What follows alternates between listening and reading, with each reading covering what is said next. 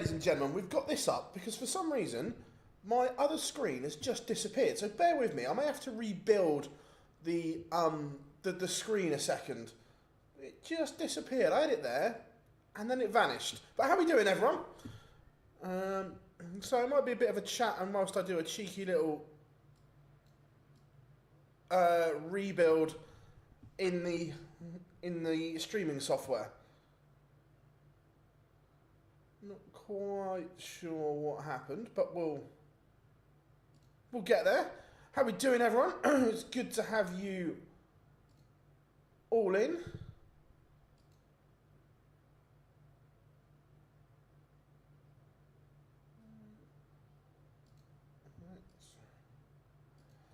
What's everyone up to today? Let me know.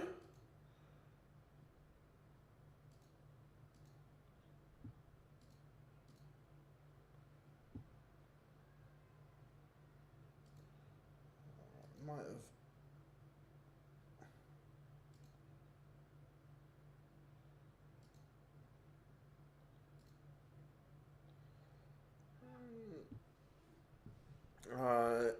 Hope another good run you done today. How are we doing, Dan? Good to have you in. Chat room is rammed, isn't it? How are we doing, Paddy?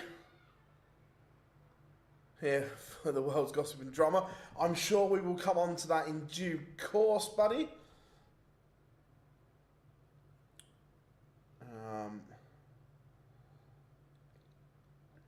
Alright, that's definitely not there.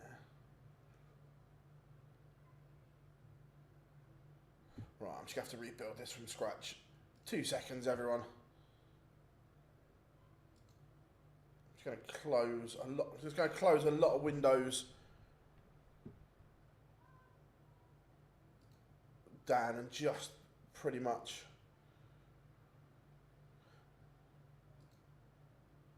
rebuild everything from scratch, I think.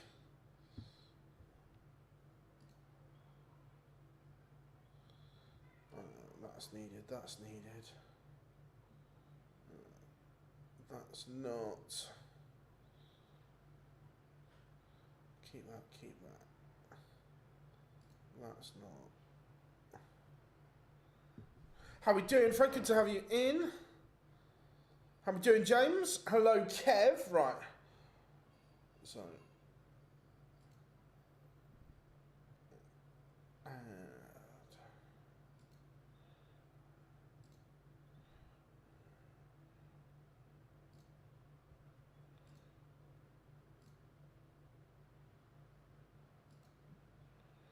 Just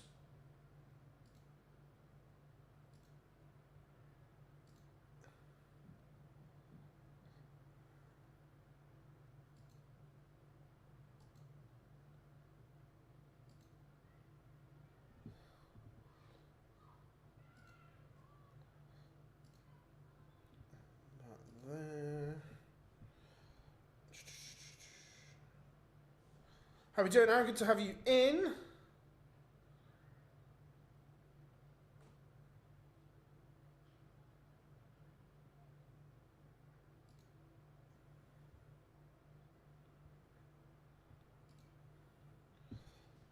Right, I promise I will have everything up on the... It was weird because it was all there and then it vanished. Right, set.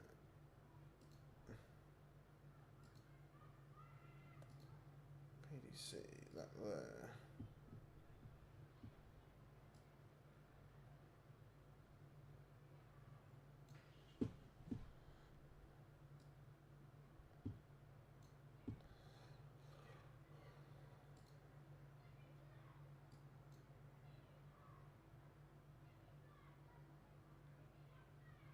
Right.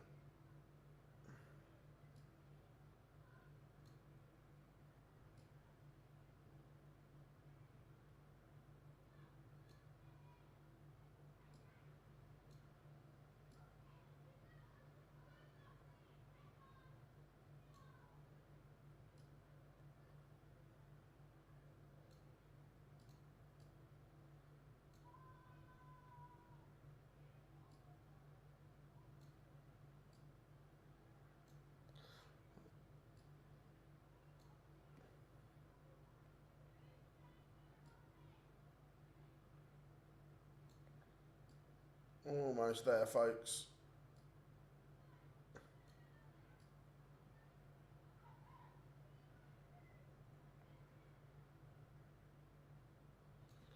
There's that one.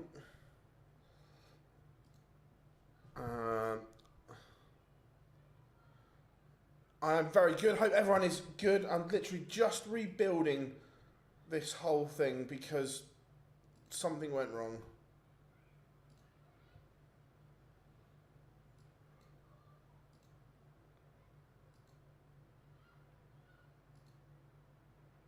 So I'm just rebuilding it on the fly, folks. 2 seconds.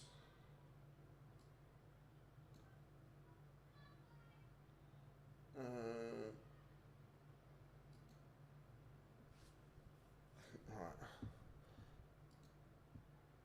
Last bit, and I think...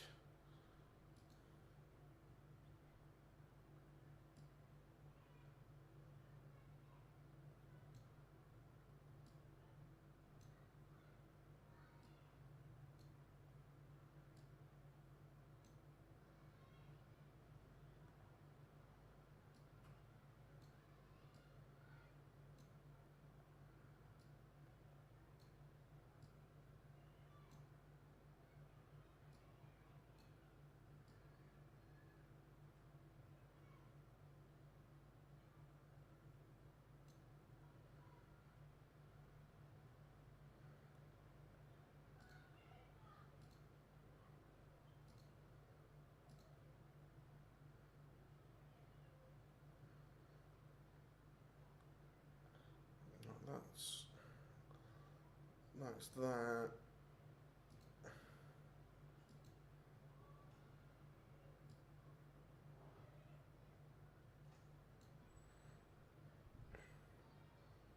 Right, I think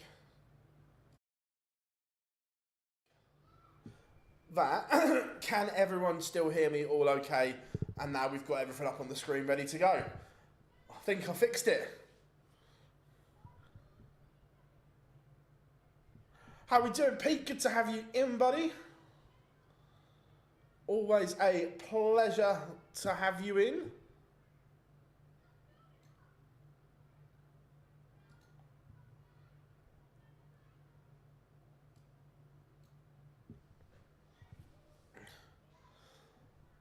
Right, let's get everything up and running in the chat. Sorry about the short delay, folks. Where were we? I agree, James. Rob Cross has got to have a look at that.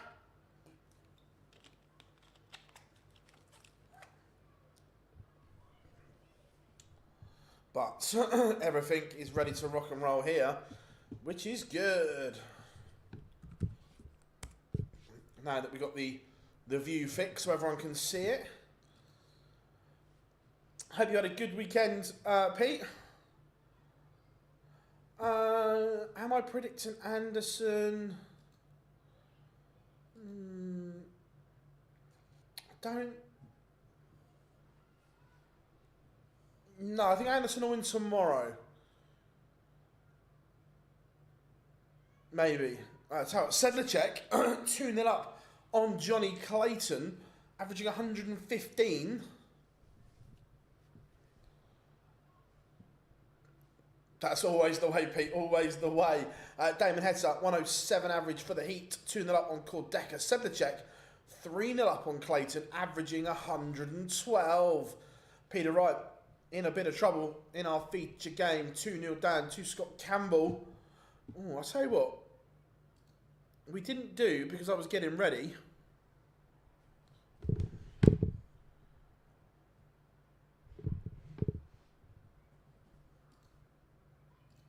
we didn't do this.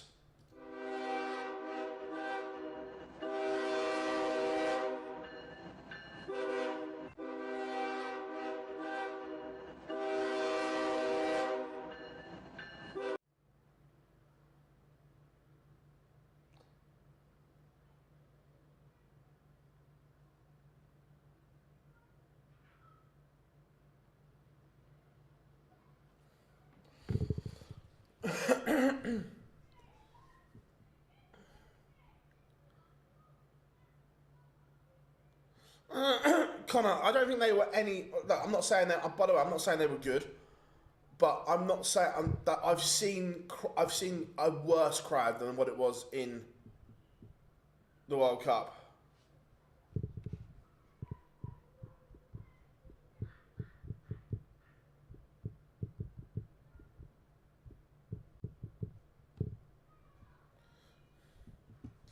Ryan Searle, 2-0 down to Max Hop. Hop averaging, or 2-1 now, Hop averaging 97. Justin Hood, 3-0 up on Gary Anderson. Anderson, averaging 102. Adam Mould has just levelled it up with Chris Doby.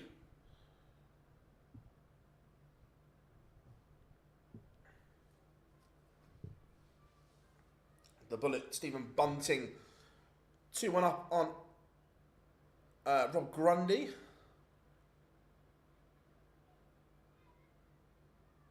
Peter Wright has a leg back.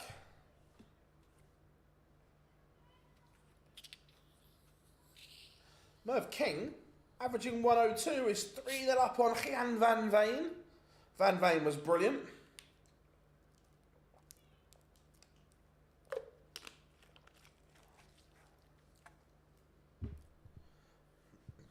Afternoon, great showman. Hope you are good.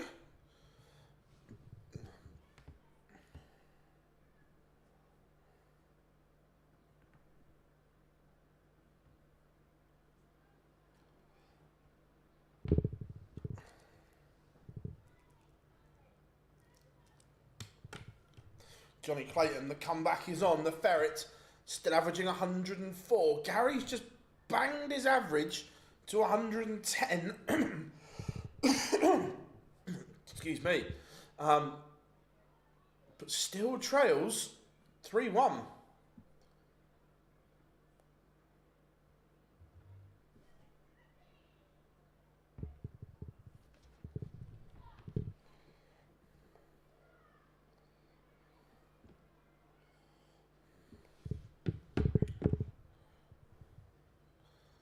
Chizzy, 3-1 down to Rusty Jake Rodriguez. Ross Smith, 3-1 up on Andy Bartons.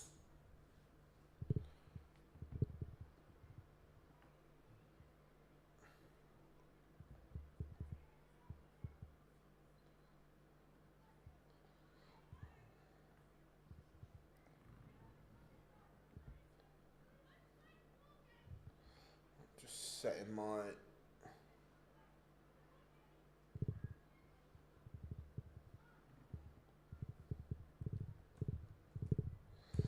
screens up.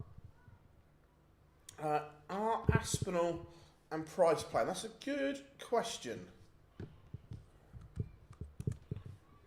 Let's have a look. I must admit, I haven't looked at the register list, but Gowan Price is not playing, and neither is the Asp, so no. Quite surprised at that, if I'm being honest.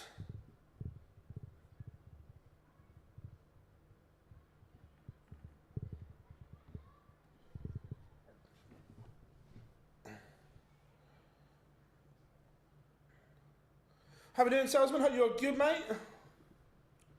Hope everyone is good. Peter Wright trails 3-1 at the moment.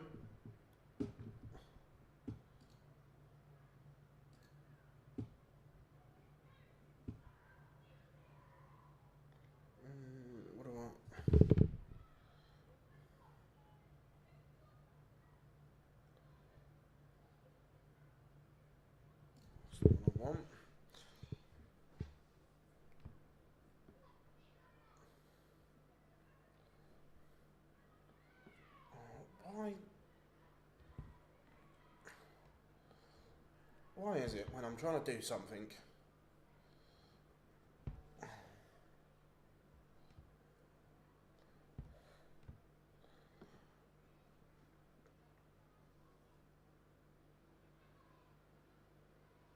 Not yet, mate, no.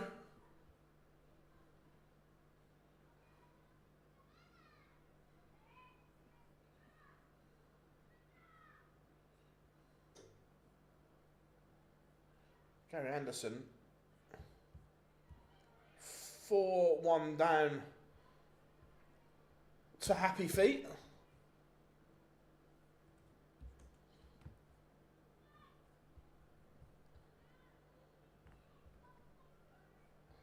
I'm just setting up my boards on the laptop.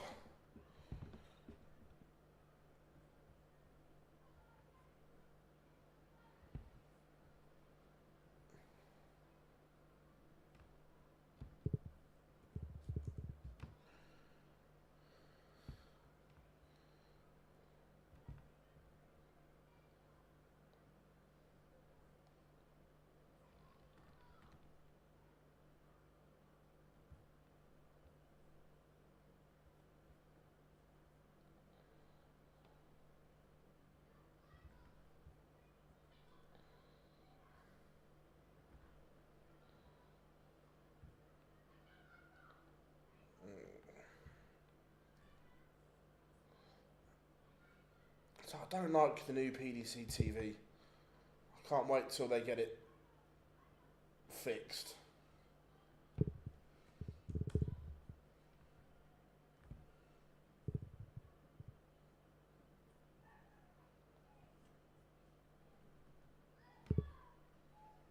Right, that's them all set up, which is good.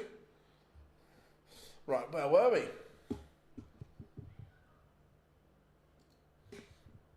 Alright, Damon Hetta 4-2 up on court Decker.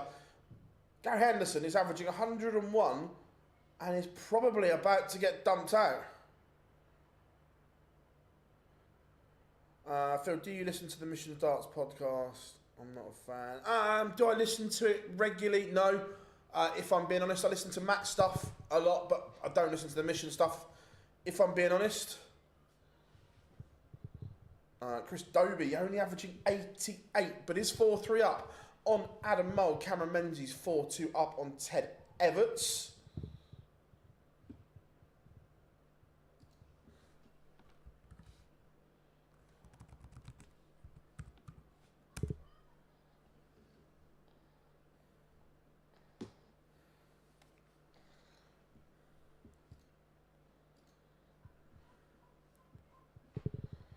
Had presentation last minute film, darts fights in. Mate, Glenn, it's my pleasure, mate. Not a problem at all. Glad they went to a good home. Anytime I can help, mate, you know that.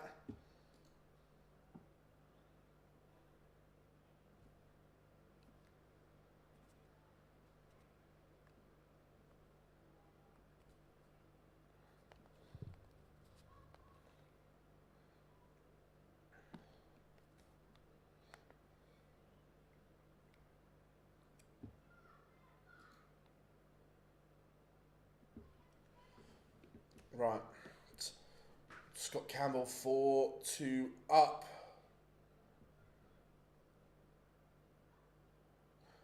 Yeah, I'm not a fan either. Great showman. I'm never going to slag anyone off because they're trying their best and whatever. But am I a fan? Not really.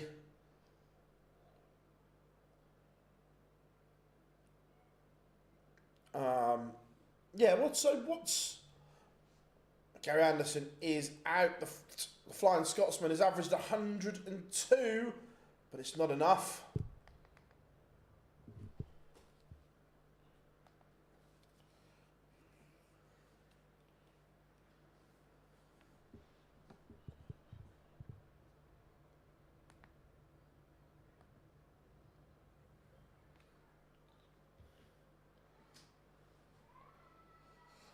Damon Hetta on the verge of victory. Back-to-back legs from Ted Everts. He's back within one of Cameron Menzies.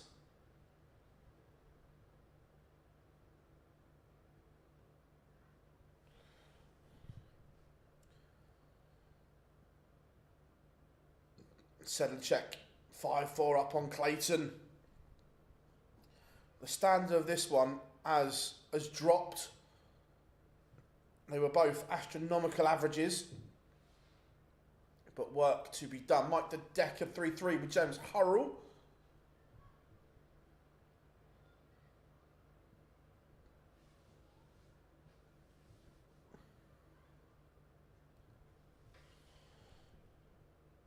Dirk has levelled up with Jitsi van der Waal. That one's 4-4. Peter Wright back within 1 of Scott Campbell.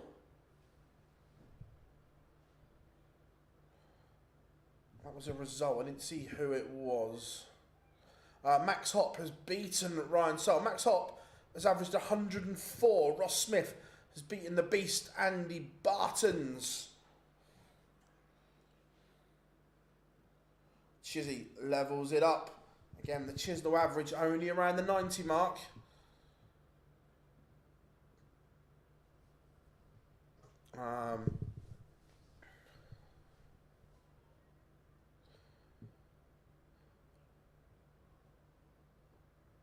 Dobie, averaging 91, has beaten Adam Mould. Van Veen levels it up with King, and Ted Everts has won 3 legs on the spin as he levels it up with Cameron Menzies. I would have picked Gates, though. I think, look, I can only applaud Jules' bravery for trying to put it right and so on. But look, the way he's playing, I think Bunce, Savada, Gates or Spellman are all in much better nick. How are we doing, Antoine? I hope you are good. The one again that stole the show for me was Manlot Lung. I thought he was incredible. No, Littler not playing today. We won't see Littler play on the Pro Tour until Wigan, whenever that is.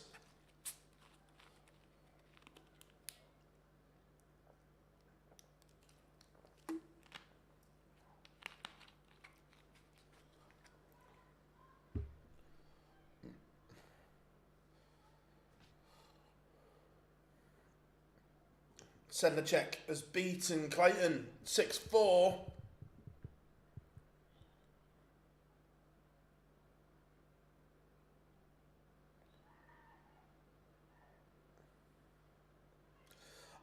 Timo, look, time will tell on that. Time will tell. I hope so. Yeah, James, 100%. That's why it's on his doorstep. So, yeah, I think he'll do the Wigan ones, but I don't see him going to Milton Keynes and Leicester and so on. Chisnell in front. Menzies back in front. Hurrell levels up with the Decker. A flurry of legs here on the Players' Championship. Welcome one and all. If you are new here, we'd be much appreciated if you just drop us a like and subscribe. We appreciate everyone. Yeah, Rob, that's the thing. Look, time will tell. At the moment, I'm open-minded and hoping it's a good thing. But then if they don't,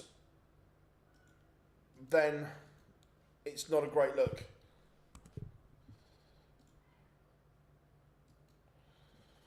Stephen Bunting has beaten Rob Grundy.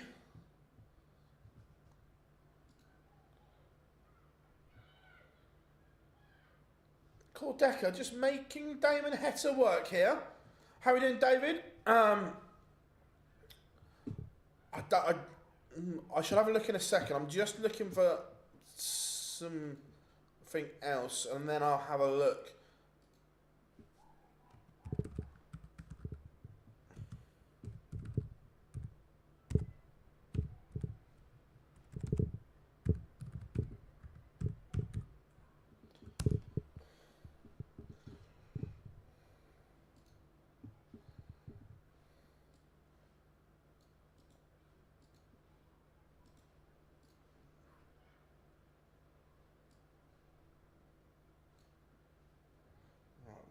Where was I?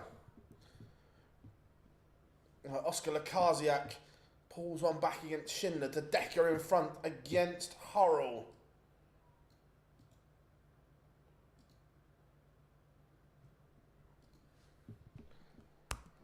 Afternoon, Joe. Good to have you in. How is everyone? How's your dad?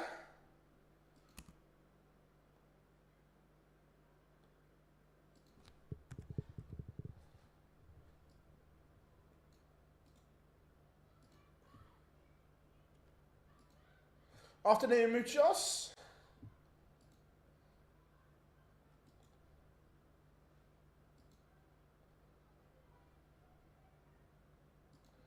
Van Veen levels with King.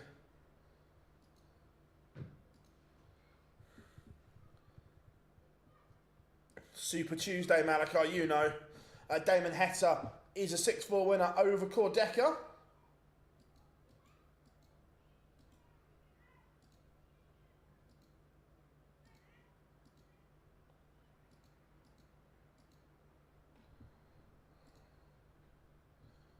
Right.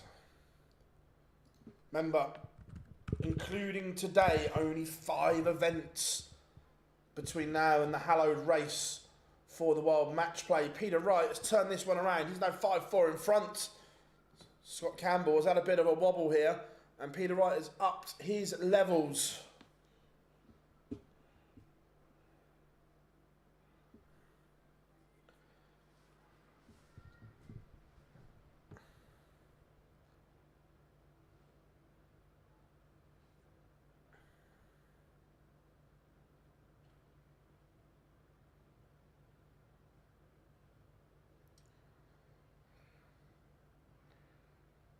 I think he'll go to Dortmund, yes, but I don't think he'll do any Euro tours in Germany.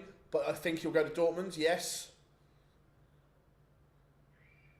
James, that's what I'm led to believe, yes. Dave Chisnell is beaten 6-5 by Rusty Jake. Jan van Veen has beaten Mervyn King 6-4. And Mike De Decker with a little burst at the end has beaten James Hurrell 6-4 as well. So yeah, James, as far as I know, it is the block of 3 here, and then the block of 2. Is it the 11th and 12th of July? Gary was due. He's entered Thursday. Whether he plays or not is a different outcome, but he is entered. Matt Campbell just getting underway against Lucas Vennick. Hoped by Puhau, 1-1 with Alan Suter, and Peter Wright from 4-2 down wins 4 legs on the spin to defeat Scott Campbell. Good comeback from Snakey. He'll be thinking, where was this?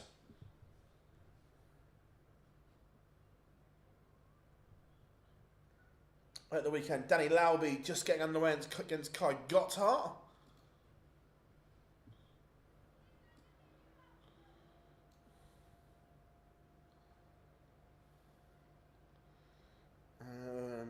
Where are we going next? No, Devon, I don't know. I know he's entered. Whether he plays or not, I don't know.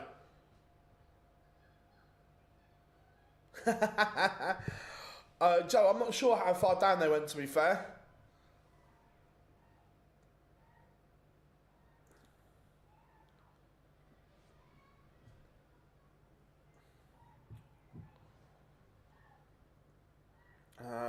De Souza 1-0 up against Duvernay.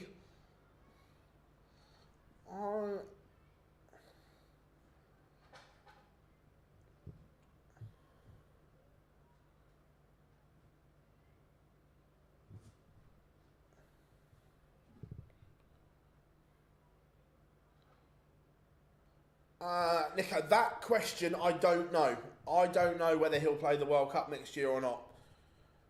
I have doubts. No, Littler, you won't see Littler playing the Pro Tour unless it's in Wigan this year.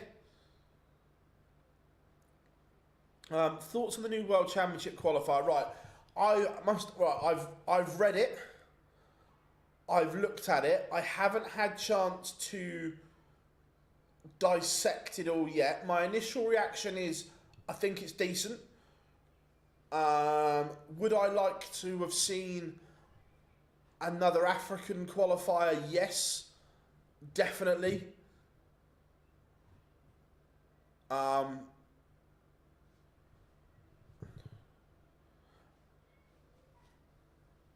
I don't know what darts Snakey was using now, as he wasn't on the stream. all in all, I think it's decent. Like I say, I'm just picking holes here now. I would have liked to have seen, as I say, another African qualifier, definitely. The new UK and Irish, yeah, that is interesting. Dobie did win.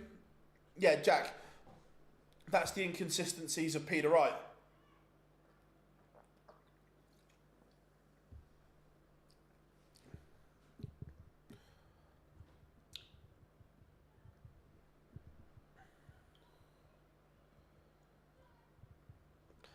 Looking at one of the qualifiers, if Boris Kirchmar doesn't qualify, I'll be amazed.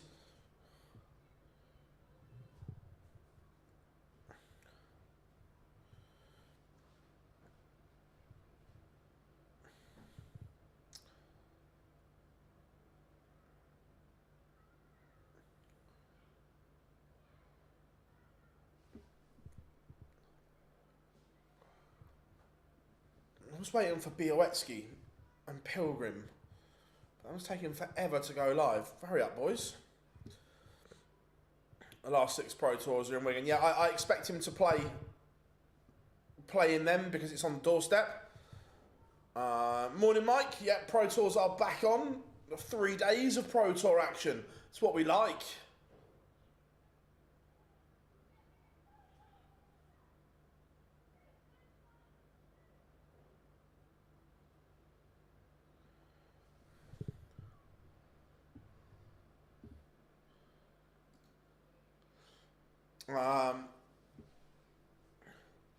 Where officially SMH with Jules not playing. I'll be interested to look, I think he will, but I'll be interested to see Jules play in America at MSG to see how that is. Phil, for some reason, Christ, that's. I used to do that when I was working for SBAT. God, that's a while ago, Nico.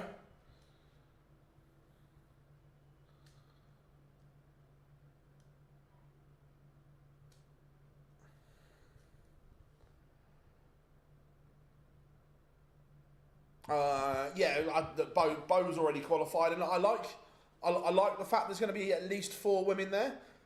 I'm a fan of that.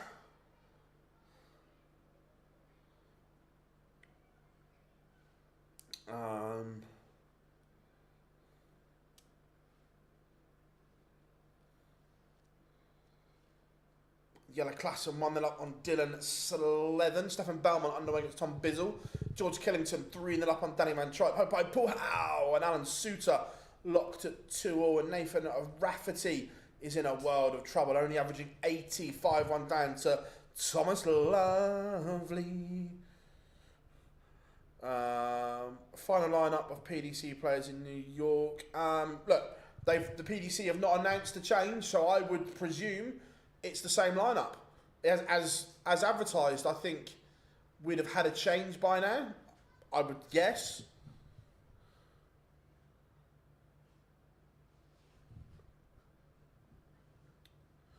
Yeah, Pro Tour is back and we love it.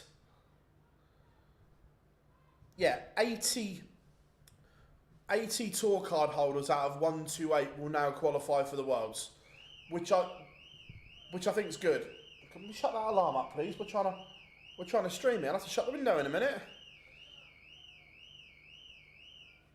Thank you.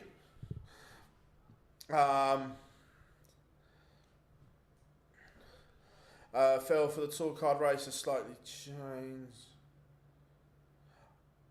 Look, all the cut-offs and so on are great. Darts statisticians will be working on that horribly. We'll be working on that now, hurriedly trying to get cut-offs and projected cut-offs and so on. Is that it's the new and improved Barney alarm, Rob?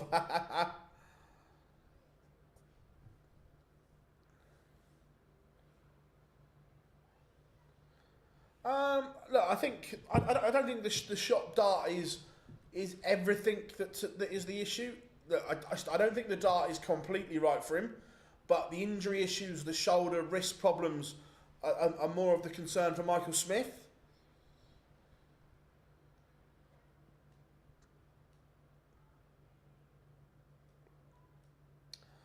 Does that mean 48 players will qualify for the World Championships? Right, so let me read to you where are we?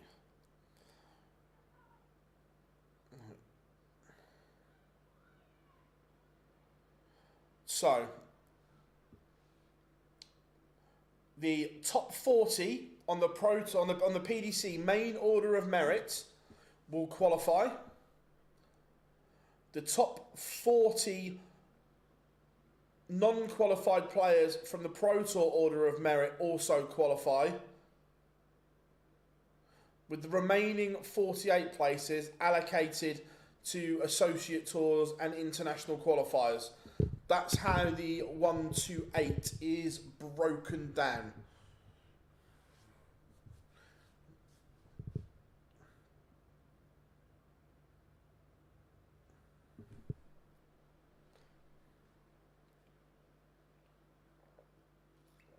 Alan Suter averaging 102 at the moment. Very good from Suits. How are we doing, Claire? I sat down with Mace yesterday. So that will probably Friday, by the time I get to edit it all properly and so on, the first episode of Double Trouble, and I can promise you, Mace doesn't hold back. Lovely Jack, lovely, love that. Matt Campbell levels it up with Lucas Venick.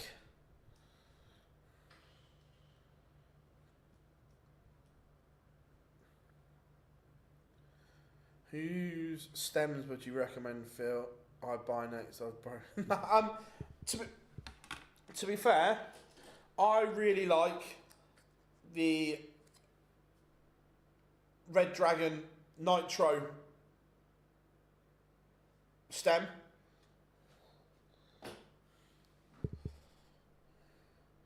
No, don't think Boris is playing today.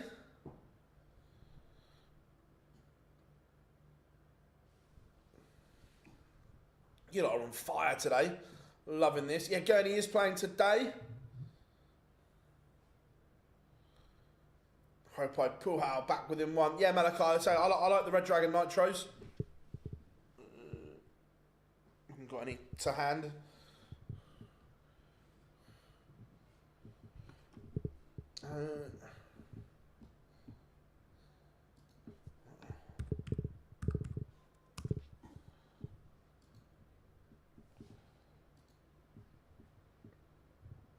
How are we doing, Quinton? Hope you are good. Have darts rankings? Oh, darts rankings are good if they've updated it already.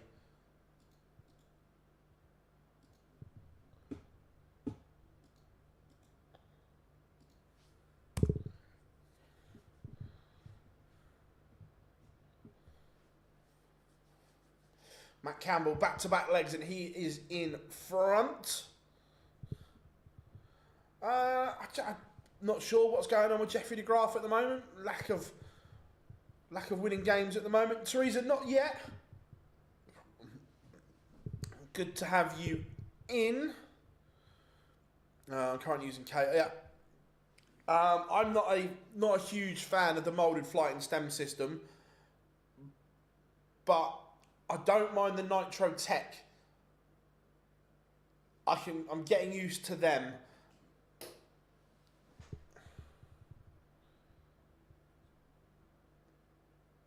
Danny Lauby averaging 99, 6-1 winner. That is very, very good from Lauby.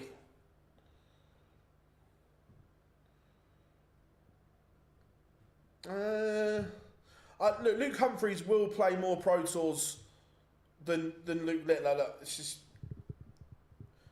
busy period for the players. And look, Luke Humphreys actually manages his schedule very well. but he will play in more than Littler on the floor. So let me have a world.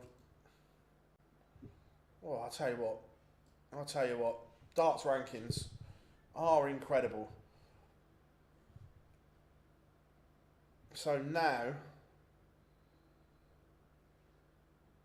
I would presume, yeah, Ridge is on the other side anyway. At the moment, Doots is in, Williams, Lukeman, Nyman, all safely in. What does that do to the bottom of the tour card race, I wonder? Oh, that's interesting. With the World Championship news, as it stands, Keane Barry is outside of the 64. So is Dylan Slevin, Matty Dennant, Chris Landman, Lucas Fennick, Jim Williams, Jelle Klassen. A lot of names outside. Big ones. Keane Barry, Slevin have a lot of work to do.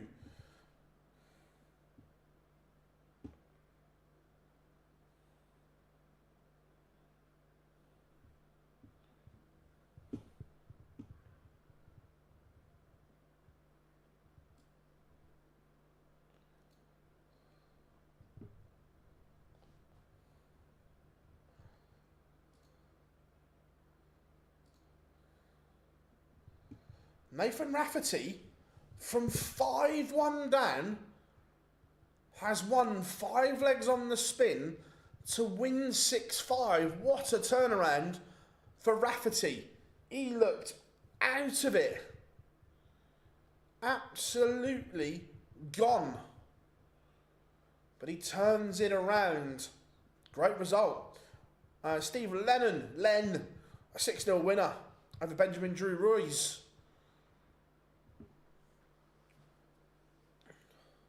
How are we doing, Christina? Good to have you in.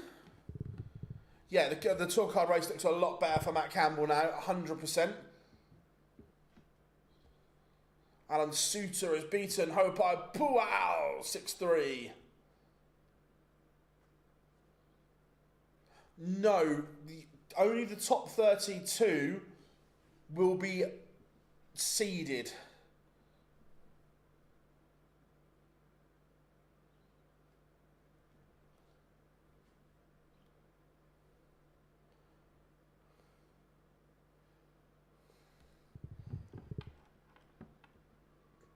Yeah, Michael Smith. I tell you, I don't want this to sound horrible.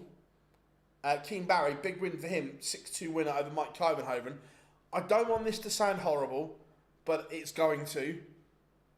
When you are needing a win and needing ranking money,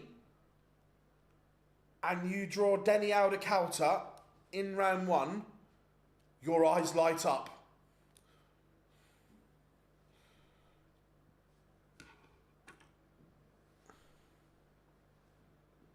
Yeah, that's it, James.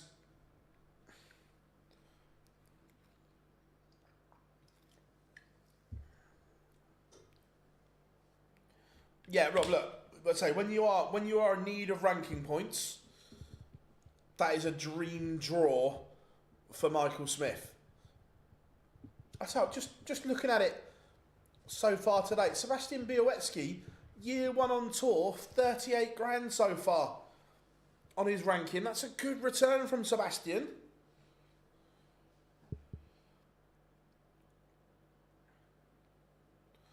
Matt Campbell 4-3 up on Lucas Vennick. Yeah, watch him lose. Jack Tweddle warming up against Ryan Joyce. Venstra in front against Barry Van Peer.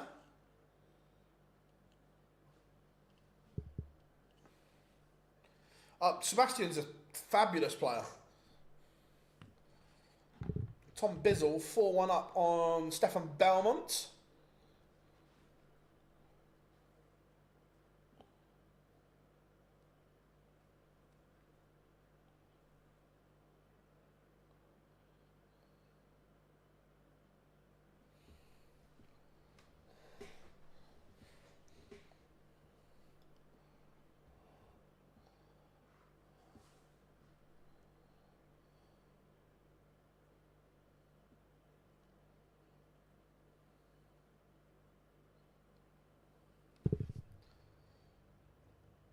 Michael Smith's perfect, Stephen. His tour card's not in danger.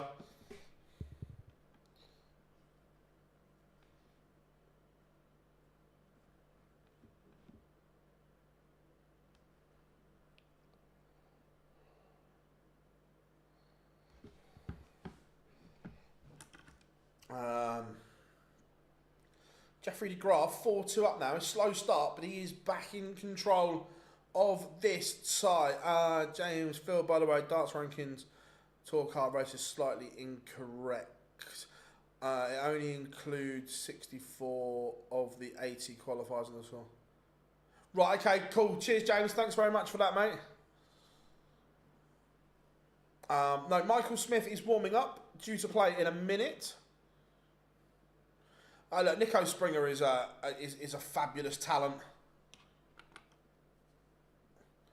Wait, they just updated it. Nice, James. Cool. Risking going at the top 32. I'll have a look at that for you. 2 seconds. Tour card race. At the moment, Michael Smith is provisionally 26. But, obviously, there's still money to play for this year. So I think Michael Smith will be fine.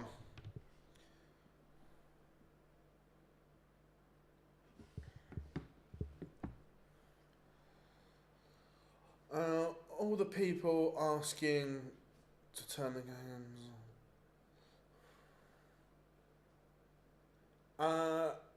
Is he being streamed? Let's have a look.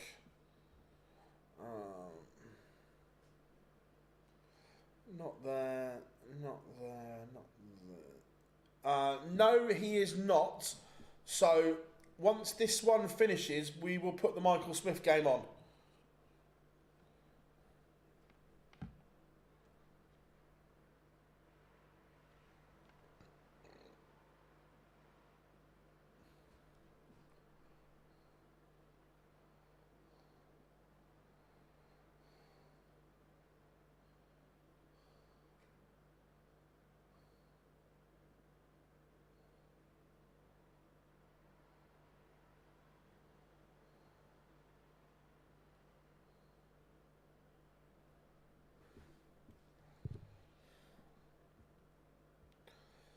Dom Taylor won that up on Luke Woodhouse.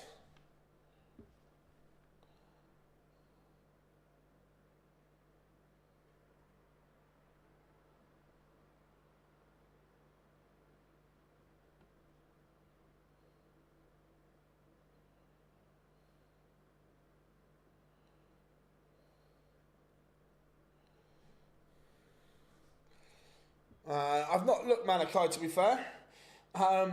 Vinstra beats Barry Van Peer.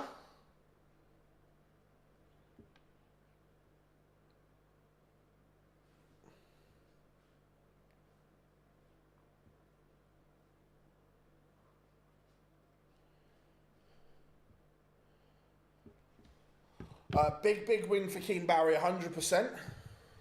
Michael Smith takes the opener against Denny out of Calter.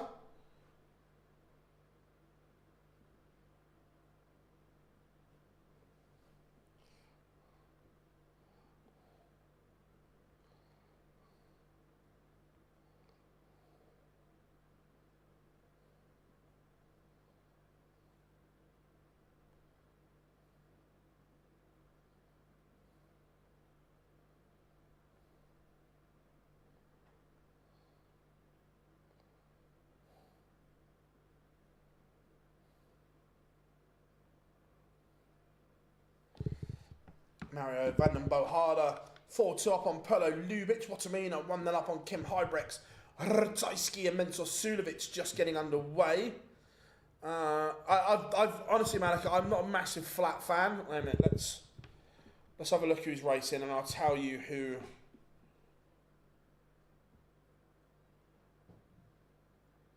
I would go for. I'm not going to have a bet, but I'll tell you who I would.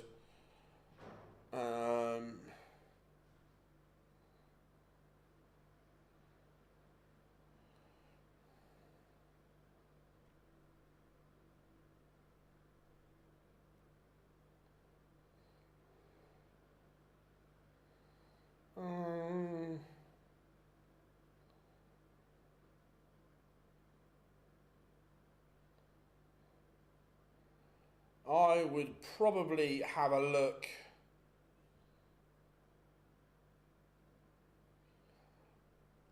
I'd have an each way bet on Diego Vazquez at 10 to 1.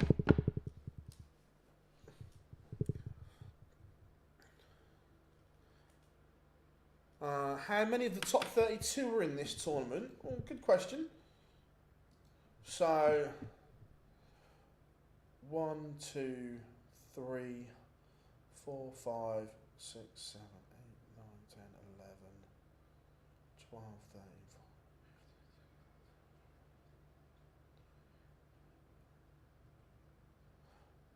26 of the top 32.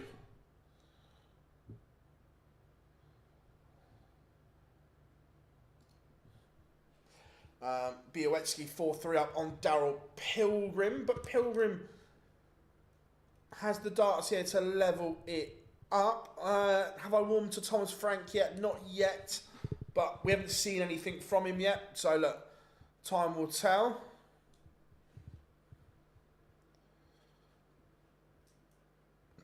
Michael Smith 1-1 with Daniel de Couter. Joe Cullen trails Graham Hall 2-1. I'm sorry, 1-0.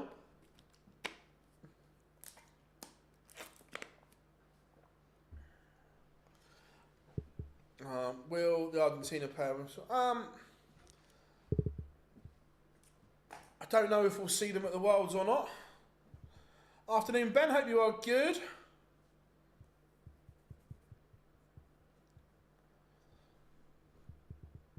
Daniel de Couter is now 2-1 up on the bully boy Michael Smith. This could be an absolute disaster for the bully boy. Remember, he took the first one, but back-to-back legs for Al de Couter.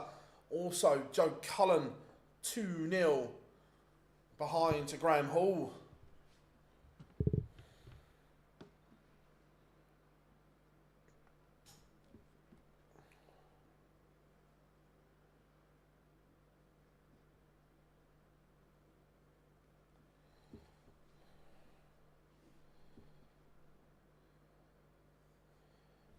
Big win for Mario van Bohada. Yeah, look, Mario's a solid player, isn't he? I like Florian Hempel as well, James, but look, he needs to win more.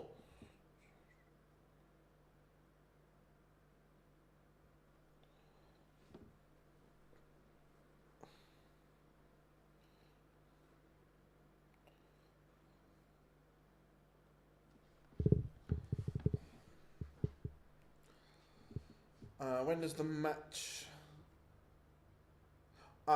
so the cut-off is July the 10th. So after Players' Championship, there's a double header, whatever number they are. So what have we got? This is 17, 18, 19. After Players' Championship 21, I think it is. Madas Razma is beating Leon Webber 6-5. Daryl Pilgrim is threatening to go in front here against Sebastian Białecki. Michael Smith levels it up at 2-2.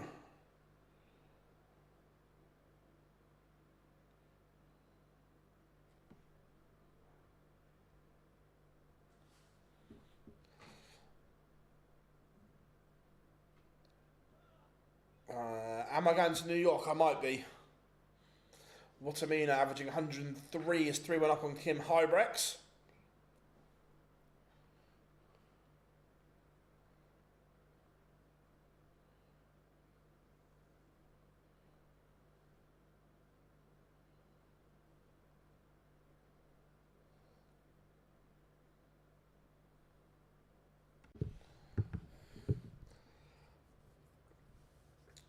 Pilgrim is in front and will now throw for the match. Once this one's done, we will switch to the Michael Smith game. Cullen has a leg on the board.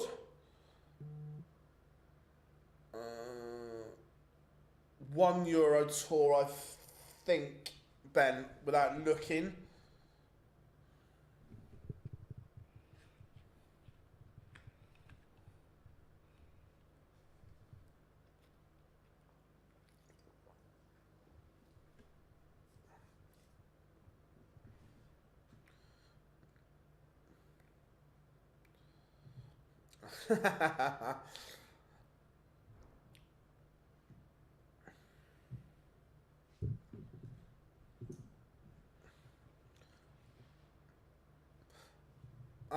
No, Ben.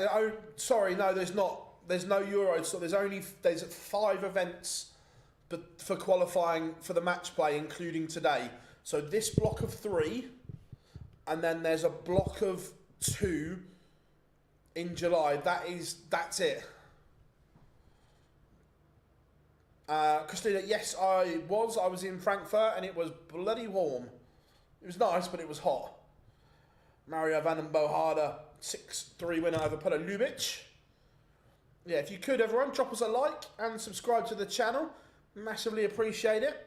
Plenty of content up there on the channel. Loads from the World Cup. Great interview with Gary Anderson as well.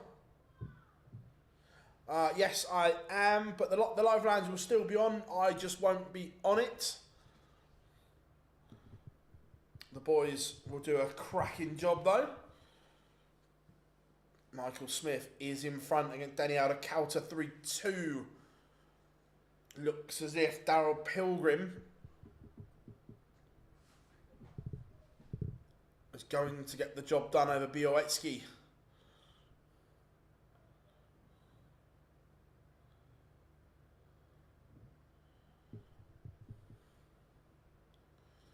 Is Pilgrim going to seal the deal? No, he's not. Are we going to a decider? Jack Tweddle 3-2 up on Ryan Joyce. Białecki does level it up. Pilgrim misses match darts, and Białecki goes favourite. Bolt, is he timing his run to perfection? Thoughts on Barney playing the seniors? I think it's a great coup for the seniors to get Barney into their system. Yeah, for the seniors, I think it's great. Luke Woodhouse lost the opener to Dom Taylor, but he's rattled off 4 legs on the spin to lead 4-1. Menzel Sulevic is 2-1 up on Krzysztof Ratajski.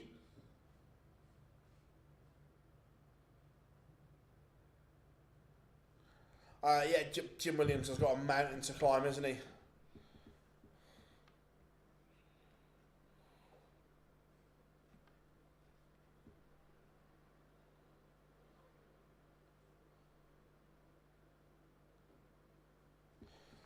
I hope so, Ben. I hope this is the first step of more players being able to earn money elsewhere and so on. So yes, look, I hope so. I hope this is the start of the transition to freeing players up and allowing them more access to playing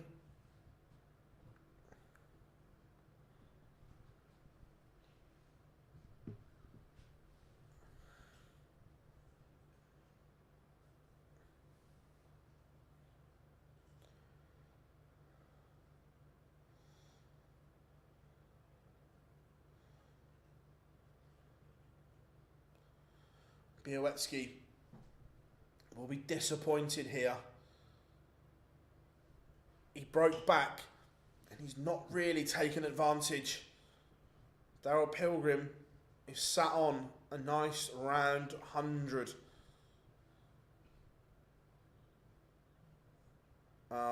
Is this just... Yeah, so we'll have a winner today, Marcus. New tournament tomorrow, winner. New tournament on Thursday, winner. And Daryl Pilgrim has taken out that 100 to beat Sebastian Białecki.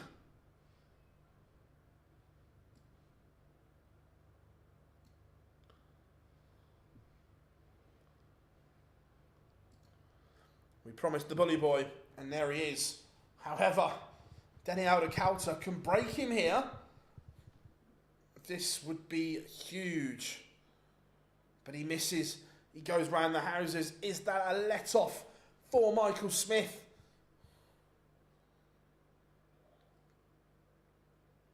It is. Michael Smith leads. Sigh of relief for Bully Boy.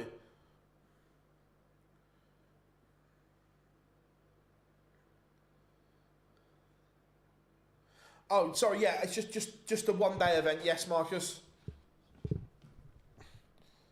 Certainly is.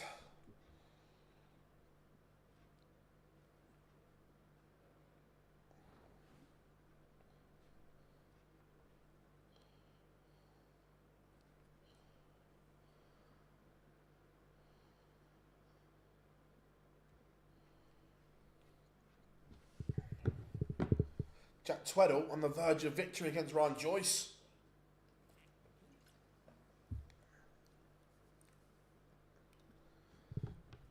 Kim Hybrex has levelled it up. He's 4-all with Watamina. Watamina's average has dropped by about 10 points in this period as well.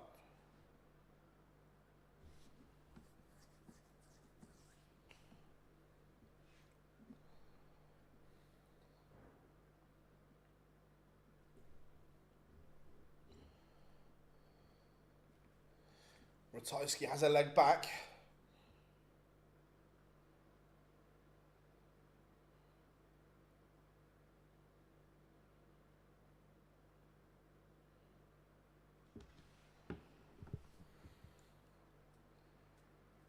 Neil Zonneveld is 2-2 with Willie Borland. And the big fish for Bully Boy. Or Danny Aldacausa, will he return? Reckon Bahrain should be... are Bahrain good enough to play in the World Cup? No. However, the elephant in the room, financially... Oh, I almost missed it. I almost missed it, everyone!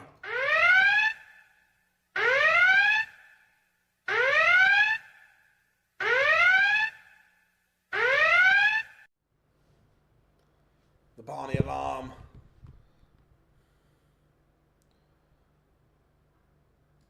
Has sounded. Jack Tweddle beats and out of sorts. Ryan Joyce 6-2. I wouldn't even say brown envelopes, Rob. The fact that Bahrain have a World Series event which needs to be paid for, I'm sure the PDC are compensated well for having a World Series event there.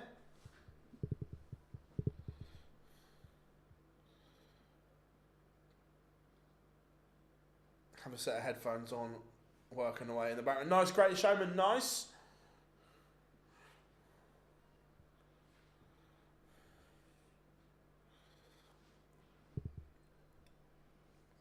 Bully Boy in control of this leg. Will just want to make sure he gets the job done here.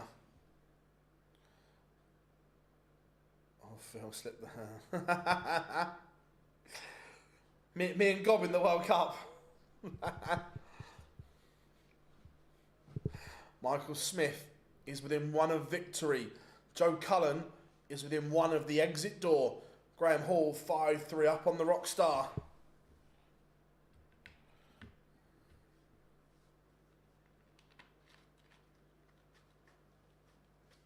Yeah, look, Mahmood's their best player by a mile, but even he had a mare in the qualifier.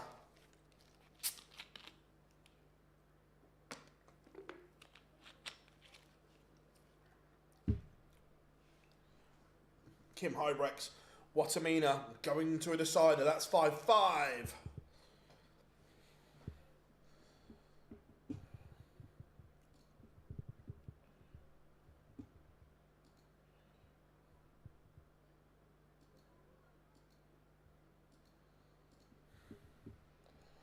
Danny Noppert off the back of a good World Cup. 5-2 up against Stephen Burton.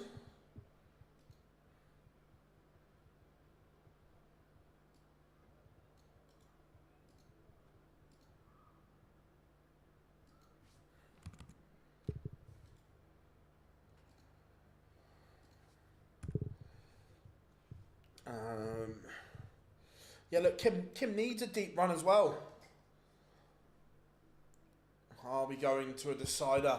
Aldacausa kicked off leg 10 with a maximum and pins double 10. I can't underestimate how big this leg of 501 is for Bully Boy Michael Smith and Denny Elder-Kauter for different reasons. This is huge.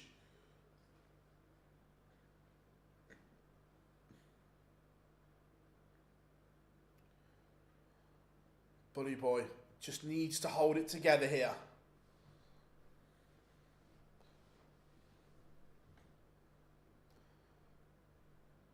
And it is at the moment.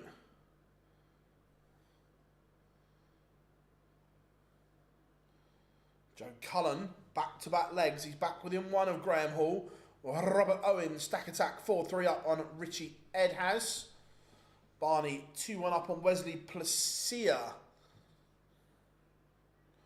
So Michael Smith is down to a finish. Yes, it's the biggest finish of the lot, the fish.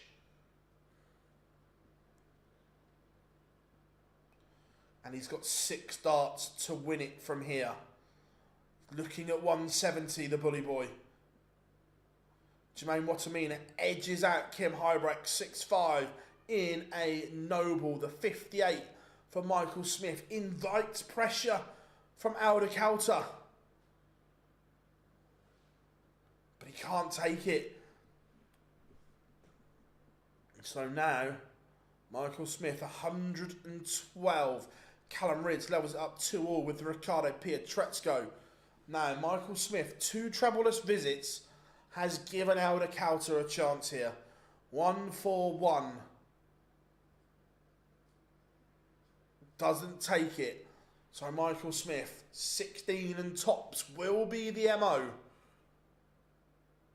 Bully Boy Michael Smith holds it together. That is a huge result. Forget the performance. It's only an 87 average. That doesn't matter. Under those circumstances, it's a big win for Michael Smith. Keeps his hopes alive.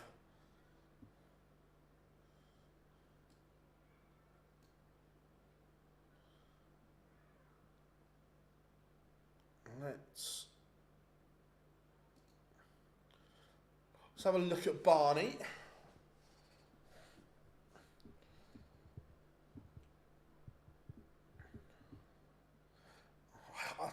I hope he does, Malachi. I hope he does. So Michael Smith up to 18th in the race for the match play. Remember, Ryan Joyce is out. So now, if Barney wins this, he leapfrogs Ryan Joyce, puts a person between himself and the trapdoor, and then the chasing packer, then chasing Ryan Joyce, not Raymond van Barneveld. Danny Noppert has beaten Stephen Burton 6-3.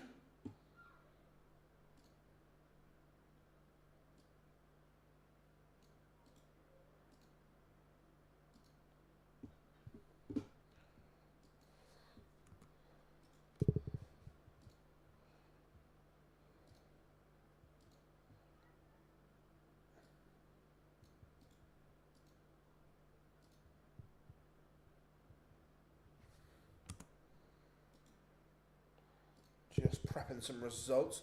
Rob Owen 1 away from victory. He's 5-4 up on Richie Edhouse.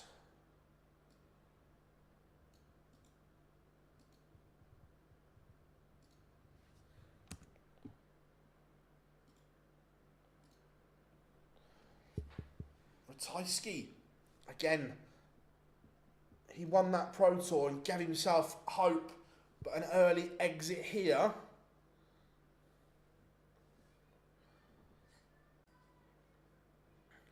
Brad, what do you mean more info? It's quite clear cut, I think, or unless I'm missing something. Raymond van Barneveld fits the criteria to play in the seniors. He asked permission to play, and it was granted.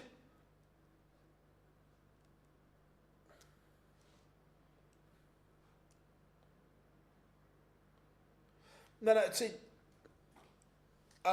Yes and no, Brad. So this misconception that has always been there, that players have always been allowed, that the player's contract says that you can't play in anything streamed, but with exception, with permission from the PDC. So the PDC have granted players permission before. There were 2 tour card holders that were granted permission to play in a streamed stroke televised soft tip event. I want to say it was either in Japan or Hong Kong. They had to ask. They were given permission by this PDC to play, and so on. It's happened. I think it was the Vegas event. Robert Owen has beaten Richie Edwards 6-4, where Cameron Menzies was given permission to play on the streamed pairs event as well. So it has been given before. Andy Bolton is 1 win away from getting into the world spot. The X Factor.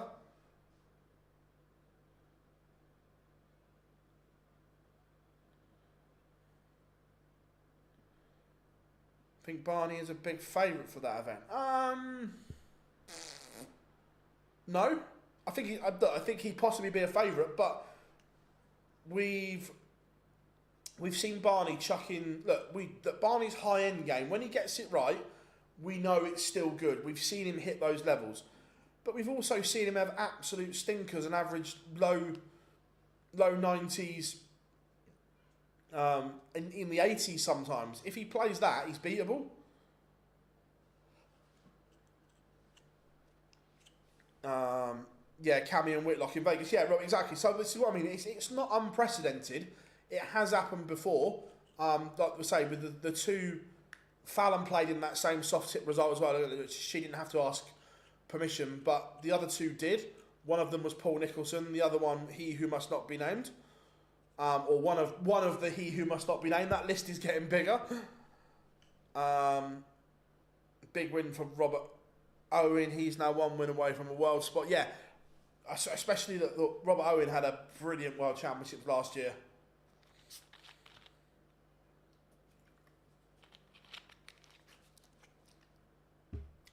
Rob, that answer I don't know, but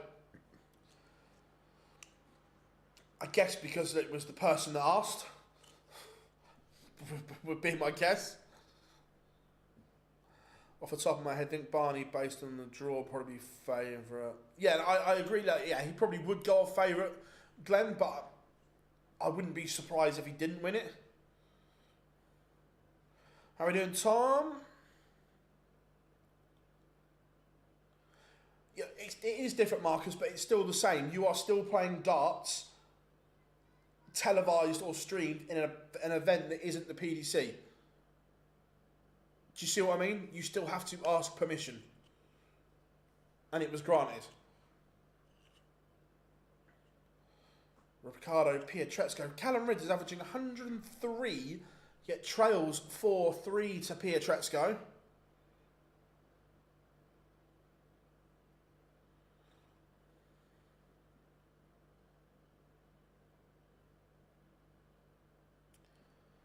The other thing as well that we have to look at, and obviously we know there's quite a high profile case going on in snooker that is challenging that rule and that authority.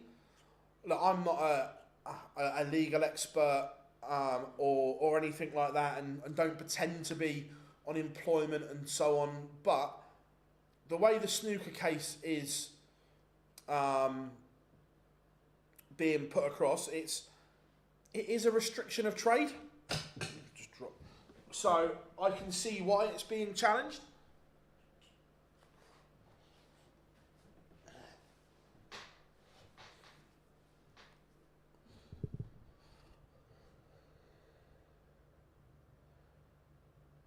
Yeah, Rob, 100%. Again, that's why you don't see the big four doing it. Willie Borland has beaten Niels on about 6-5. I know, but where do they draw the line with... basically, it's at the discretion of whether the PDC say yes or no, Marcus. It will be judged on a case-by-case basis. Look, would they allow Luke Littler to go and play in something? I very much doubt it. In fact, I can pretty much guarantee it. But would they let the world number 96? You would hope so.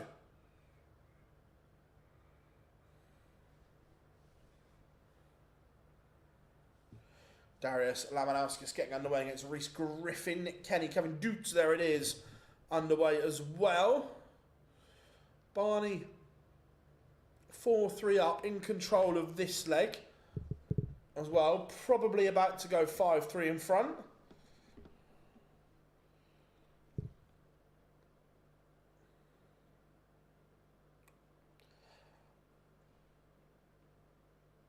Glenn, I hope so.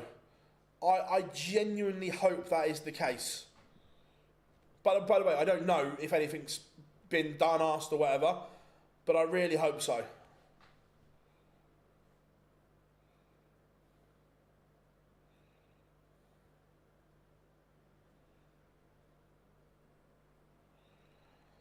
Protecting assets, yeah, of course, and why wouldn't you?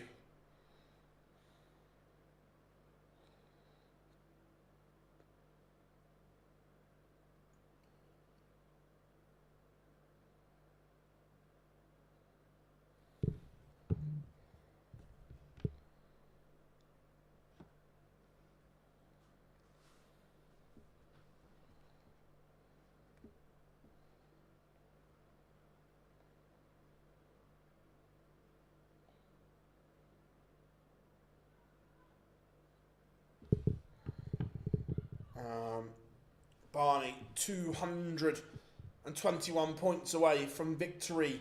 And then all of a sudden, as we discussed, Ryan Joyce is the man sat in the hot seat. Ryan Meikle won that up on Connor Scott.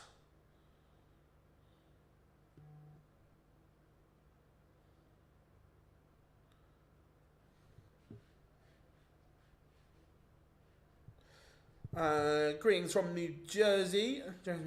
How is New Jersey, my friend? And are you making the trip across from New Jersey to MSG? If not, why not?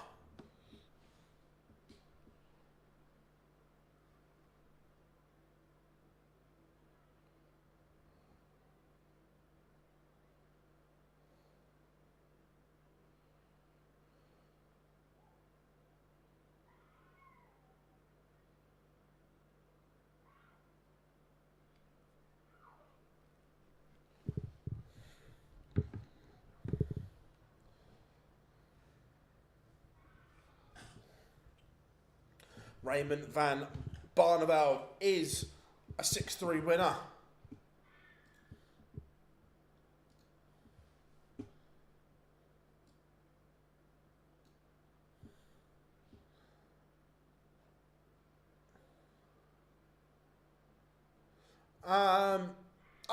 Littler playing in Soccer Aid would be incredible. The exposure that would get would be superb. Right, where are we going next? Let's go.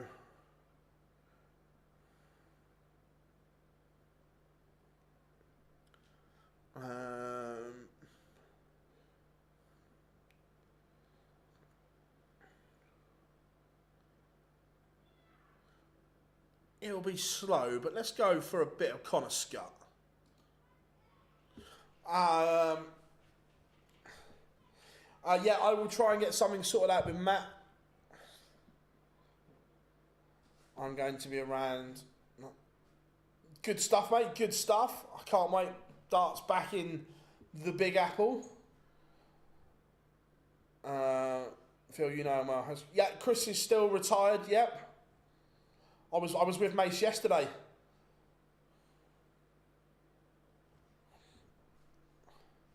Correct, Rob. Yes.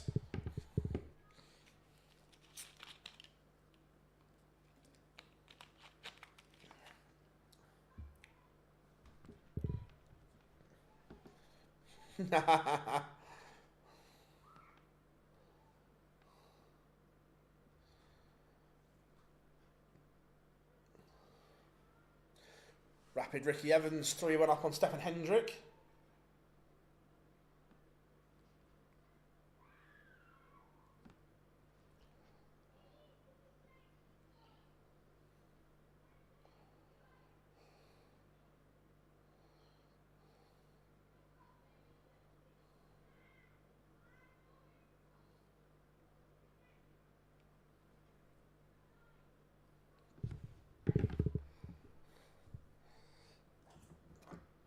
Rob, I've just messaged him again now.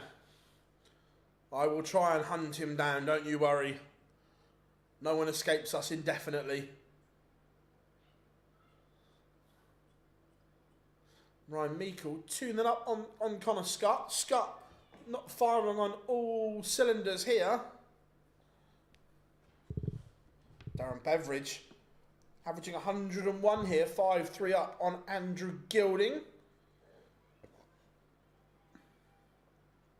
Oh look, I understand why Mace doesn't want to play anymore.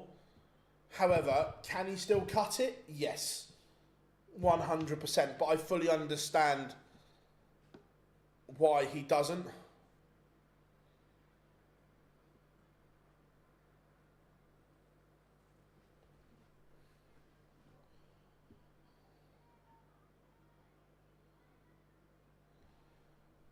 Scott Williams, 2-1 behind to Dominic Grulish.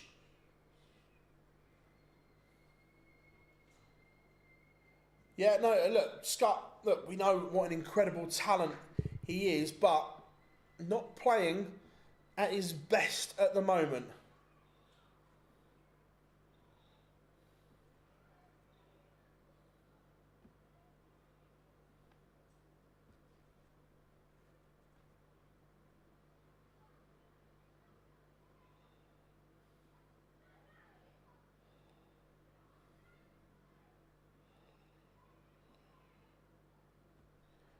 Aspinall not playing this tournament, or I presume this block.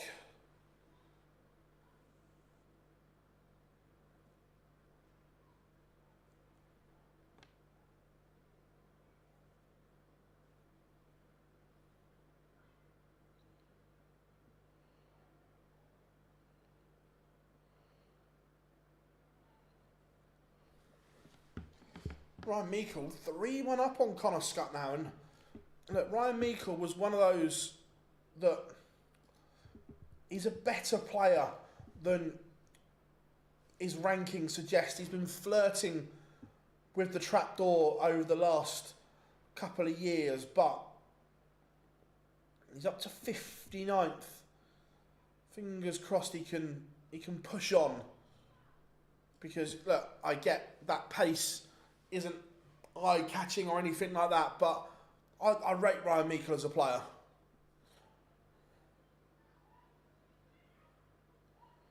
How do you rank Nick Rolls? I think Nick is a very good caller.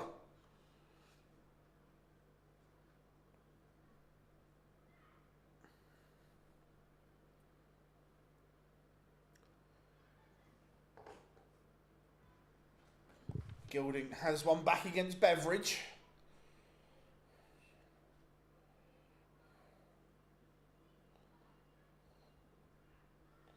Thibaut Tricole won that up on Brett Claydon.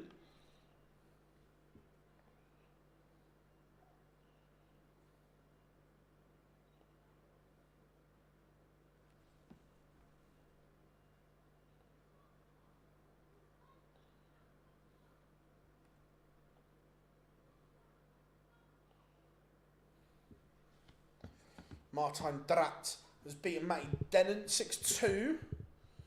Meikle 4-0 up now on Scott. This is a very, very uncharacteristic Connor Scott performance here. Only averaging 77. He has work to do. Also, work to do is Florian Hempel. He's 2-1 up. And he needs this because at the moment he is outside that magical number that is 64. Look, Dimitri Vandenberg, it wasn't the best at the World Cup.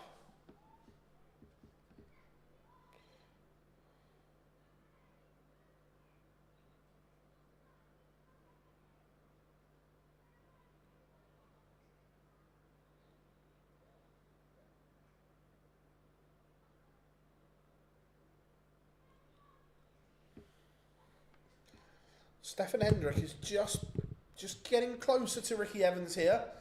Brendan Dolan is 3-2 up on Jim Williams.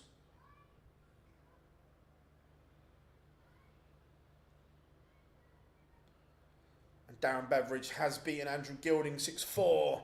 Ice cold into the last 64. Dimitri takes the opener in 15.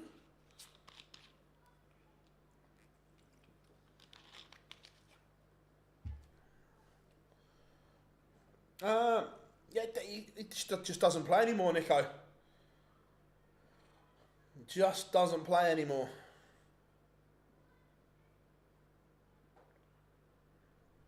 Dominic Grulish is 4-1 up now on the Maverick that is Scott Williams. Williams not firing on all cylinders here. Darius Labanauskas is 4-1 up on Reese Griffin.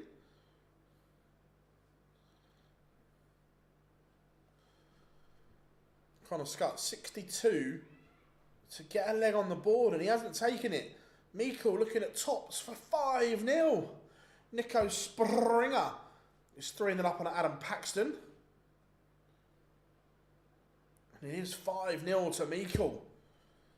This would be a monster result for Mikkel. Florian Hempel 3-1. He has daylight between himself and Christian Kist.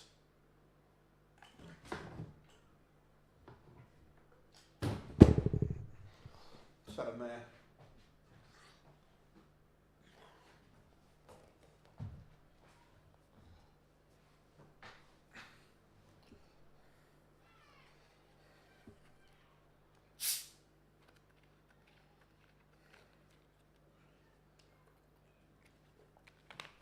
Stefan Hendrick is now level with Ricky Evans.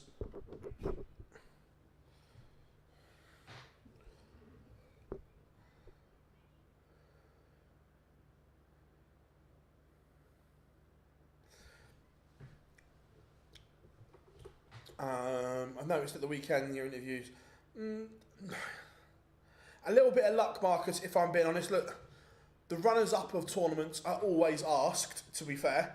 They don't always say yes, but the Welsh did. And the Germans was a little bit of luck because they were doing German media, but we were kind of in the same place. So we got them by a bit of luck.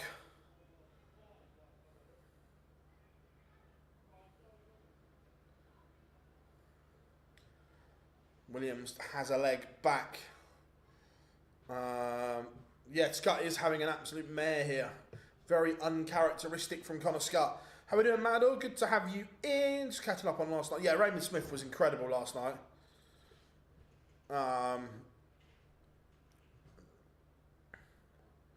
Yeah, speaks so well. Do we think Rock kicks on? I hope so.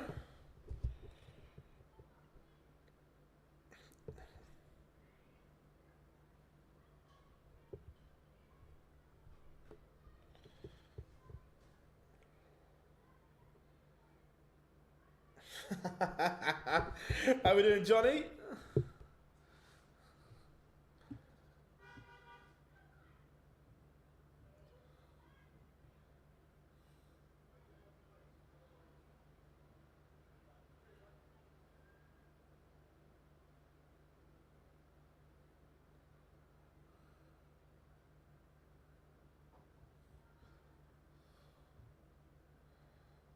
Joshua Richardson, Jim Long just getting underway.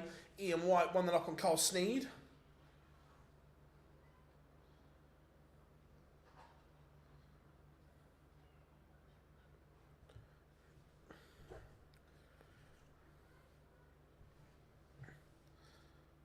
Yeah, no, Demi's done all right here. Greg Ritchie not firing yet.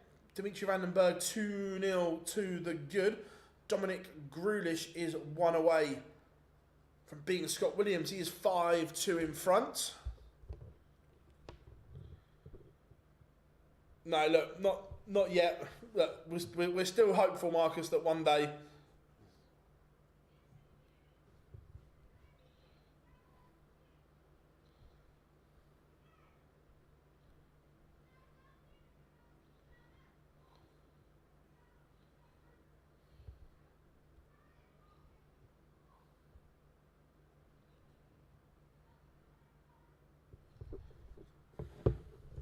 Thibaut Tricol 4-1 up. Kevin Dutz 1 away from beating Nick Kenny. Good game this. Kenny's averaging 95, but trails 5-3. Not done an awful lot wrong here. Nico Springer 6-0 win for him. Over Adam Paxton. It's a good result for Springer.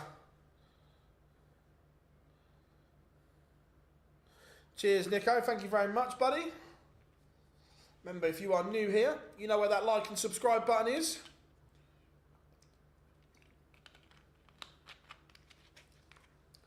First games in the last 64 are warming up, which is good. Ryan Meikle has absolutely battered Connor Scott into submission, a 6-1 win for the Barber.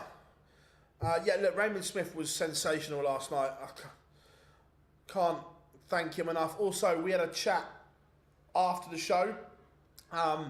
When he's over here very soon, we're going to try and get him in the studio here as well. Dominic Grulish has beaten Scott Williams 6-2.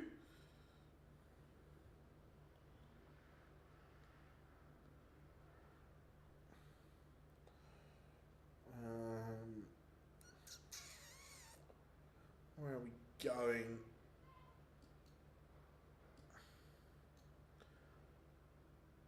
Let's have a look at Dimitri.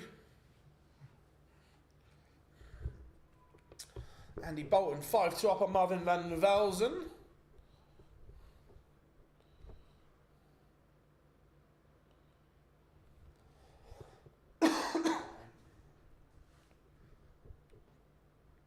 It's his first year of having a card back. Yeah.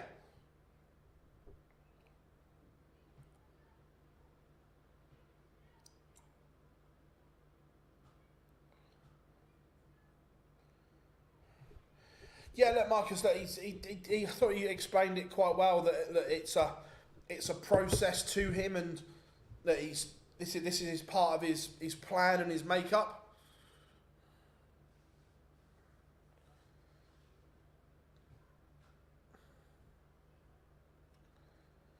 Chris Dimitri's nowhere near the Premier League, thank God. Do we think Springer can make the World Grand Prix? Let's assess.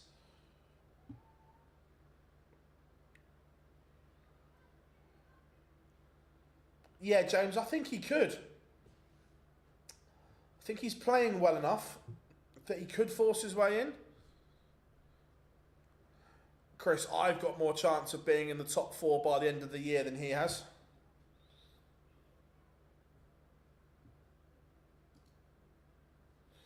So, darts rankings updated. Ryan Joyce now sits in the trapdoor seat.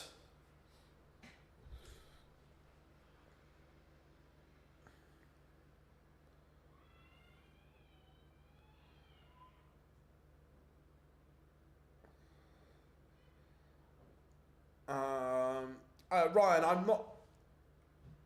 I'm not sure. What did Matt say? I haven't heard the piece of content, mate, so I don't know in what context.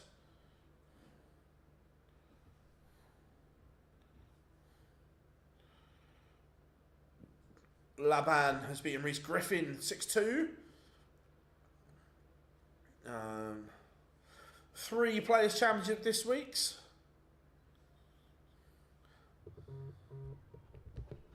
Two seconds.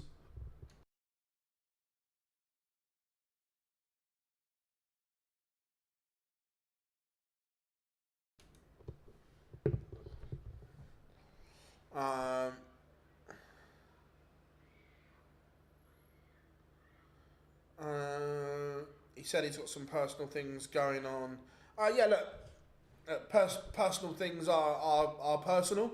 So, how are we doing, Josh? Good to have you in. Yeah, incredible weekend for the Northern Irish. Phil, what happens if Dimitri reaches the world? So, I still don't think that... Would that put him in the top... Unless it puts him in the top 4, I still don't think that a semi-final would be enough to get him a Premier League spot.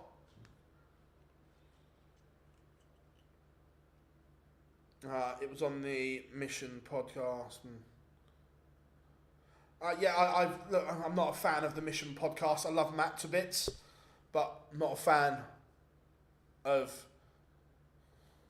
the other side of it.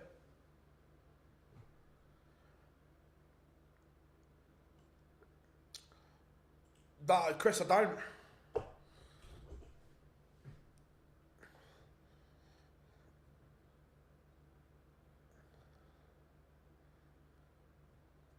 Demi is. Like, if he's in the top four, they'll pick him because they're the rules. But do I think Dimitri? Look, right now, I think a Premier League campaign would hurt Dimitri more than help him. 16 weeks in that Goldfish Bowl is not a good thing for Dimitri van den Berg. Because if he gets hammered by the crowd early doors, that will play on his mind throughout the whole tournament. Plus, if he starts giving it all the slowing down and whatever, he's just going to get absolutely crucified in the Premier League.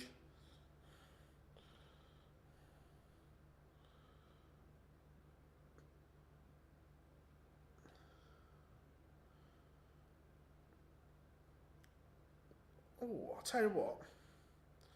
I like the Stephen Bunting, Matt Campbell game that's warming up.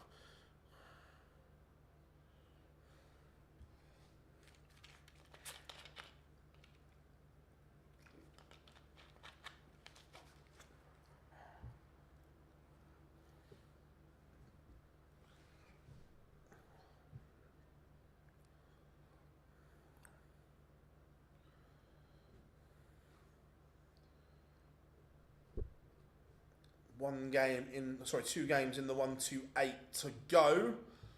Currently, Josh Richardson 2-1 up on Jim Long and Carl Sneed 3-2 up on Ian White.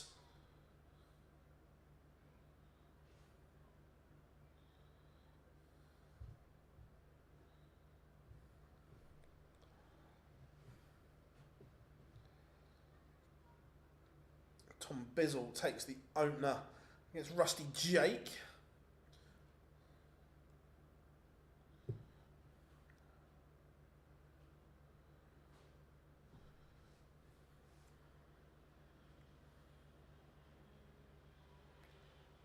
Sneed 4-2 up now on Ian White.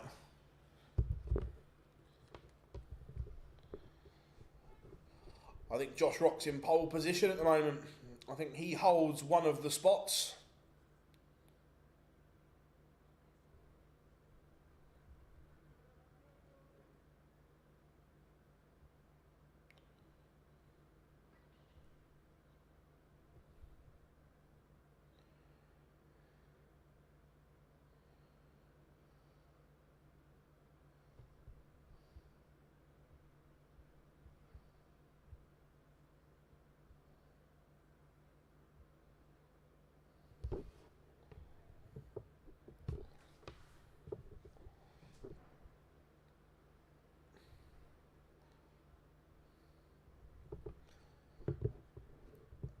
Right, where are we? Be good for Irish start? Yeah, 100%. I think the PDC currently go with the Lukes, MVG, Bunting. James, I don't disagree with that lineup at the moment. To be fair.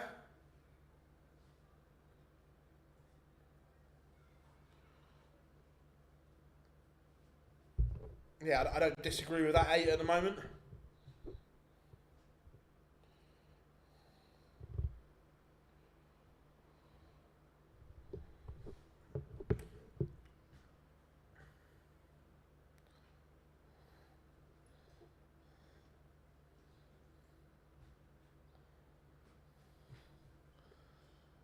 Right, can we get some of these last 64 games going? Stop this hanging around. Crack on, boys. Come on.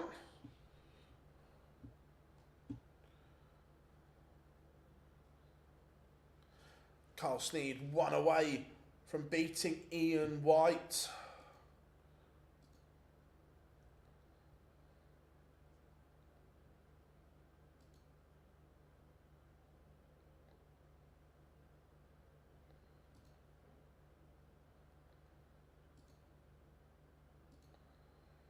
Just getting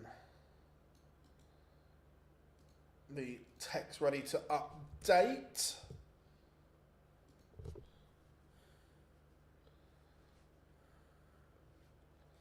Yeah, look, Michael, look, you need to improve Michael Smith. Look, the win was the important bit.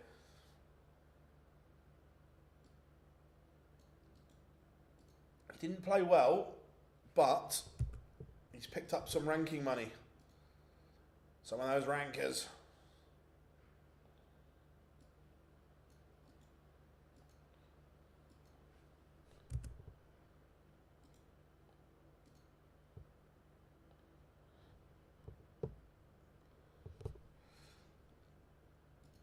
So in the race for the match play, everyone around,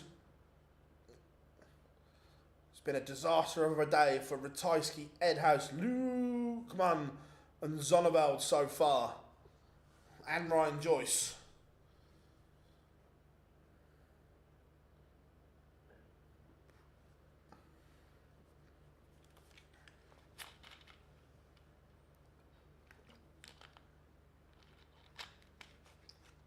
Tom Bizzle, 3-1 up on Rusty Jake, averaging 103. Very good from Bizzle.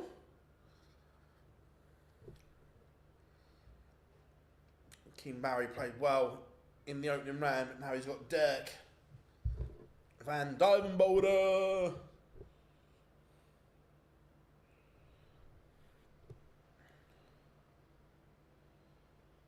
Yeah, 100%. Look, dude, I'm with you there. Rob, do I like the format? Absolutely not. However, TV numbers and everything says differently, so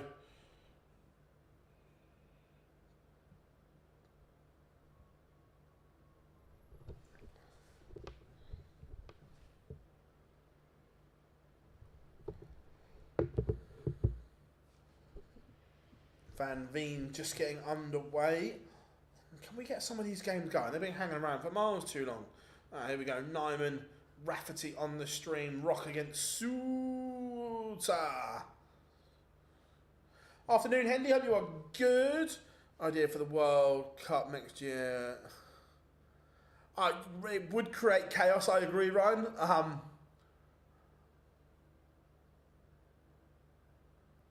The only issue with that is, and by the way, I'm not saying this would happen, but Luke Humphries is world number one. Say he didn't pick Luke Littler, then TV company sponsors go into chaos.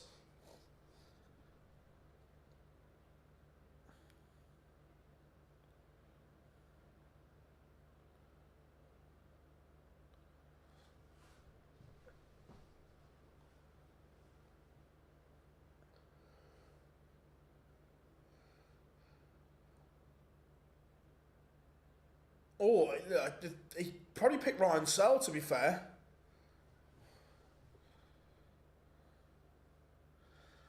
Chris, deep down, he probably doesn't believe it, but that stat fits his narrative. So it's all about pushing.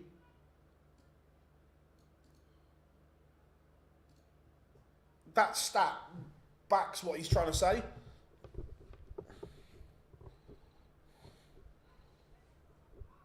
Right, let's have a bit of bunting against Campbell as our feature game.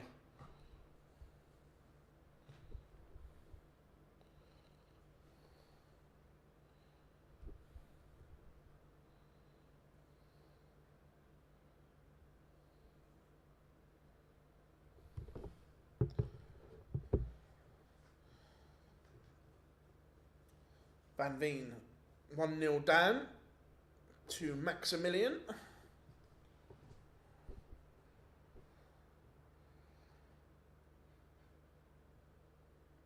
Yeah, but it's justification, Chris, isn't it? That the narrative fits what they're trying to push.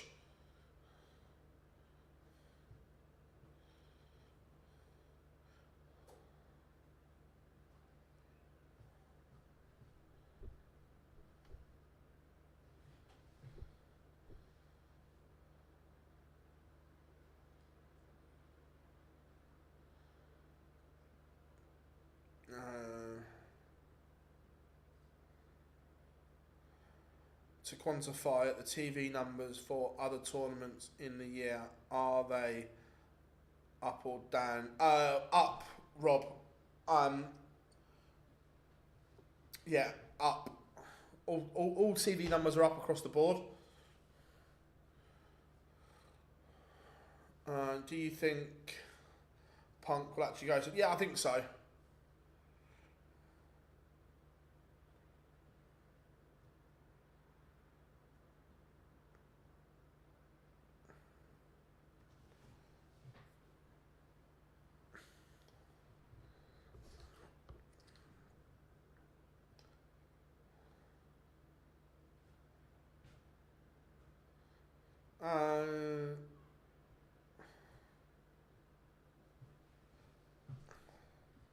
Van Veen levels it up. That one's 1-1. Matt Campbell takes the opener against Stephen Bunting. Break of throw, but Bunce starts with a maxi.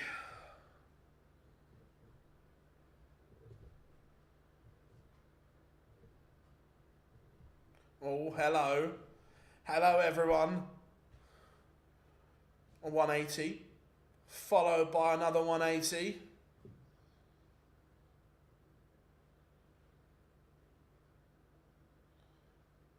Can you, Stephen?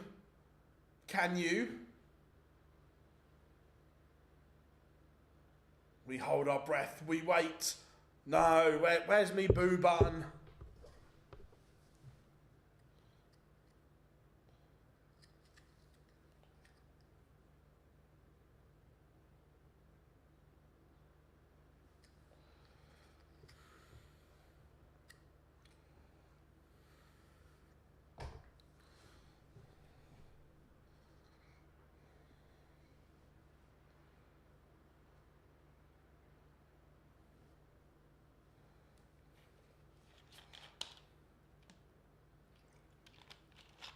And Bunting breaks straight back.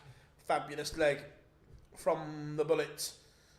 Lauby and Menzies just getting underway on stream board number 2.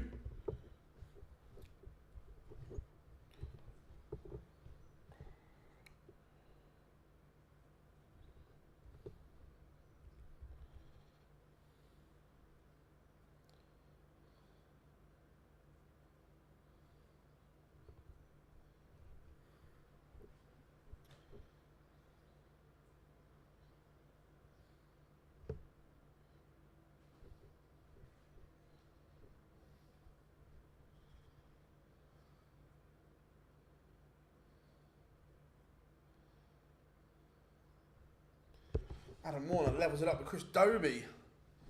Tom Bizzle is beating Rusty Jake 6-4.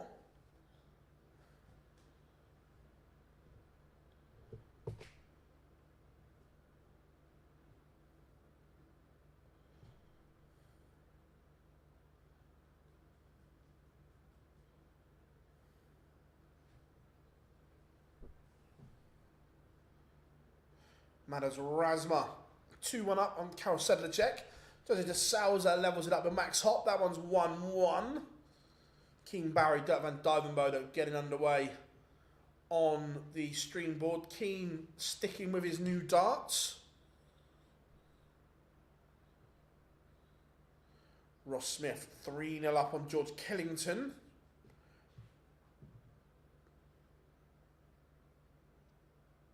And it's the rules that the 2 highest ranked tour card holders get those spots. And there's only two USA tour card holders, so they both got the places.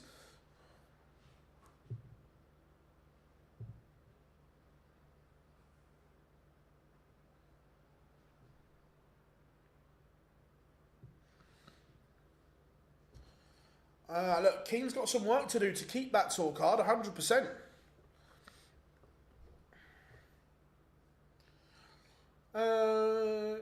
Chris, not technically true.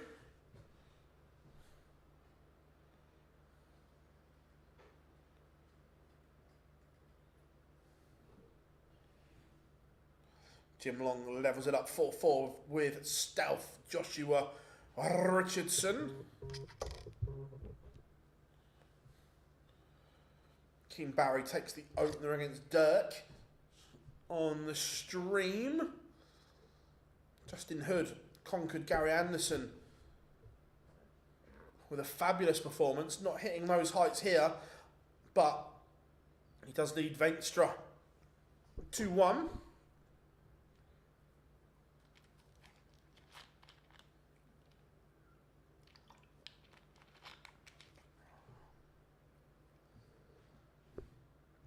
Josh Rock levels it up with Suits 2-2. Van Veen back in front. He's upped his average. He's now around the 95 mark. Very good from him. Rafferty 3-1 up on Wessel Nyman. What sort of level am I playing at? Not very good. Very, very, very hit and miss, Ryan.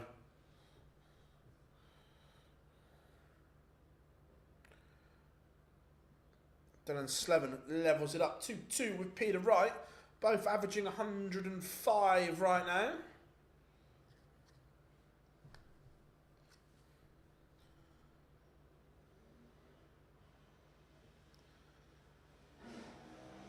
Oscar Lakaziak, Mario Van Bohada underway.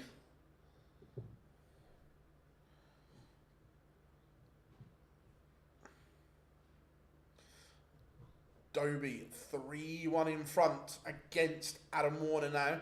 Menzies levels it up against Lauby. That one's 1-1.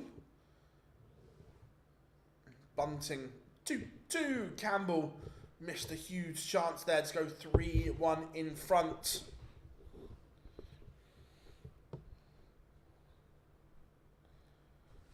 Keane Barry 2-0 up on Dirk van Dijvenbode.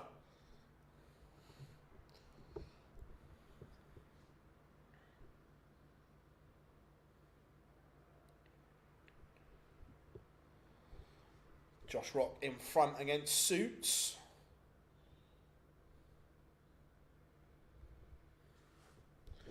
Van Veen 4-2 up.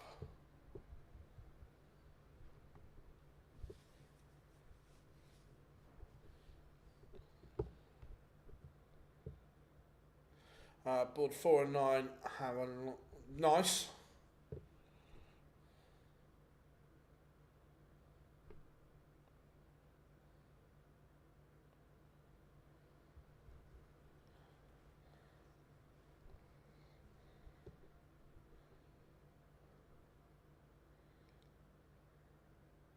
Ross Smith 4-1 up on George Killington. Smudger just doing his thing right now, and it's a very good thing. Jim Long leads.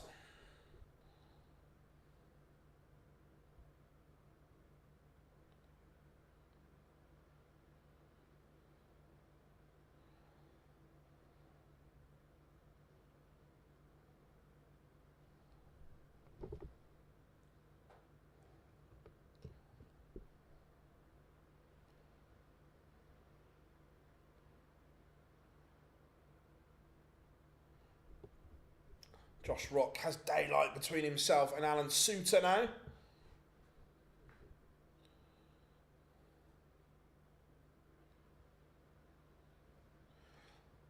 Van Veen has upped the average to 99. The young man is on fire now.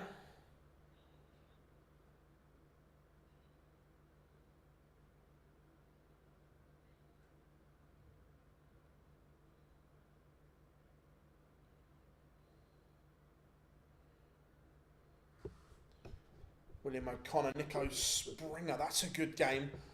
And Bunting leads Matt Campbell 3-2. Both playing well here.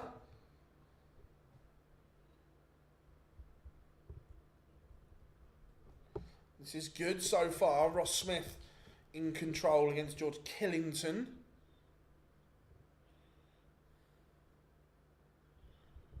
Damon Hatter trails Steve Lennon 3-2. Menzies levels it up with Lauby.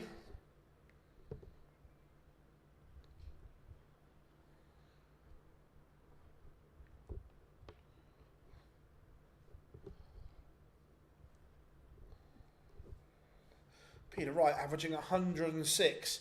he will definitely be thinking, where the bloody hell was this at the weekend?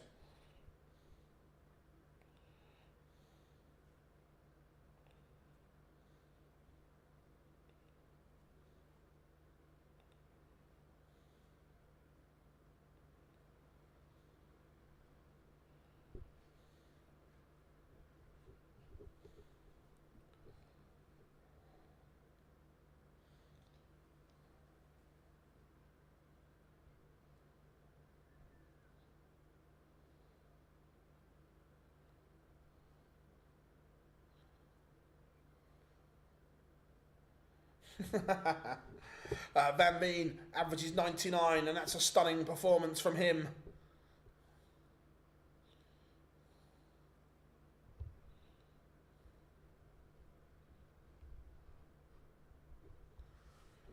Campbell levels it up 3-3. Menzies is in front against Lauby.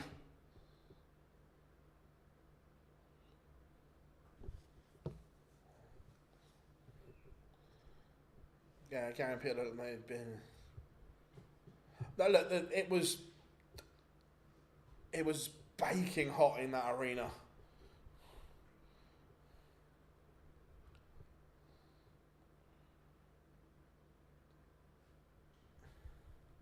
Chris Dobie, 6-1 winner over Adam Warner. No dramas there for Hollywood. How are we doing? Ego Chip, hope you are good.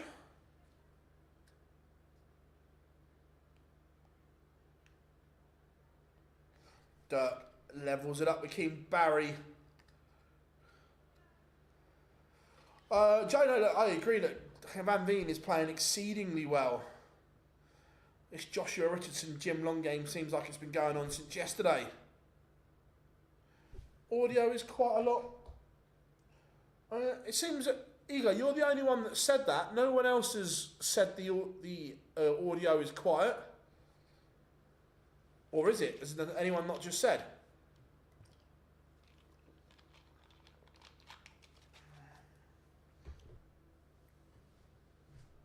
And Jim Long has taken it. He beats Josh Richardson. Alan Suter is also out. Josh Rock averages 102.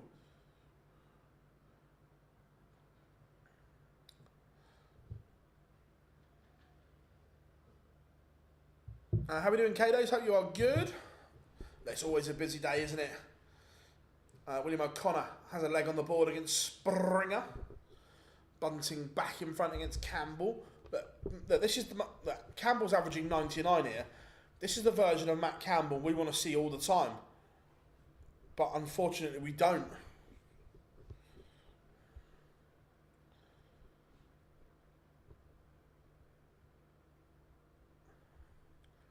Kennington has a leg back, but still not firing. Ross Smith averaging 99 himself. Looking good.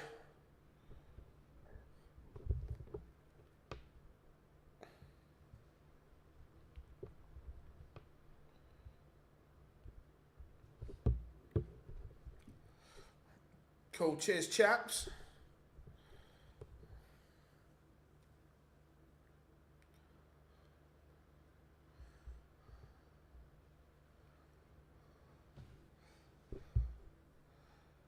Oh, it was baking on stage.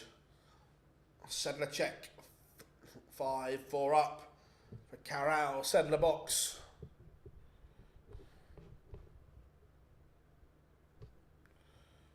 Damon Hetto is now in front against Steve Lennon.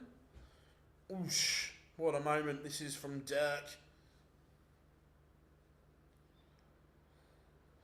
William O'Connor from 2-0 down. Levels up 2-2 with Nico Springer. Willie has taken that average over the 101 mark. Mario van den Bohada 4-0 up on Oscar Lakaziak. And let me finally update the round one scores on your screen.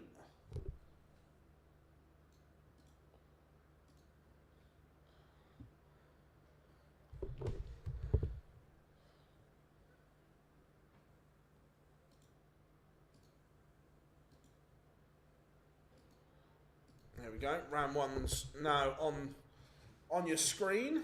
Yeah, if you can, everyone, drop us a like. We always like to get to that magical round 100 likes mark. And of course, our aim is to get to 50k subs as quickly as possible.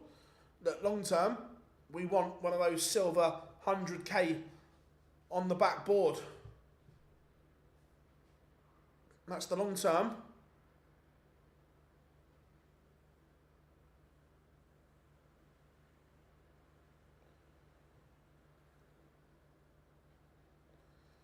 O'Connor, 3-2 up on Nico Springer. Here's Willie making a last-minute dash for the World Match Play. Remember, the Limerick man has never been to the Winter Gardens.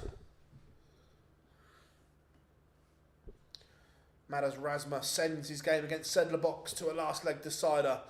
Justin Hood has turned it around. He's in front against Vinstra. Menzies is a 6-2 winner over Danny Lauby, and for the first time, leads again.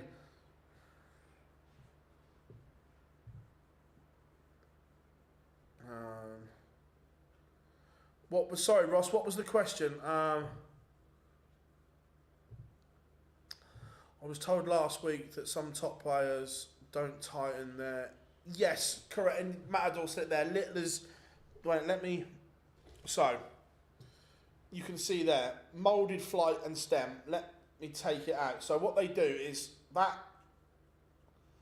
goes in, and I've done that up tight so it doesn't move. What they do is, instead of doing it up tight, they just notch it like that, so there's a little bit of movement in it. That is correct.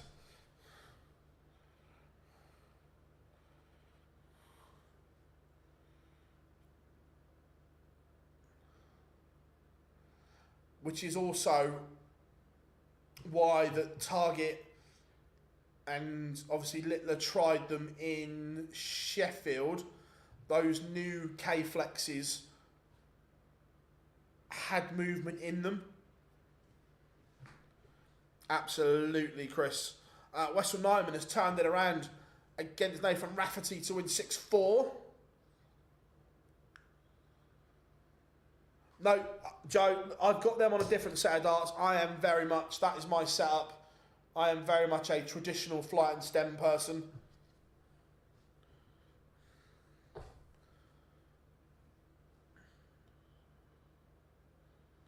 How are we doing, Luca? Good to have you in. And Sedlacek has beaten Razma. Yeah, so I still throw... Again... My darts, you can't even buy them anymore. I'm probably going to have to get a set made. That is my current setup.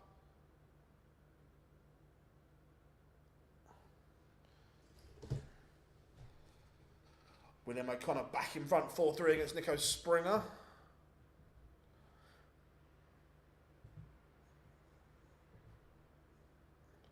Yep, Peter Wright has played well.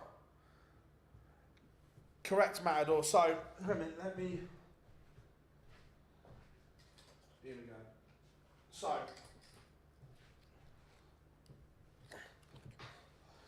I played with these for about 16, 17 years, and then the gripper's gone. These used to be gold. Then I found a set on eBay. So, look at the colour difference. The real dull ones used to be gold as well.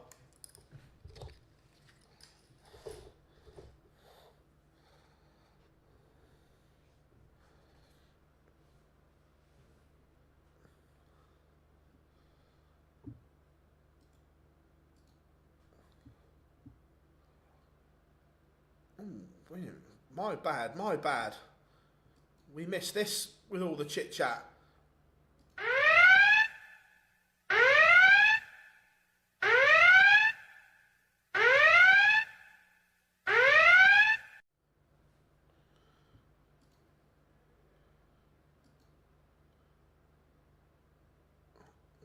Didn't want that one. Let's go back.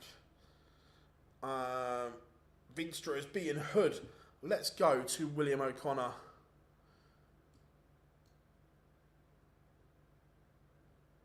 Nico Springer. Let's catch the end of this one.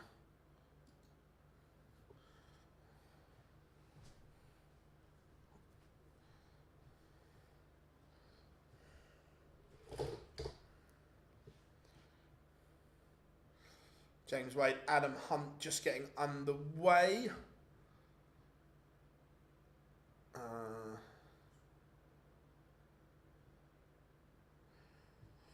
To be fair, like, I'm not a huge fan of the moulded flying stems, but if I was going to use one, I like the Nitro Tech Flight from Red Dragon, mainly because the flight and stem is a different colour. I'm not a fan of the colour all being the same. I like that definition. Dirk has beaten King Barry 6-4. Nice matter. The Lloydie Old Unicorn darts are a lovely dart. Really are.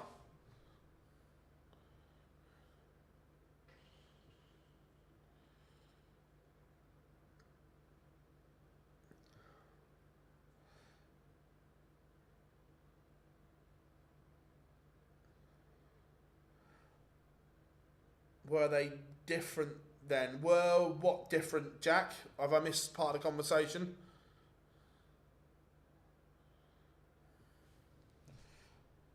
Willie Borland 2-0 up on Thibaut Tricole.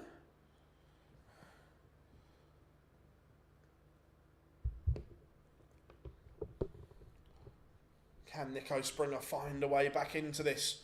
Or he breaks there. It's a good start.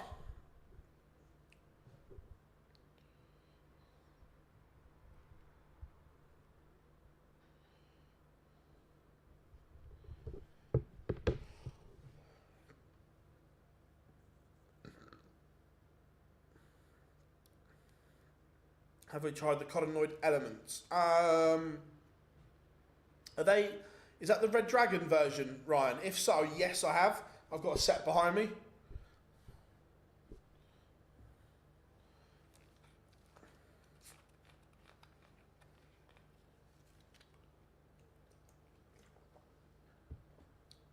James Wade takes the opener against Adam Hunt. Willie Borland averaging 104 here against Thibaut Tricole. This is very good from Borland.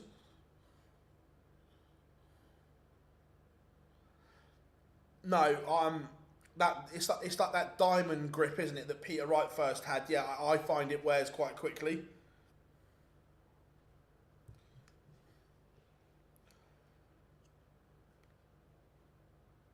Yeah, Chris, I agree that I think it helps block out everything as well. Mike De Decker 2-1 up on Daryl Pilgrim. To be fair, I've been throwing these, and these were sent to me by Red Dragon. We've done some filming with them. These are the Red Dragon Paradem dart. Now these are quite nice. However, they're a little bit light for me. They're 21, so I'm going to get these in a 23, I think, and have the point converted as well. But I like that barrel. The Paradem dart is a nice one.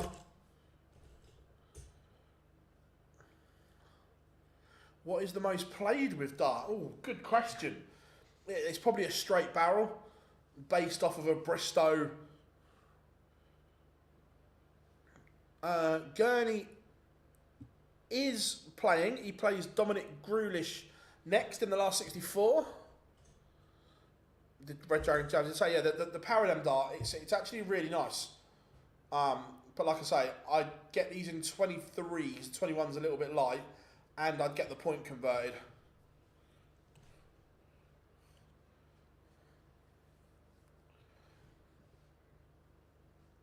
Brendan Dolan 2-0 up on Jermaine Watamina. Yeah, again, a straight dart, Ross, like the Taylor Phase 2s were based off of a Bristow dart back in the day. That straight dart, bit of ring grip.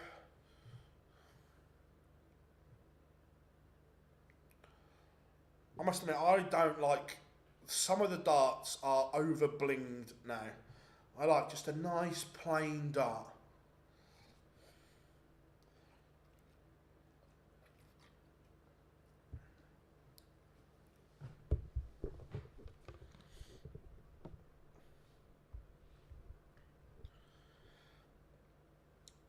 It might be currently now, Joe, possibly, yeah.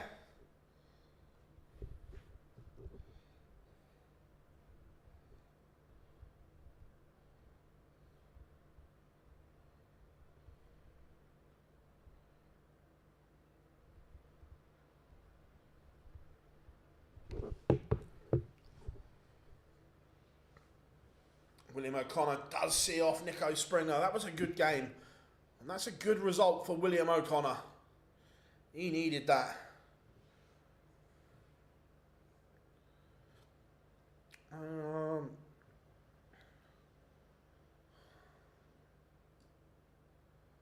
Where are we going next? Let's go...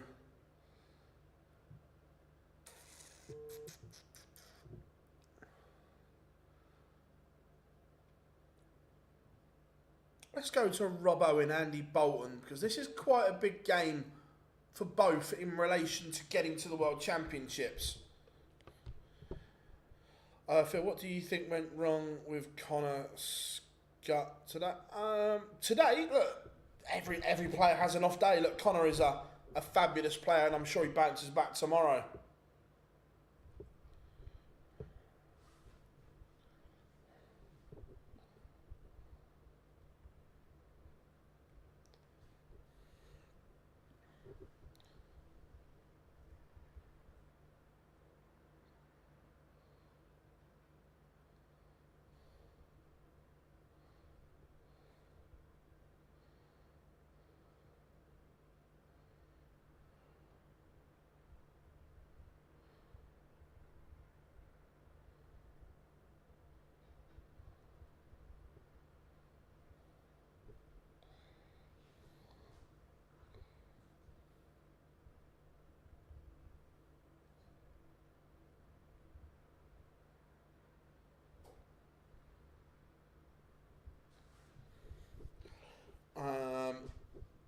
How are we doing? Why is it so hot today? It's summer, isn't it? Yeah, I agree. I think there's too much funky patterns going on.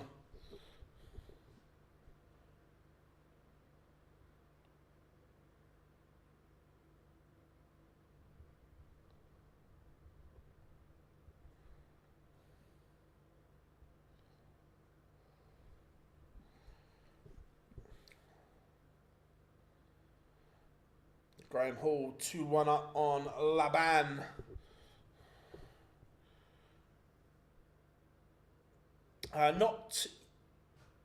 Not yet. He's not officially there yet.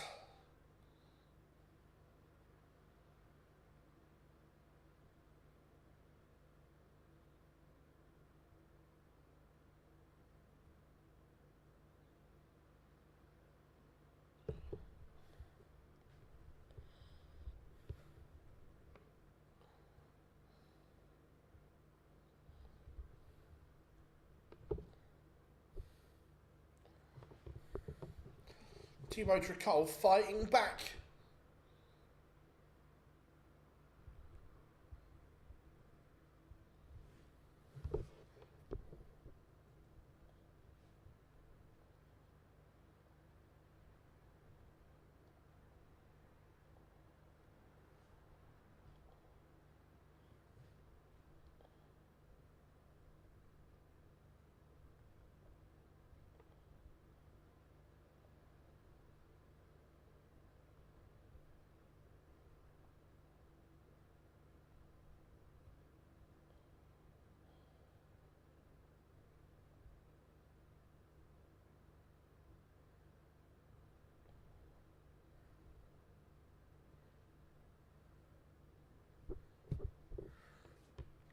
Dom Taylor levels it up with Doots and Barney.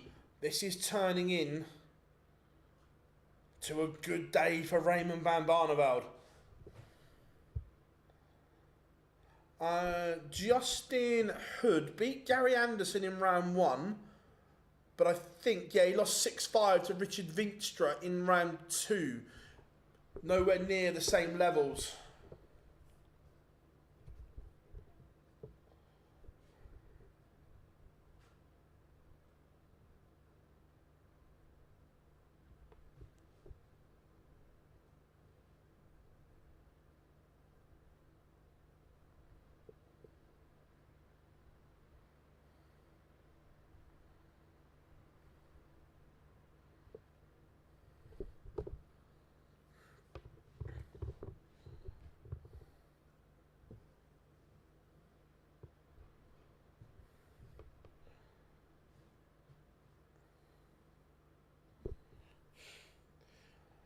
Dimitri van den Berg. He's played well today.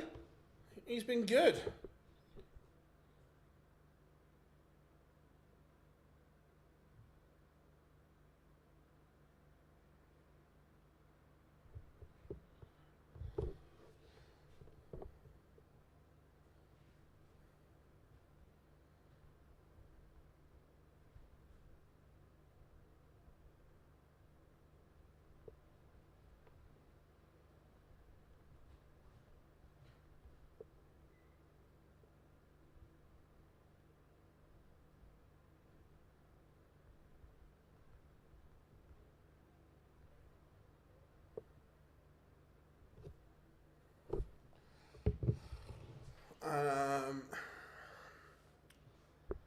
Ever thought about becoming a pilot? I'd love to be a pilot.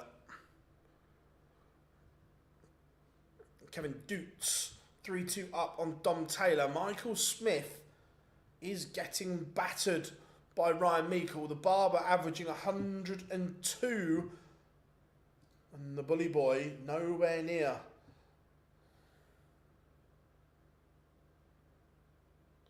How are we doing, Andrew? I hope Newquay is sunny today like it is here. Hope you had a good weekend, buddy. How is Newquay? I haven't yet, Joel. I haven't got to the bottom. Look, my guess is it's because they don't want ranking money leaving the system, would be my guess.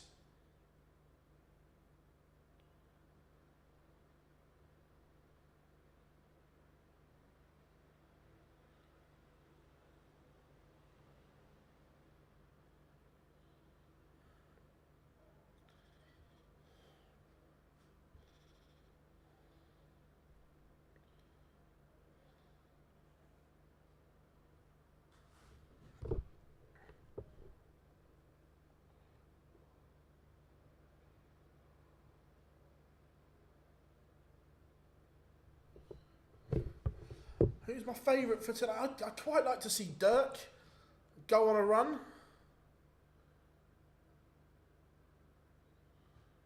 Yeah, Joe, look, I agree with you. I'd like to see it, but I guess that's what the thinking is.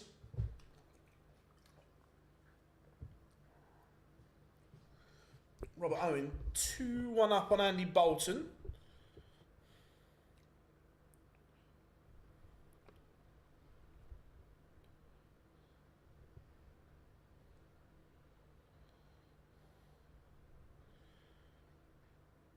The cup is on the table. Don't worry, the cup is still here.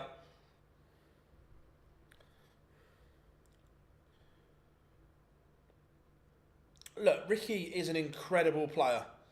I think he will win titles.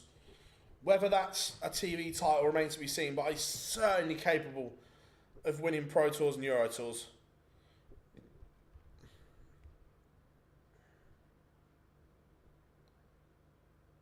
Yeah, the Open qualifier, Josh, I agree. I'm sorry, Joe, it is good, yeah.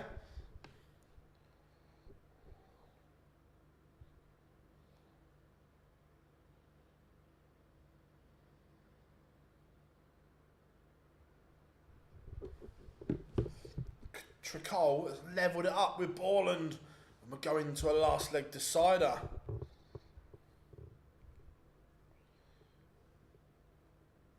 Michael Smith, 4-1 behind.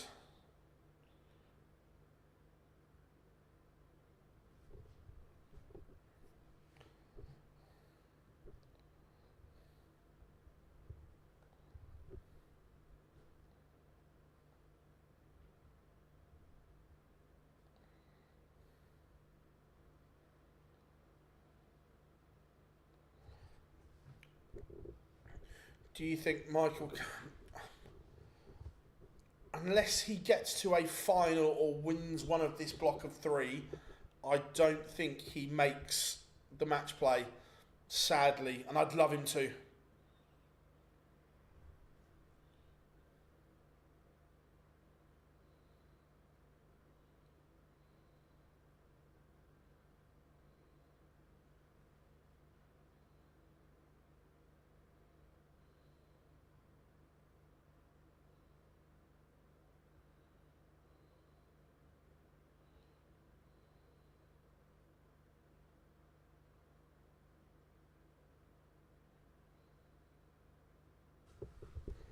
How we doing, Warren? Good to have you in, buddy. James Wade is a 6-2 winner over Adam Hunt.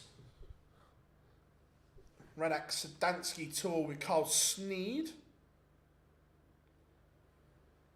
Yeah, that's what I mean, Joe. A final gets him level, but if he doesn't do it in this block, I think there's too much pressure going on those final two. He has to be in contention at the end of this 3-day block for me.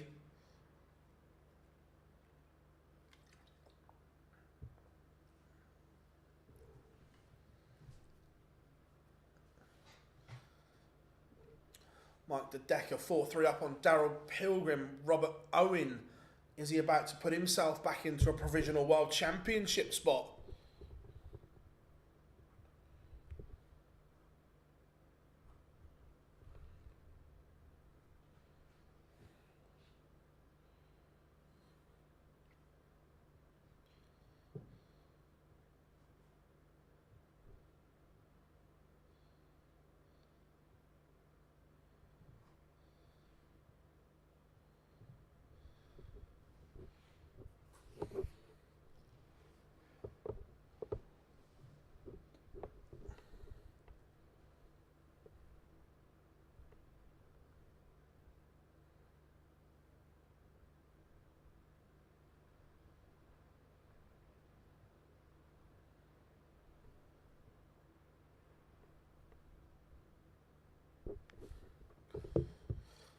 Sulovic 5-0 up on Hempel.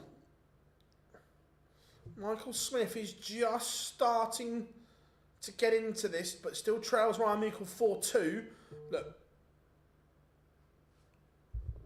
Michael needs work to be done here.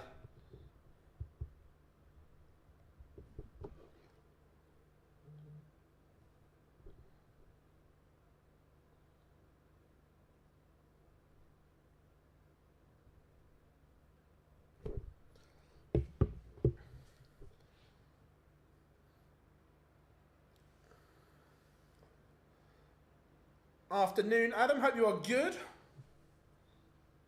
Hope you are good indeed.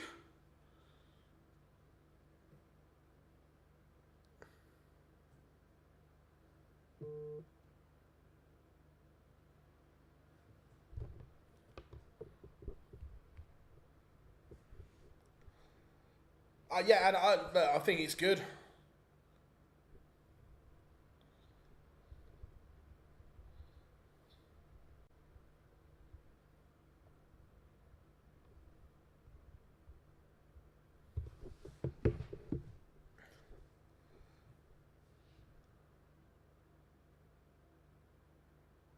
YouTube is playing games with me today, but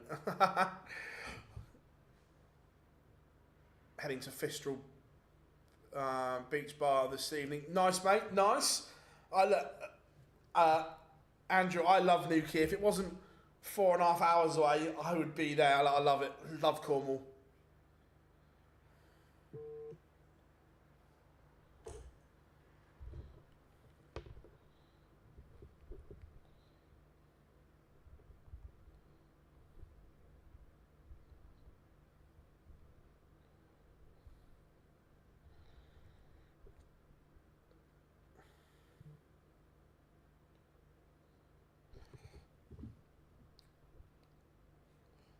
Robert Owen just doing enough at the moment.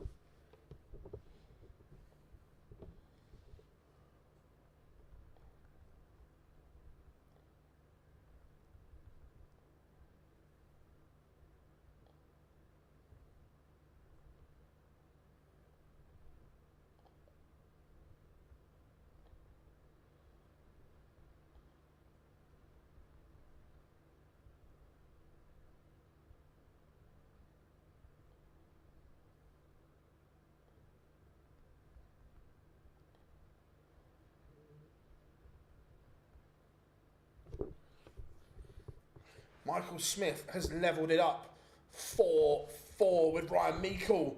The Bully Boy is back in this.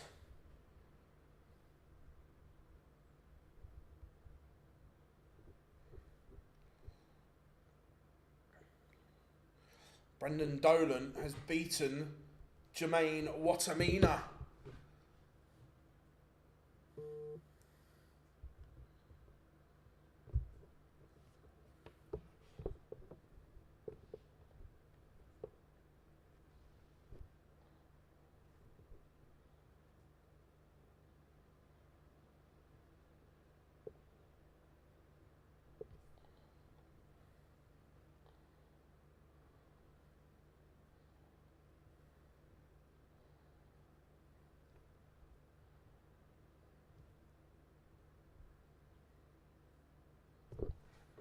Ricardo Pietretscu levels it up 4-4 with Dimitri van den Berg. Dominic Grulich is in front against Daryl Gurney.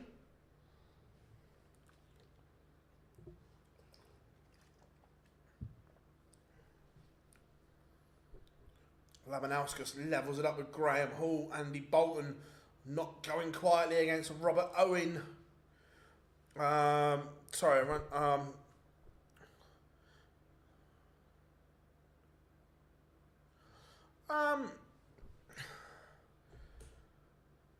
Look, that is a large number of tour card holders that will qualify, Adam. I agree. But to say you're not good enough, I don't know if I agree with that or not. For instance, say in a perfect world, Adam,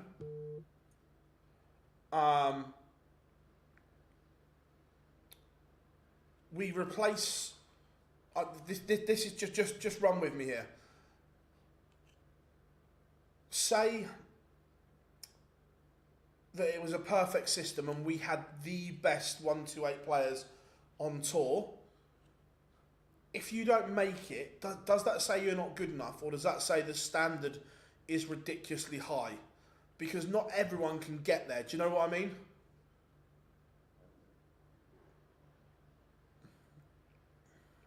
If I explain that well enough?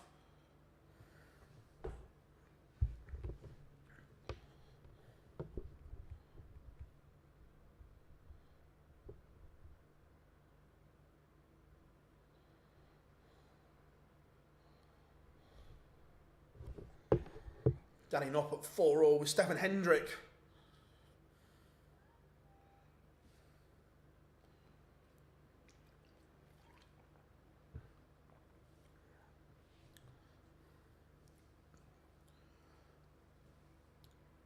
Graham Hall back in front against Laban.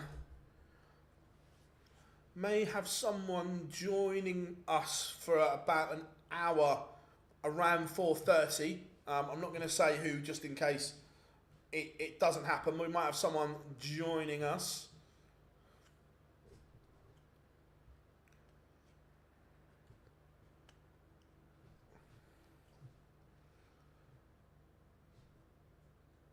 Do you think there will be any changes to it? No. Not unless, look, Michael Smith has turned this one around. Look, Bully Boy is the one that could, and that is a fabulous win. Michael Smith has shown a set of bollocks there. At 4-1 down, the game looked up. Bully Boy, is he going to do it? Look, I don't mean this horribly to anyone that misses out, but is the World Match Play a better tournament with Michael Smith in it? 100% for me. Kevin Dukes has beaten Dom Taylor. Robert Owen is a leg away from beating Andy Bolton.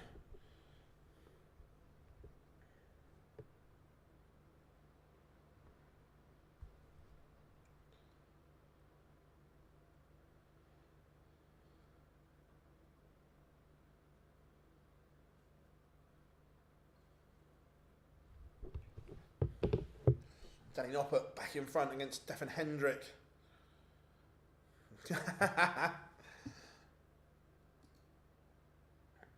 So Michael Smith has cut the gap again.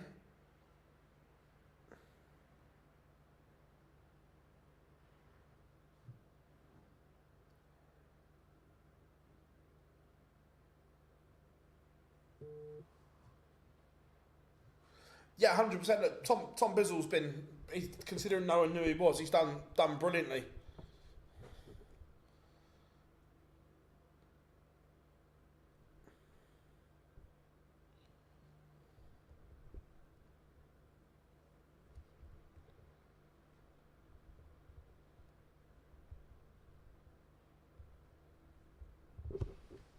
Robert Owen has beaten Andy Bolton.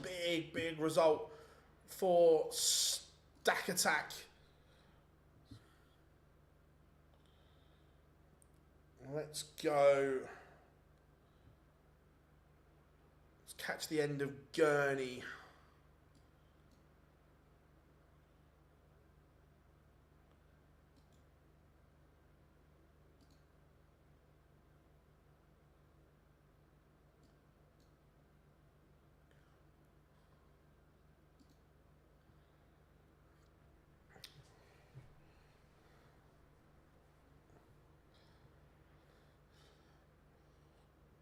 James, yeah, but let's manage expectation here. Until Q School, no one had heard of Tom Bizzle. No one knew what level he could play at. So considering he's never played at any level, we've never seen him on a challenge tour. Considering he's been thrown in, I think he's done brilliantly. And not everyone's expectation is going to be the same. So, some of their expectations will be just, can I compete at this level? Where others are, I want to win titles. Others are, I want to win multiple titles. I think it all depends on the expectation level. And I think for me, Bizzle's expectation would have been not get battered.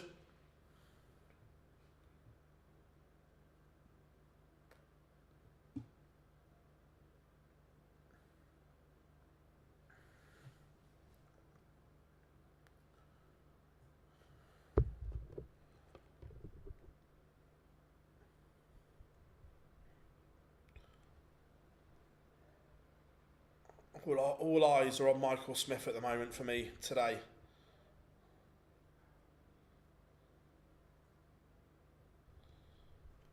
Can he do the improbable?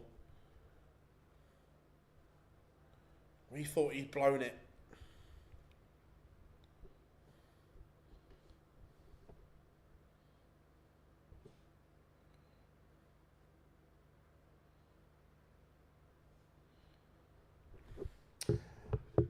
Unfortunately, not Big Johnny.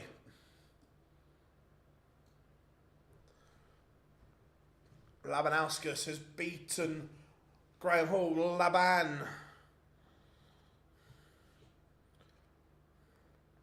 He's a 6-5 winner. These last 64 games have gone quick, which is good.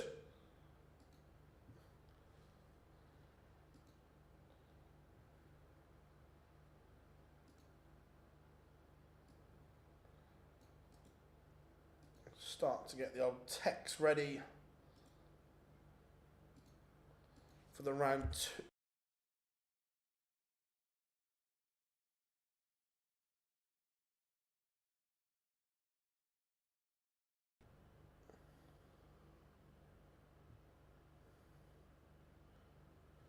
Sorry everyone, are we back?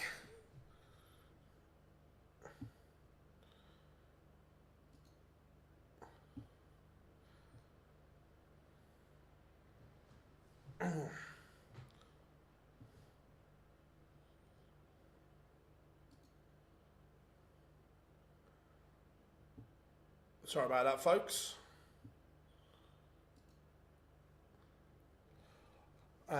Darren Beveridge, 3-1 up on Jim Long.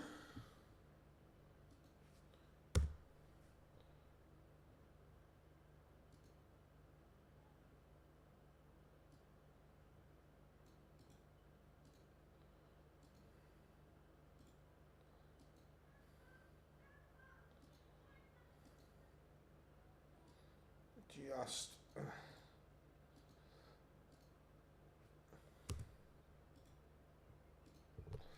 getting things ready to rock and roll.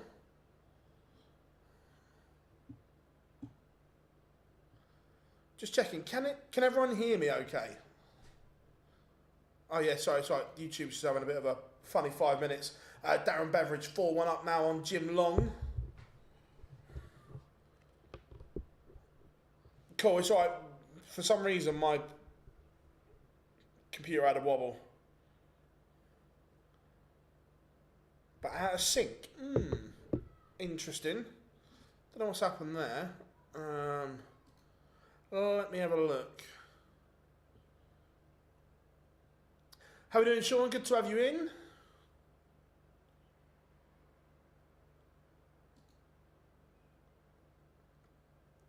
Fingers crossed. That should correct everything. Hopefully.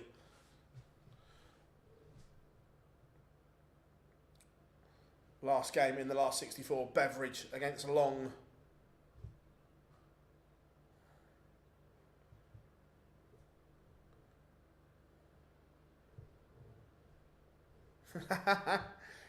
Adrenaline gets them through. Pure adrenaline. Miles out.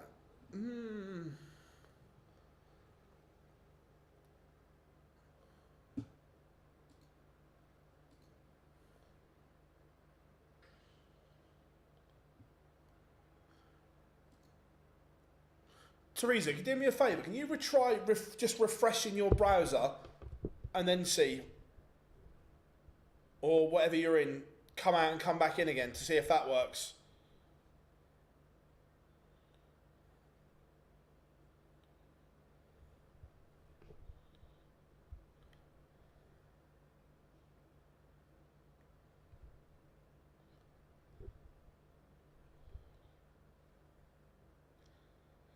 I don't know why that's happened because everything is okay. Still miles out. I've got no idea why that's going on. No idea at all.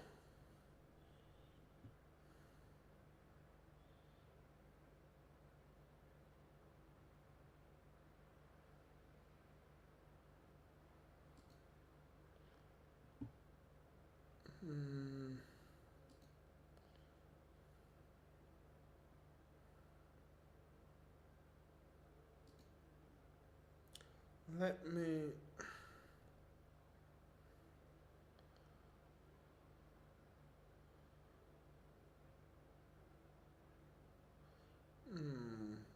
Right, let me... Right, I'm going to stop the stream and start it again.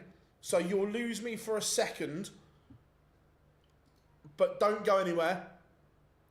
I'm just going to stop and start again. Give me a second. I've just...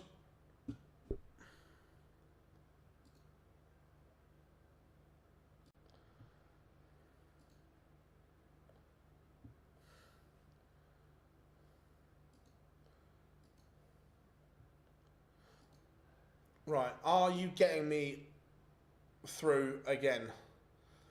Fingers crossed. Has that sorted it?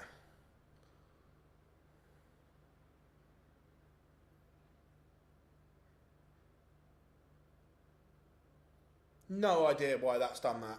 Nothing changed whatsoever. But oh well, we're up and running. We got there in the end, folks. There we go.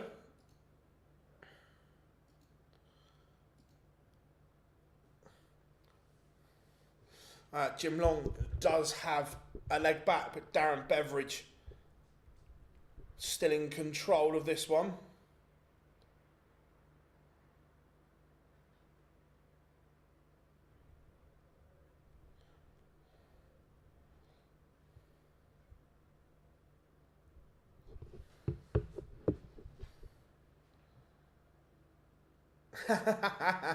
You know, Teresa, you know. Hacked by Andy from Mission.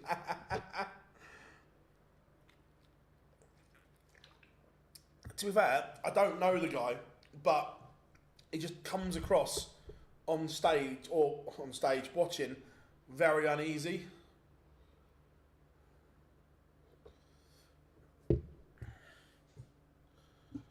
Hollywood Chris Doby leads Jack Tweddle 1-0.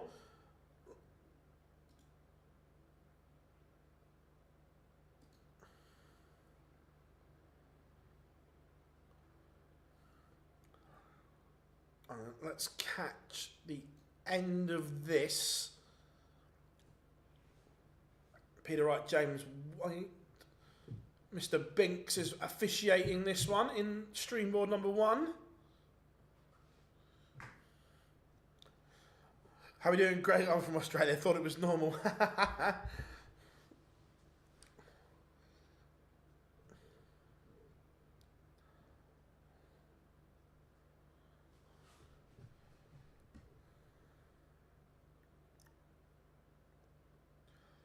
We'll see if Peter Wright's continued with the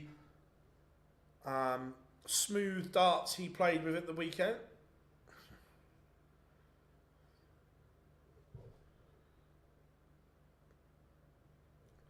So 52 for Beveridge.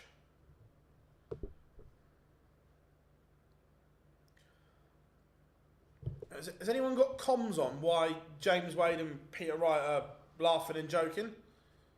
Beveridge does seal victory.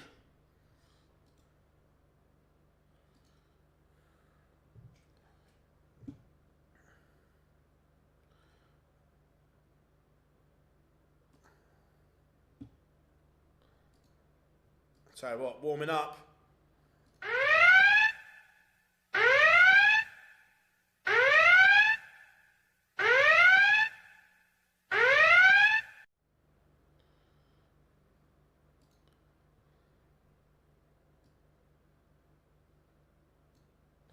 The Barney alarm has sounded.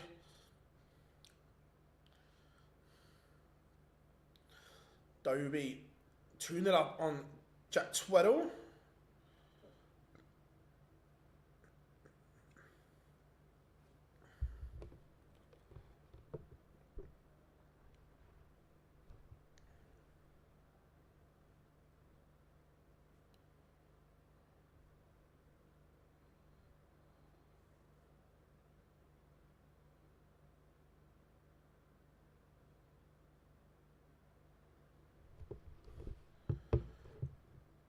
Right, Peter Wright, James Wade underway. I know it's streamed, but shall we? Should we do it? Should we do it?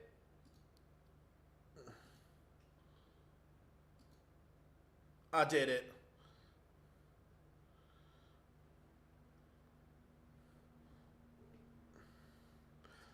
No, oh, Peter Wright is using those darts. He's using the Paradigm dart. Why didn't you use them at the weekend, Peter? They're working.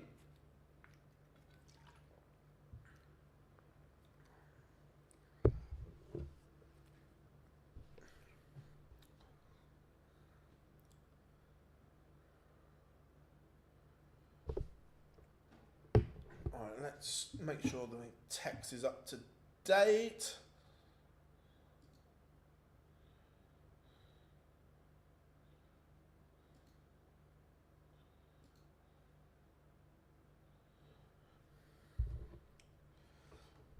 Kevin Dukes, there it is, takes the opener against Wessel Nyman. Hollywood Chris Doby 3-0 up on Jack Tweddle. Tom Bizzle, William O'Connor. We were talking about surprises. Can William O'Connor make up 14,000 ranking points? Could he? Could the Magpie do it?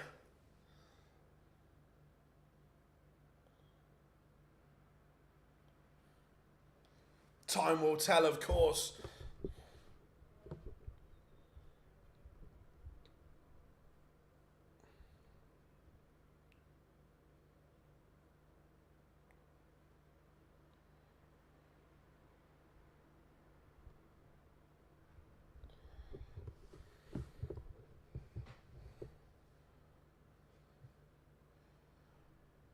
Barney takes the opener against Van Veen in 12. Very good from him. James Wade 1-0 up on Snakey. How dare you, Malachi? How dare you? I never hope people lose. How very dare you?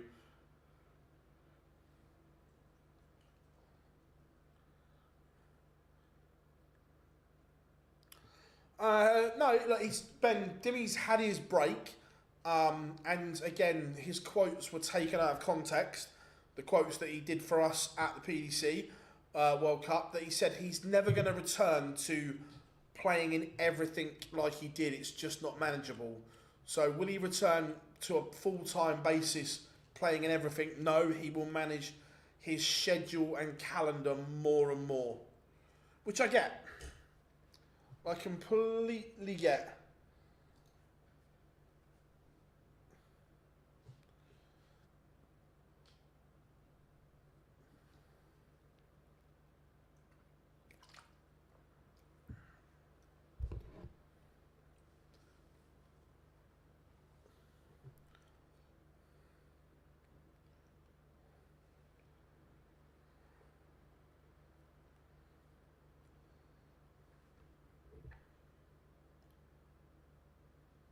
So yeah, look, it's 100%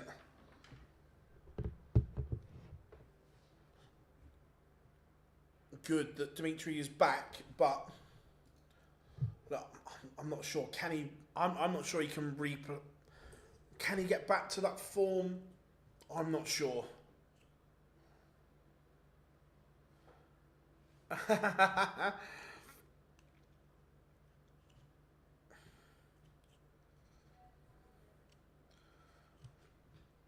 Peter Wright levels it up with James Wade. Sulovic, Damon Heta also underway.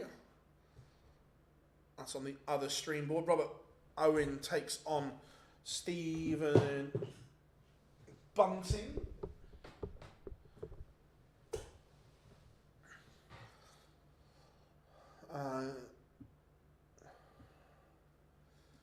Let's go back to that World Championship race that Robert Owen is now within a win. If he wins this, he goes into the green. So he's done himself a huge favour. Got himself up in those rankings. Darrell Pilgrim in the green, which is good.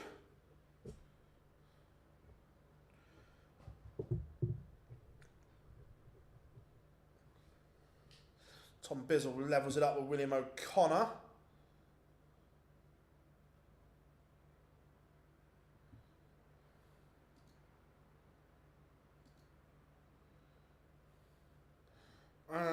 Edgar lets something drop about Dimitri without actually saying.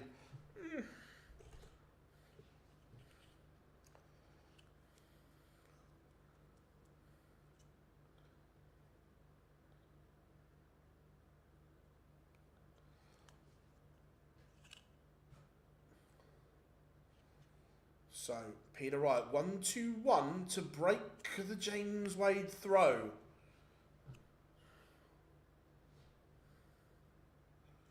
This should be interesting. 1-2-1, Peter. Could you? This would be a fabulous break of throw, but he misses the ball.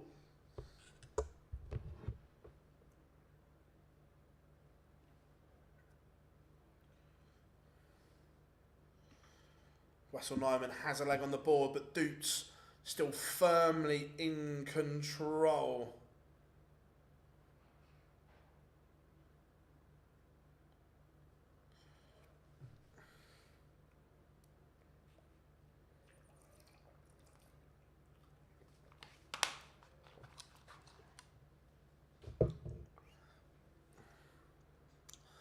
Yeah, I haven't listened to the whole thing. Well, I haven't listened to any of it. Only what you guys have been telling me in the chat. So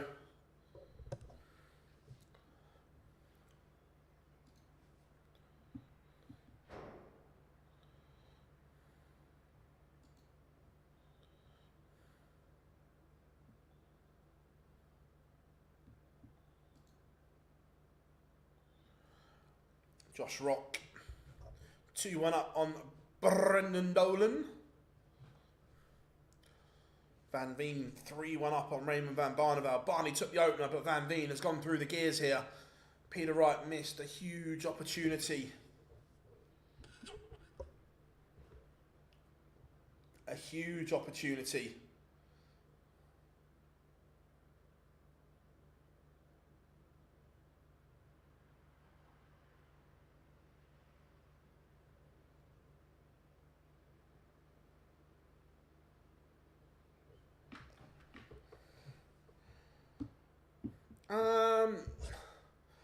I'd say Damo is in the conversation, Daniel. I wouldn't say he was in. I'd say he's in the... He's being spoken about. I don't think he would get the New York World Series if he wasn't being considered, but that's still a long way from being in, I think.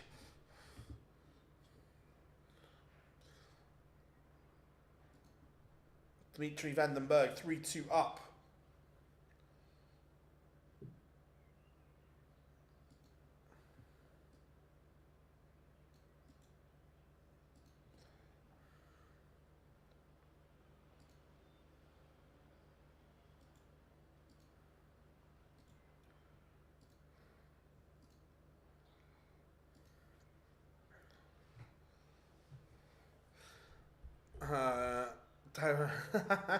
No, look, you don't get the, in my opinion, the flagship World Series event if you're not being considered for other things. But then you have to deliver as well. It's almost as if to say, right, we're giving you a chance. Now can you shine?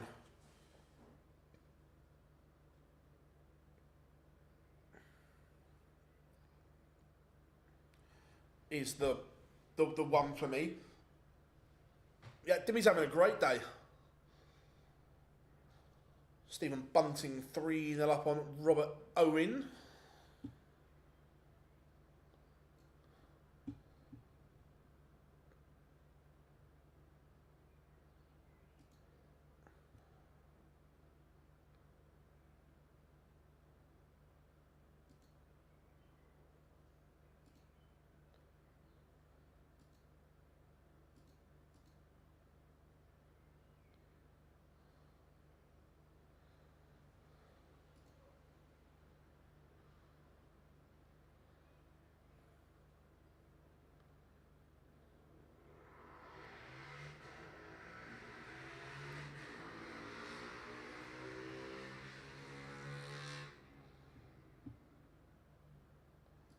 That was a bit loud.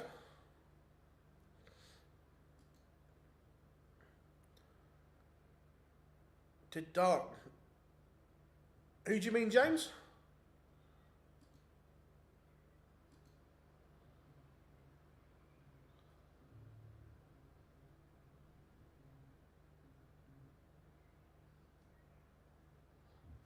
Two seconds.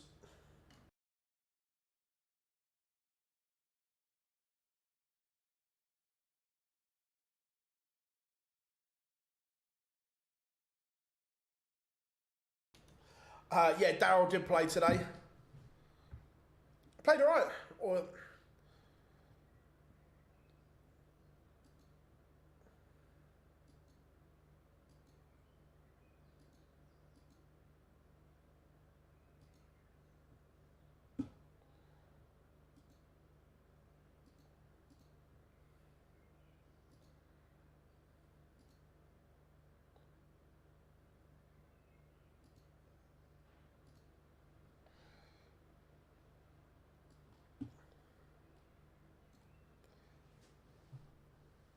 Mike Decker 1-0 up on Darren Beveridge. Daryl Gurney 1-0 up against Richard Vinstra. He's played well today. That's all right, James, not a problem. But listening to the podcast, I do agree with Matt. Yeah, I think Bo picks Ali Pally this year, 100%. I'm good, cheers, Pete. I'm good.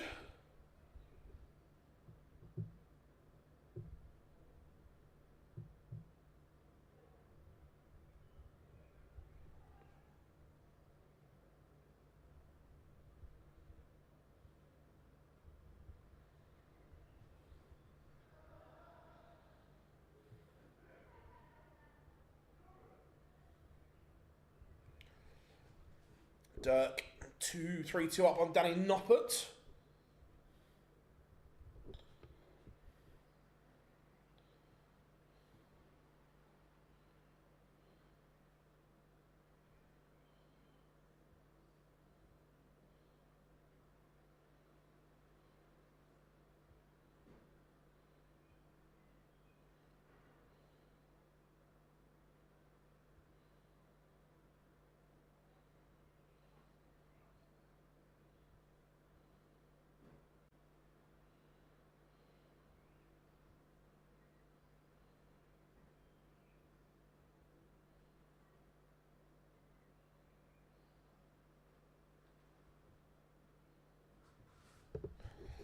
Kevin Dukes 4-4 with Wessel Nyman.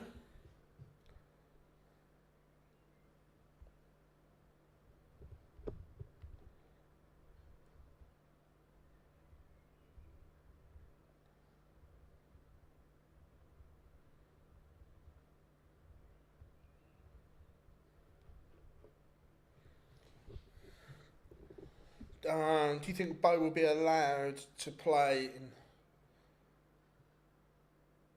Do you think that if Bo was allowed to play in the men's tournament?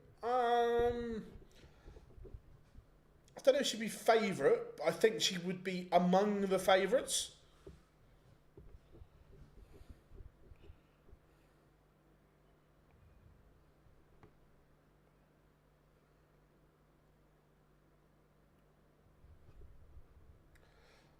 William O'Connor 4-2 up on Tom Bizzle.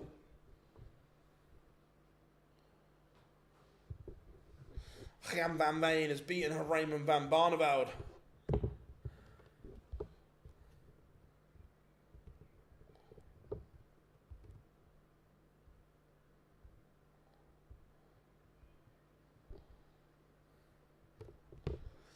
No, Luke Littler not playing.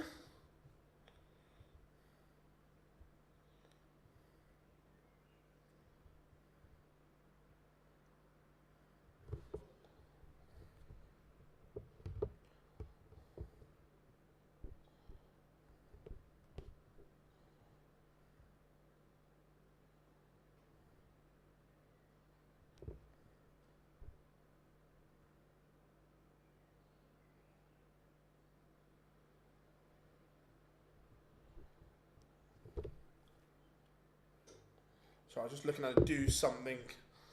Littler's driving lessons. Oh, that is funny. I like that. Wessel Nyman 5-4 up on Kevin Dutz. Remember, everyone, if you are new here, please drop us a like and subscribe to the channel. Michael Smith 5-3 up on Cameron Menzies. His bully boy. Is he going to do it?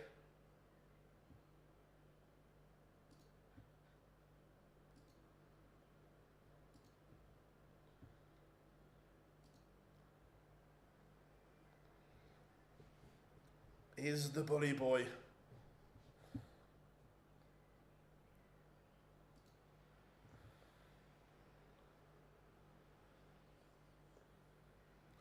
Going to get the job done here.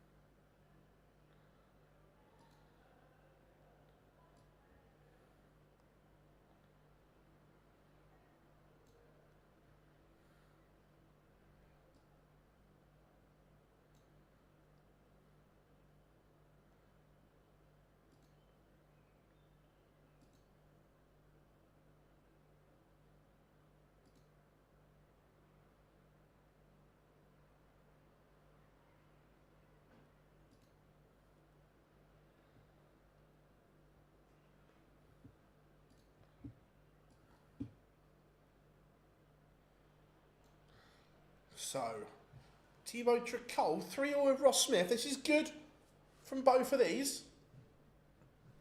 James Wade is 4-3 up And he has the Peter Wright darts under pressure. Josh Rock beats Brendan Dolan 6-3. As much as I want the Welsh, I can't complain about bunting. Or is the list longer? What list are we talking about? A lot of Welsh players. There's loads. Johnny lost Paul. Gezi pulled out. The app on the screen that you can see is tv.dartconnect.com. Do I have any news about Michael van Gerwen? Yes, but it's not for me to say.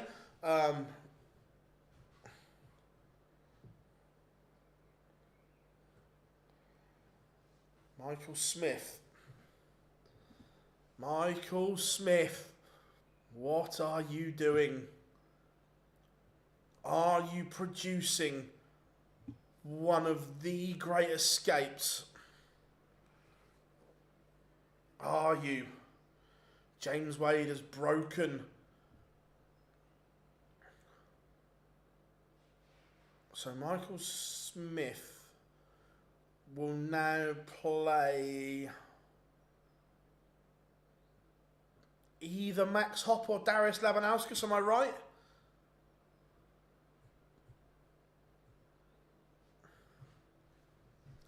Karol Sedlacek levels it up, 5-all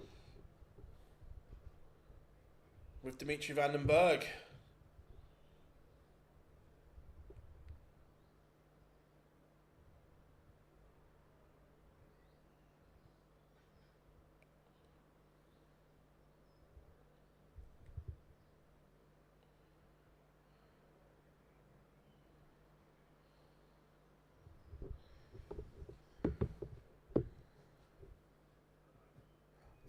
Yeah, look, on form, probably, but the criteria is very clear and set out.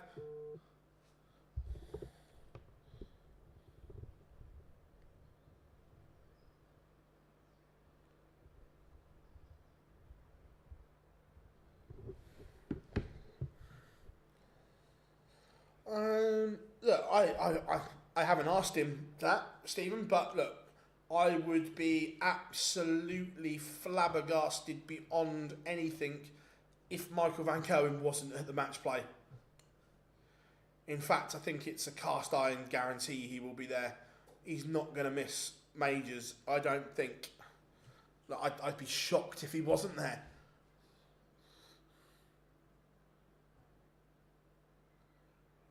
Yeah, look, Michael Smith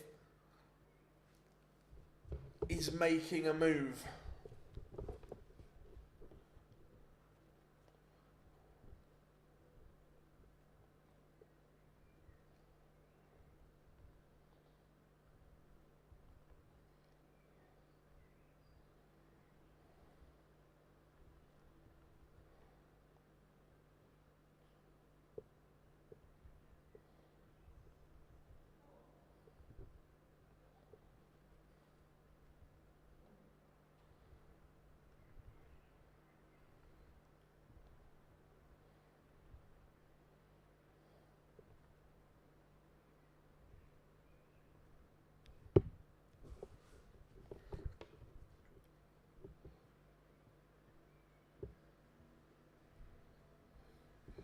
Damon Heta, 6-1 winner over Mentor Sulevic. This is a good run from Darren Beveridge today, I've got to say. 5-1 up now against Mike De Decker for a place in the last 16.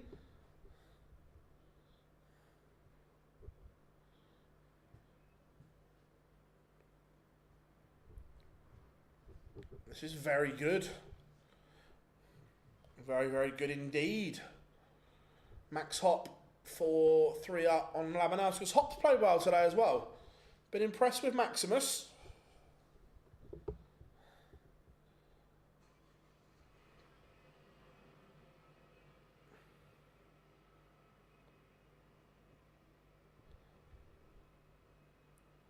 Peter Wright did break back.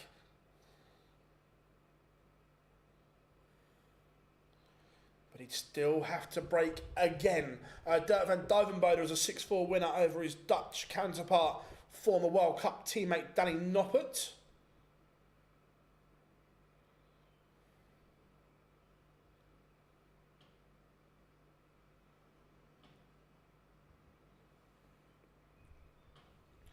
De Decker has a leg back.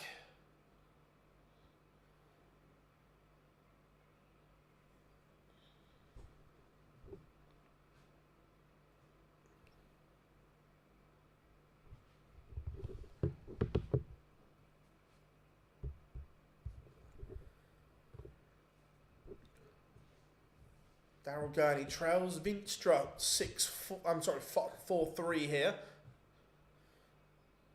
Peter Wright tops to send us to a noble.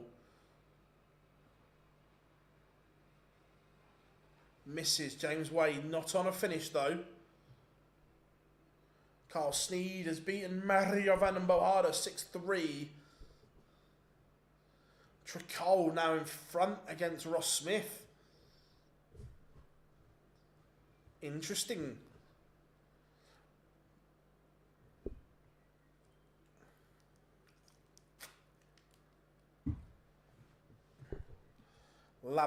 Darius Labanauskas has levelled with Hop. Remember, the winner to play Michael Smith.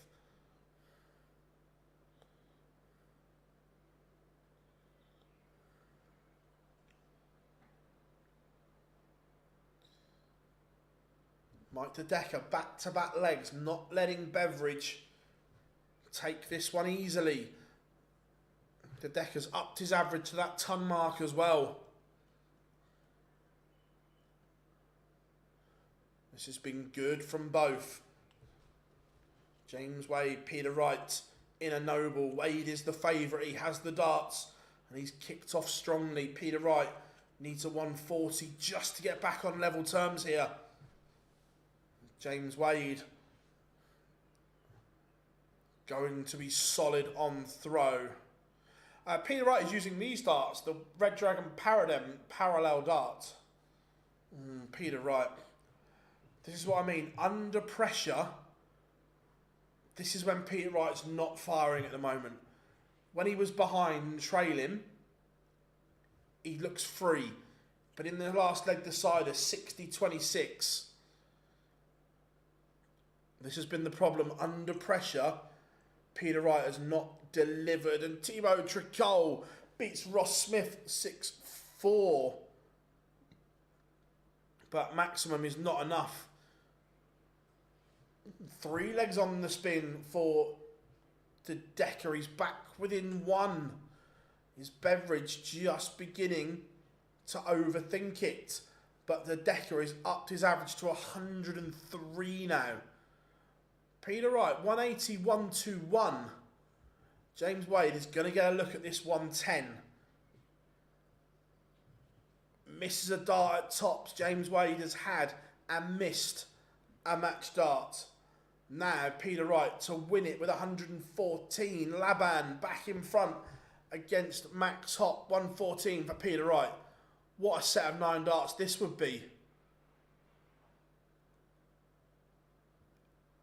He's missed a dart at tops. They have both had and missed a match dart. James Wade doesn't miss 10s, does he? No, he does not. They both had and missed a match dart, but ultimately it's James Wade who goes through. Let's see how the end of this one's going. Ooh, Beveridge has missed a match dart. Decker has missed the ball for the big fish.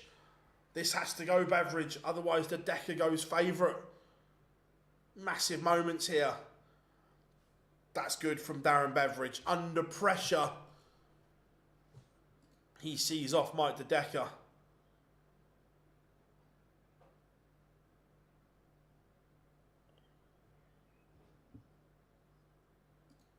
Let's see. Can Gurney get himself back into this one?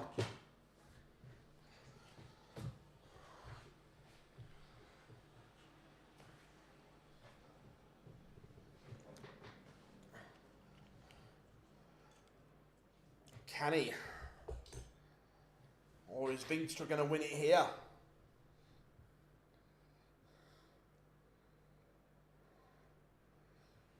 Match start missed by Flyers.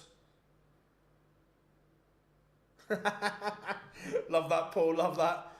Daryl Gurney, 48 to cut the gap to just one leg. Cuts the gap, has the darts to send us to a decider.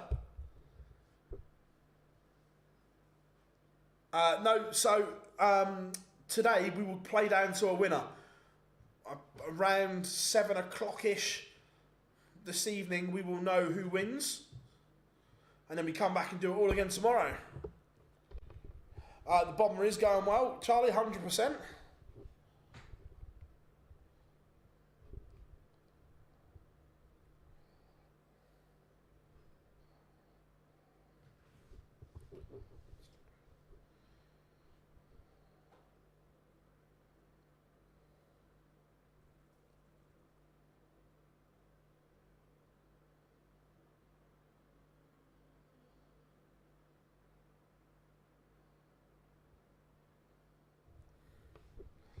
Yeah, look, Mike, he just gave himself a little bit too much to do, didn't he? A little bit too much to do. And Darius Labanauskas has beaten Max Hopp. So 1 place left. And it looks like it's going to be Vinstra. At the moment, Gurney needs to find an inspired spell here. His darts are under the cosh.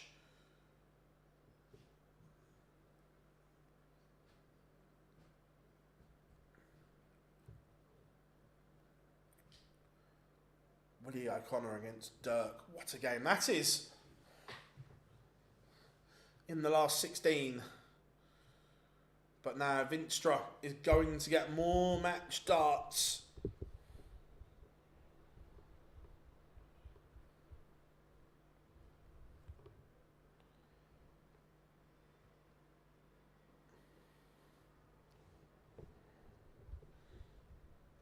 So 78 for Flyers. Doesn't go. Can Gurney produce something special? 117 to send us to a noble. The World Cup champion. Can he find it when he needs it? His finishing was incredible in the final, but he can't. So now Vinstra to complete a 6-4 win and send Super Chin back to the hotel for the day.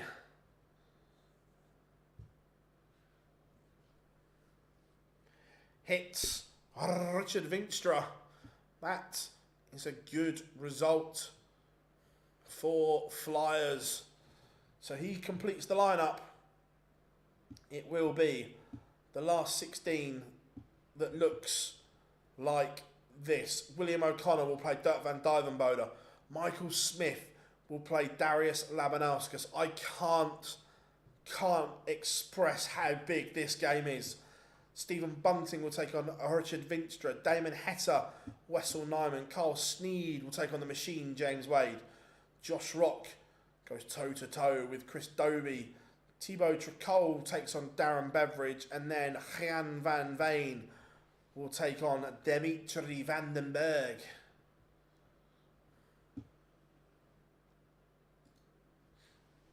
I can't stress how big that game between Laban and Michael Smith is.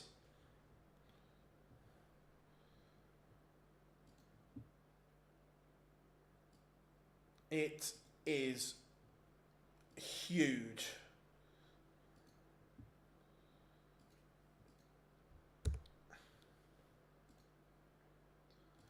Absolutely monstrous. Because Paul, Michael Smith is currently outside of the qualifying places for the World Match Play. Michael Smith missing the World Match Play would be a disaster. Now, he's only got this event and 4 others to get himself back into a place. Now, everyone above him is out. He has a chance to make up and cut the gap. That's for Michael Smith. This is such a big 2.5 days now.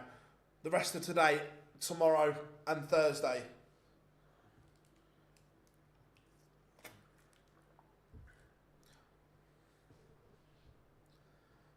Yeah, exactly, Paul.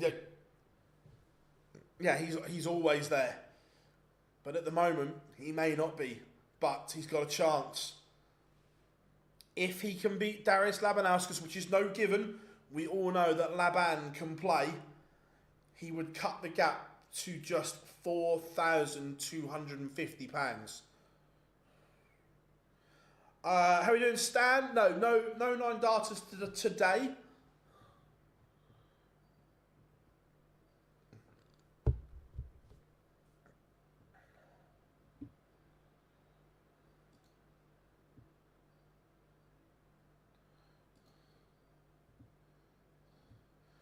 Just gonna up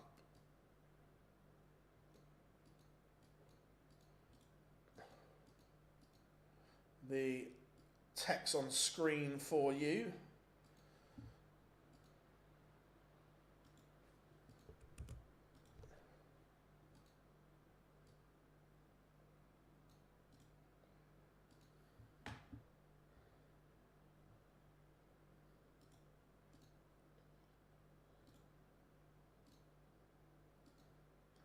There we go.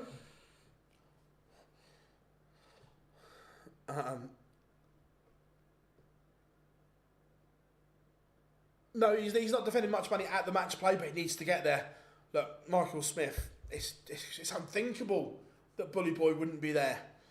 Not yet. Would like Rock to win, but I've got a feeling. Yeah, look, I think Van Veen's due. Like, he's playing really well.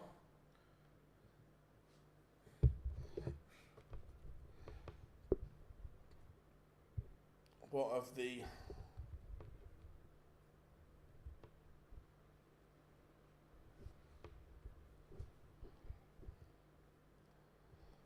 So, board 1, Rock against Dobie. Board 2, Vandenberg against Van Veen. Board 3, Tricole against Beveridge. Board 4, Bunting against Vinstra. Which means we can have Michael Smith. Or do we go William O'Connor, Dirk? Right, chat room.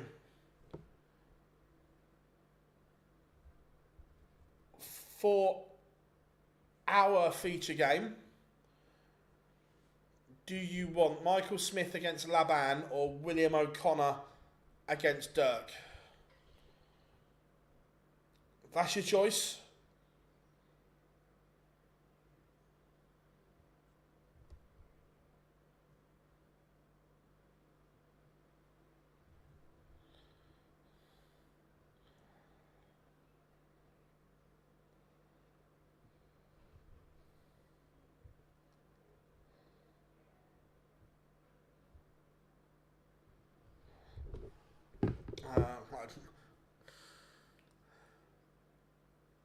Looks like it's Michael Smith.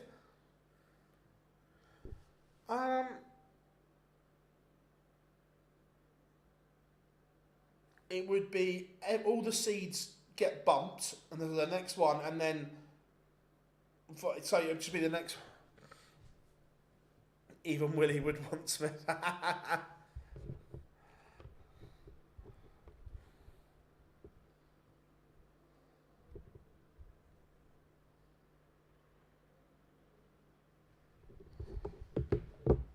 So what, let's do a poll.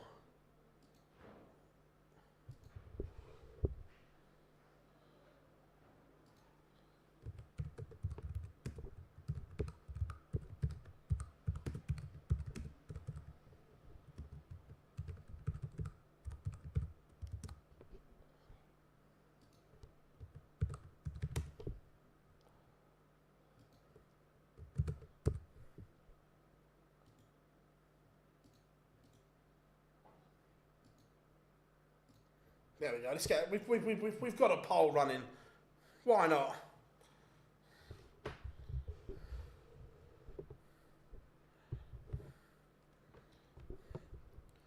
Get involved, everyone.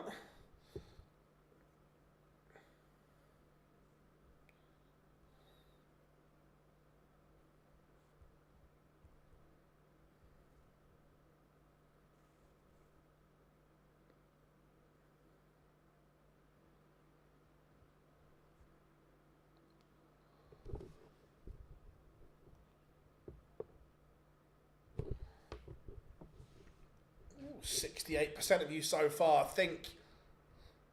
believe that Michael Smith is going to make the match play.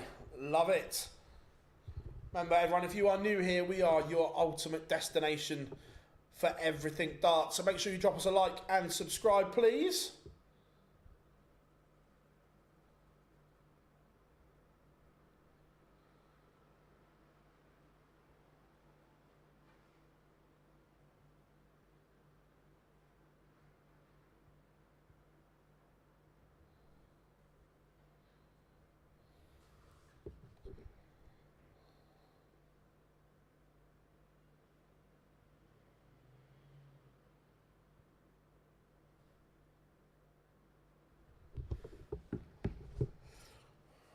So all the games warming up. So let's get this show on the road then, peoples. Come on. Stop hanging around. We will have someone joining us in about 15 minutes time as well for a quick half an hour or so. I can confirm they will be joining us.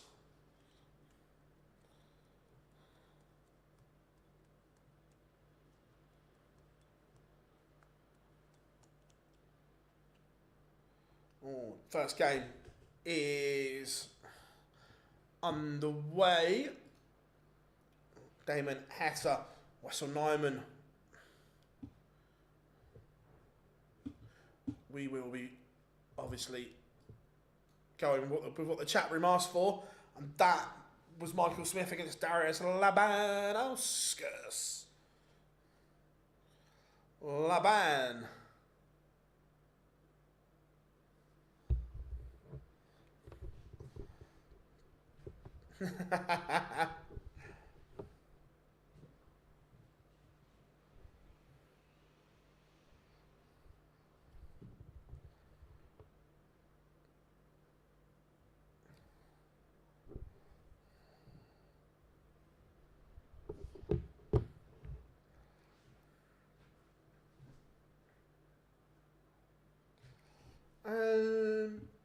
Barney and Ratajski.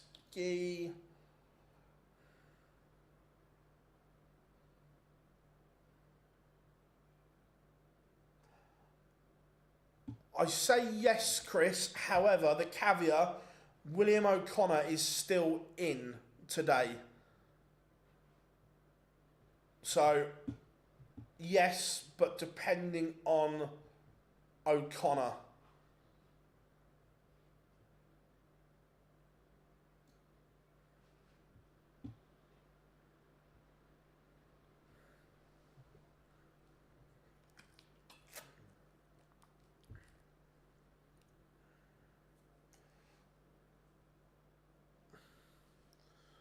Right, here we go. Just waiting for our feature game to go live.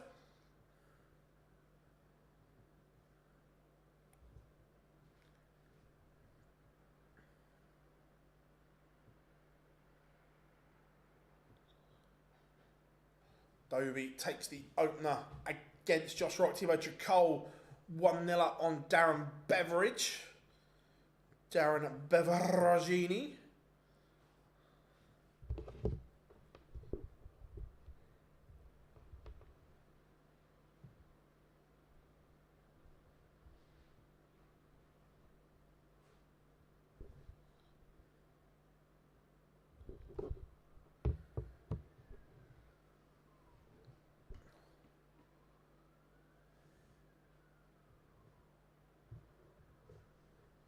Yeah, he's got wrist and shoulder problems, Paul, that he's trying to get sorted out whilst carry on playing. I think in an ideal world, he probably needed time off and not playing, but obviously you can't do that.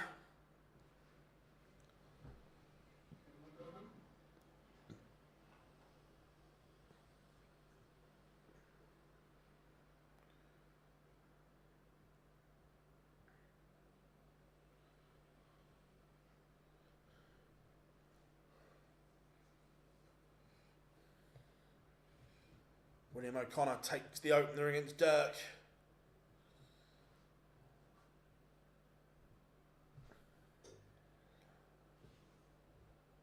Vandenberg, Van Veen underway as well. Yeah, Paul. Yeah, he's openly got his wrist and shoulder. He's got injuries with that. He's having injections and so on. Ideally, he probably needed to take 6 to 9 months off to recover fully, but you obviously can't do that with the schedule. Just not feasible or physically possible. So he's having to have treatment and work on it.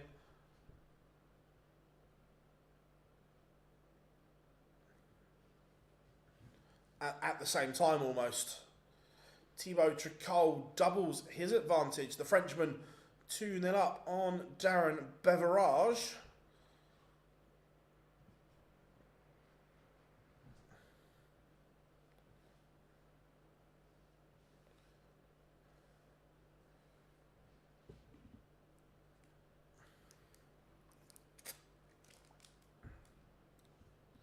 Yes, there we go.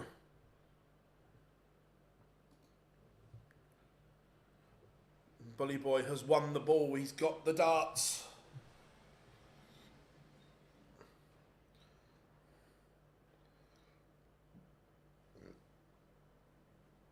Josh Rock 2-1 up on Chris Dobie. Both of them averaging well over a ton. Rock 109.87, Dobie 106.80. Dirk has levelled it up against William O'Connor. O'Connor averaging 119 right now.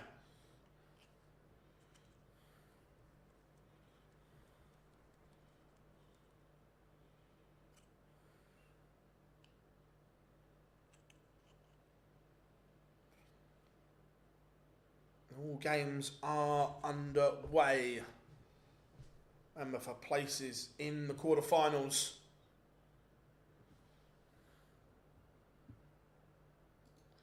Damon Hetter leads 2-0. Van Veen levels it up against Dimitri Vandenberg. That one 1-all. Beveridge has a leg on the board.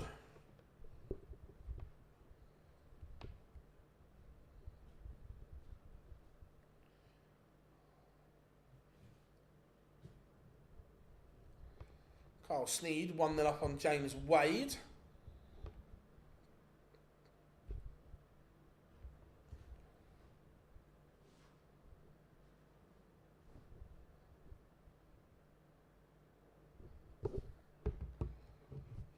Michael Smith leads 1-0. The Bully Boy. I think every Michael Smith fan is watching with their eyes closed, peering between their fingers right now. It is going to be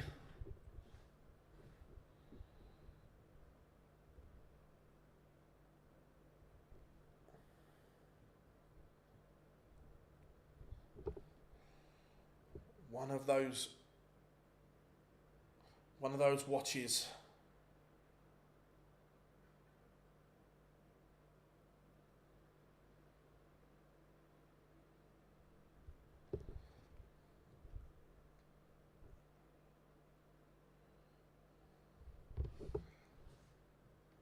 Hetter in control against Nyman. Rock has a 2-leg cushion over Dobie now. Bunting takes the opener against Richard Venstra.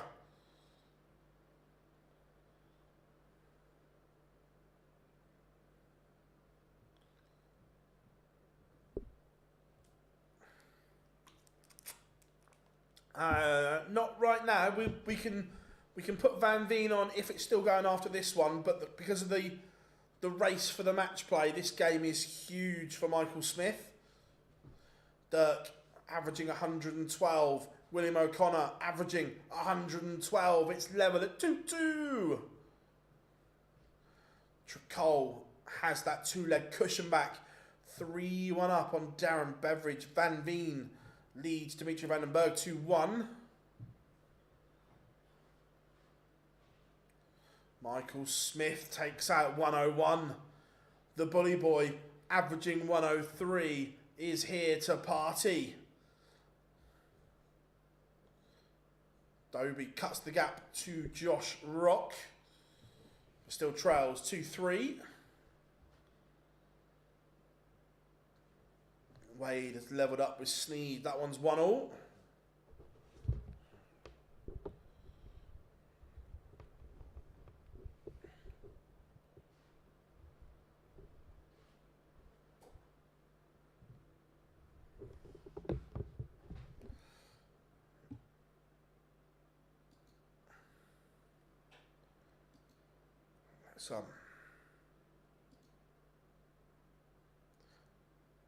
Sorry, warning, Jesus, the second is now coming, plus. Not in my chat room, it's not. Give yourself someone else's chat room. Who was favourite for today? I didn't look, to be fair.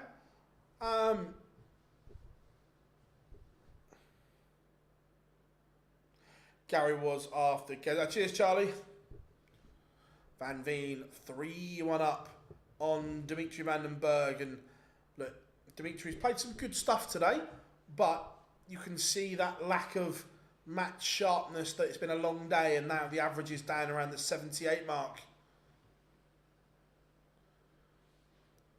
How are we doing, Joel? Look, overall, I think it is hugely positive. Look, everyone can critique and find holes in it. Look, personally, would I have liked to have seen another African qualifier? Yes, 100%. But overall, I think it is very good news. No, Paul, I do it all myself, mate. Do it all myself. Got everything set up in front of me.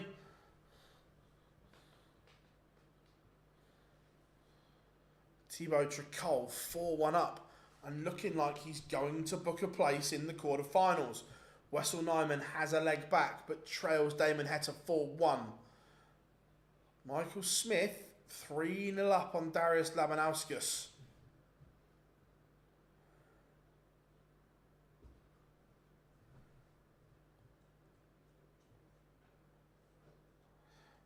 No worries, man, no worries.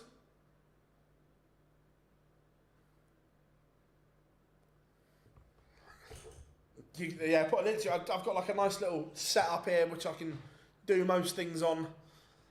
How long have I been done?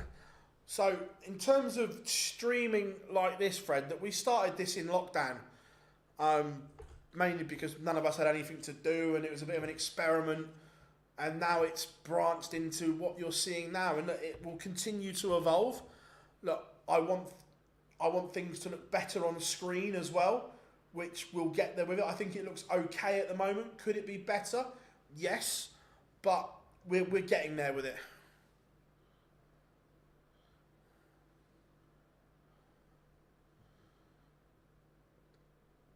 Cool, Nico, cool.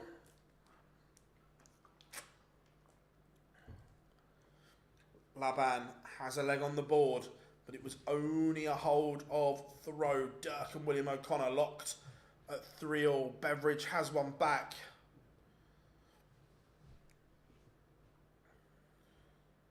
No problems, Dev, no problems. All good, mate. Wessel Nyman, one away from completing a demolition job on board number 4.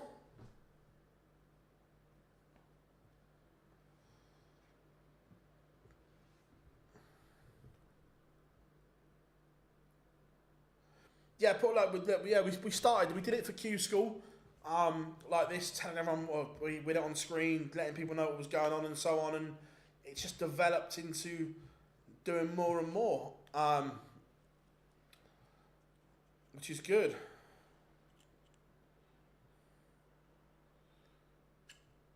Obviously, we do this for the Euro Tour now as well. I'm going to do it for Poland World Series event as well. We've got a Live Lounge Live coming from Times Square in New York City. Chris Dobie from 3-1 behind. He has won 4 on the spin. He's up to his average to 103 and is now 1 away from beating Josh Rock. Dimitri Vandenberg has his second leg on the board, but he's still 2 adrift against Dirk van Duivenbode. 4-3 up now on William O'Connor.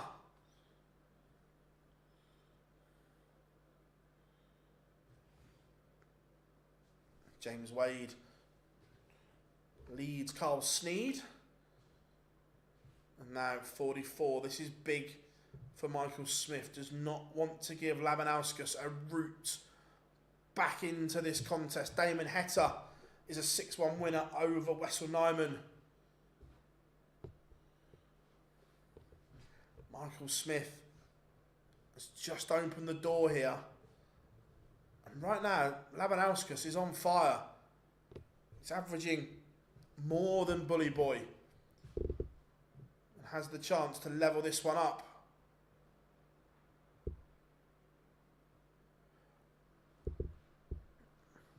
Thibaut Tricol 1 away from victory. The US Darts Masters last year was awesome. On the Saturday, MSG, if you didn't know it was there and just looked at the way the crowd were getting involved, you would say it was an event in the UK. It was incredible. It is next week, not this coming weekend. It is the following Thursday and Friday. Nico, not yet. I'll come back to that in a second. Chris Dobie has beaten Josh Rock 6-3. Nico, look, we want to do it, but we need help to do it, basically. And we can't find a way to do it at the moment, is the honest answer. Without it taking ages for you guys to get your stuff. Wollongong Darts Masters was amazing to be. A nice, Daniel, nice.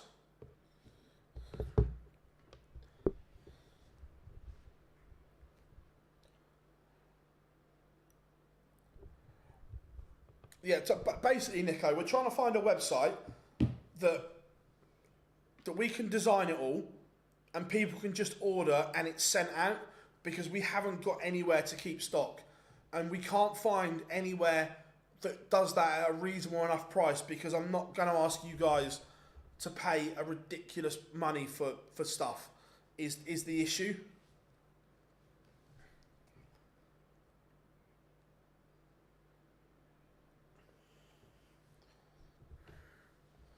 Look, it's something that we really want to do, but it's got to be right. Does that make sense? That look, it's not. Look, if we make a little bit of money out of it that we can put back into the channel, brilliant.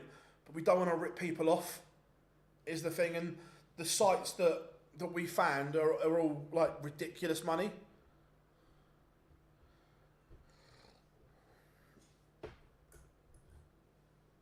Who you got tomorrow? Let's get today out of the way first.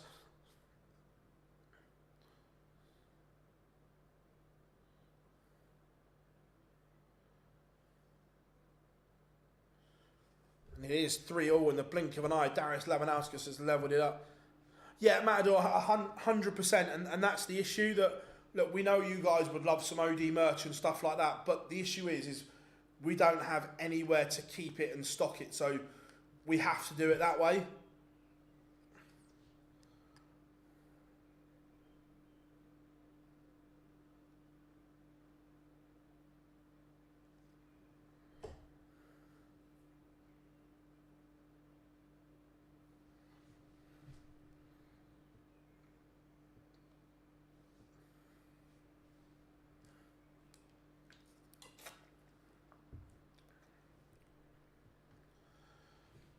Thibaut Tricol is in the quarterfinals. He is a 6-3 winner over Darren Beveridge. James Wade has put the afterburners on 5-2 up on Carl Sneed. Vinstra 4-2 up on Stephen Bunting.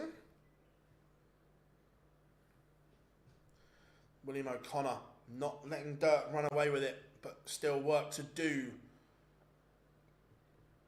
Michael Smith looking to go back in front.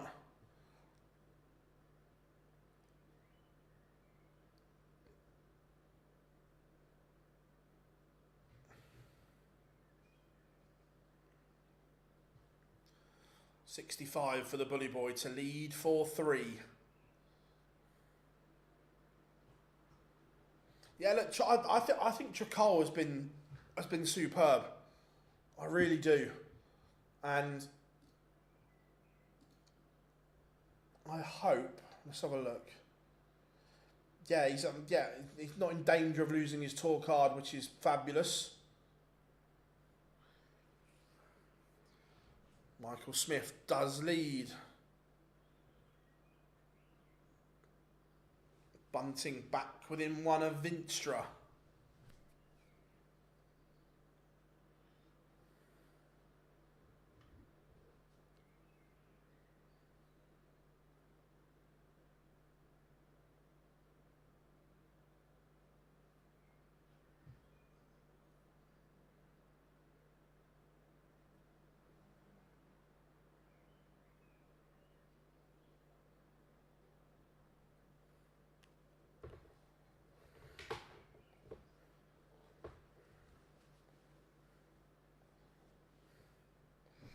Dimitri van den Berg is getting closer. He's back within one of Van Veen here. James Wade is a 6-2 winner over Carl Sneed. Does Red... I've got no idea, Nico. I've never heard of it.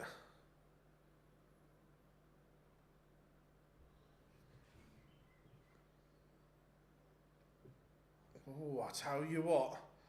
Michael Smith has a chance here to go within one of the match. 110, because Labanauskas couldn't stay straight, left himself a bogey number. 110 for Michael Smith here. Big, big moment for the Bully Boy. Not sure on that one. He's had a bit of a mare. So Laban.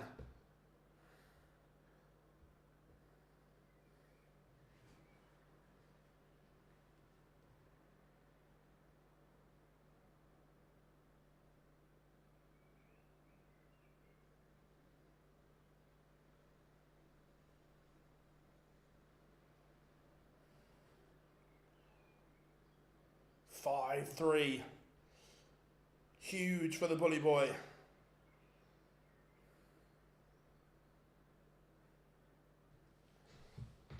Oh, 2 seconds, everyone.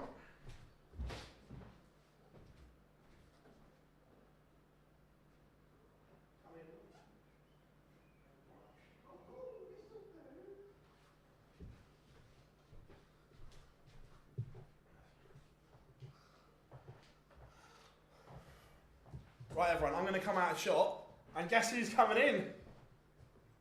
All right, Mr. Jarlath is here. How are you, love? Yeah, I'm good. You? Let me go and grab another stool from behind here. Yeah, so I'll stand for a bit and sat down all day. Hope everyone's good. This is plush, isn't it? It's all right, isn't it? It's nice. Very nice. Right, let's do some jiggery pokery. Yeah. I'll make us look on the screen very nice. Very good, very nice. Oh, sorry, which way do I need to stand? Oh, I am very, very tall. To be fair, if you go like that side, and then I can... Do I need to jump down? No, I'll fit us in. This is all good. There we go, everyone. Oh my. You stand there for a minute, and then I shall... Yeah, feel like I'm starting to ready to catch something in the cricket. Well, I will do some... What we got then? What we got? Bully Boy is making a move. Good stuff. Love to see Bully in the... Love to see Bully in the match play again. 100%, we'd all love it. We'd all be here for it. Bit of Walk the Moon. going on Wednesdays. Can't wait. Going on Wednesday, the second round actually. Oh yeah. Match play. Yes, I'll be there Wednesday night. I've got a day at the test to start with. Emirates Old Trafford. Nice. And then meeting the great Cambric Farland to go up to Blackpool. Been spent most of the fricking day trying to get tickets for Croke Park in the NFL. Dan Marino was playing, by the way. Is Dan Marino playing, is Yeah, laces out. You know the rules, lad. Of course I do. Oh, this is lovely in here, isn't it? It's alright, isn't it? Very, very good. Very nice setup, Mr. Bars. It's amazing what happens when you can actually get down. Oh, it's going all right, thanks, Nico. Yeah, I feel I'm definitely not as well dressed as he is. To be fair, yeah, if we both start with, we can get us both into the shot. Yeah, like that. We'll go for that. Now let me just do the rest of it. Yeah, why not? We'll go with that. So we got.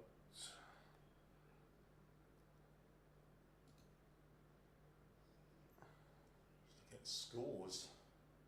Bully, what, 5-3 up now on Laban. Stephen Bunting. 5-3 down against Richard Veenstra, now 5-4. Dirk, Heta, Wadey, Doby. Oh, yes! Bit of Tebow in the quarterfinal. He's done alright, Tebow, to be fair. I'd love to see it. And Dimmy's lost. Oh no. We're all gutted about that. I thought you'd like that. I'm gutted, mate. Absolutely gutted. I think absolutely Malachi. Alayla Blue. Bish Bosh, was Littler on today? No. You've got more chance of Phil Barrs' office moving to Birmingham, I think, than you've got Luke Littler playing a Pro Tour at the moment. Yeah, Veenstra, he is there. Absolutely, KJ. So, quarter-final, he will play the winner of this between Smith and Laban. Let you do some jiggery poker, mate, and I'll ask you how Frankfurt was. Yeah. All good, all gravy so far. And they're not too far away at the moment.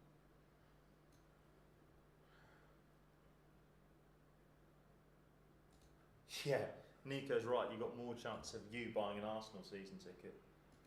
To be fair though, he actually wants to watch teams that win trophies. That's the thing. So, what does Michael need to do to get into the match play? Well, I'll show you in a second. Yeah, well, I'll get darts rankings up, because that will help. Well, Michael Smith, if he were to make a final today, Bish Bosh, great name, then he will be in the match play qualification places with just a month to go. Why is that done?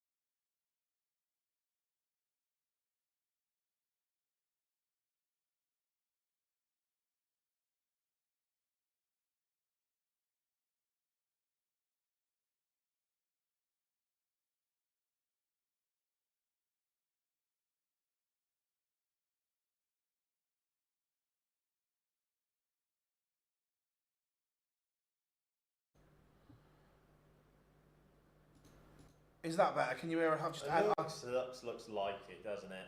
I just added a new audio line, basically. We did know that you had no audio. Just fixing it on the go. Yeah. Is that back? Is that better? Yeah. Yeah, good stuff. Fixing it on the go, but yeah, mic mixer and everything. Oh my. Oh my, what's going on here? This is far too advanced to when we first started this project. Chris, if you want to buy me an iron, yeah, if you want. Do you know what this is, right? This is two things. One, washing this last night, because I didn't think I was going to be coming down here. And also, this is from sitting in a car for 40 minutes while I'm basically just swearing at the fact that we've got what was it? We had a truck and a bus coming down from Newbury to Andover, you know, on that small A343, rather than going on the A34. So it was lovely. Yeah. Rather enjoyable. He's making a move, isn't he? Looking at it, absolutely. You know, if he wins, if he even makes a final, oh, yes! Yes! He might overtake Barney. I mean, oh no, he might overtake Barney. The problem is, though, Barney's got a buffer at the moment. He can't win a game. Ryan Joyce can't win a game at the moment. No, but all he needs is one win and he can be back up there. I tell you what, though. Do you know? Dirk against Michael Smith. Oh, that's huge. Massive game. In the race for the match play, I mean, it's massive. Where is the Dirkster? I mean, he's qualified. Oh, yeah, he's miles. Yeah, he's up there. But in the race for the match play, that's huge. Yeah, Dirk's doing all right. Yeah, absolutely. So quarterfinals then: Dirk, Michael Smith, Veenstra against Hector, James Wade against Chris Dobie, and Thibaut Tricol against Jan van Veen. It's an intriguing lineup. I just want to see more Thibaut Tricol on my screens, to be honest, as we all know. Alain Le Bleu. He's done all right. What was your take on the world announcement today? I quite like it. Like I said earlier, my take is you can pick holes in anything. Yeah. But overall, I think they've done a good job. I think the big thing for me is that I don't understand why we still have 32 seeds if 40 are qualifying for the Pro Tour Order of Merit, if that makes sense. Yeah, I get it. I think it's just a way of getting people. I do, but why would you not at that point just go to 16 seeds, like you do for pretty much checks notes every other tournament, bar the UK Open, and then go from there? That would be my... It's because of the way the pyramid breaks down. They want, I'm guessing, they want 32 and the 4 quarters and so on. I like the fact... The only way I think it could be improved if it would be like a tennis scenario. You know how it's always one plays 32, two be 31 and so on. I get that for other tournaments, but for the Worlds, I quite like it as it is. I'd use the tennis one in other tournaments and keep the Worlds as it is. Yeah. For me, I think they've actually done a good job. Me picking holes, you can always pick holes and everything. Yep. I would have liked another African qualifier. Yes. In there. Maybe that TBC spot might. There is obviously, and then maybe another one for South America, Latin America. Yeah. Maybe, but that's just picking very small holes. I think overall. If I move over here, you might actually be in shot. That's all right. But I think overall they've done a decent job at allocating the 128 places. Yeah, I mean, look, the big thing is, Jar, you dwarf Phil. Well, I'm only 5'10", which doesn't help. No, I mean I am 6'3". Yes, I mean I'm only 5'10". But do you know what though? You are taller than Cam McFarlane, but then again, most things are. Yeah, I was going to say everyone, including church mice. So yeah, but I think like you said, FDI. Hello, Lendl. I'd like the affiliate tour winners to be protected where they can't draw the ones for 32, but only the 33 to 64.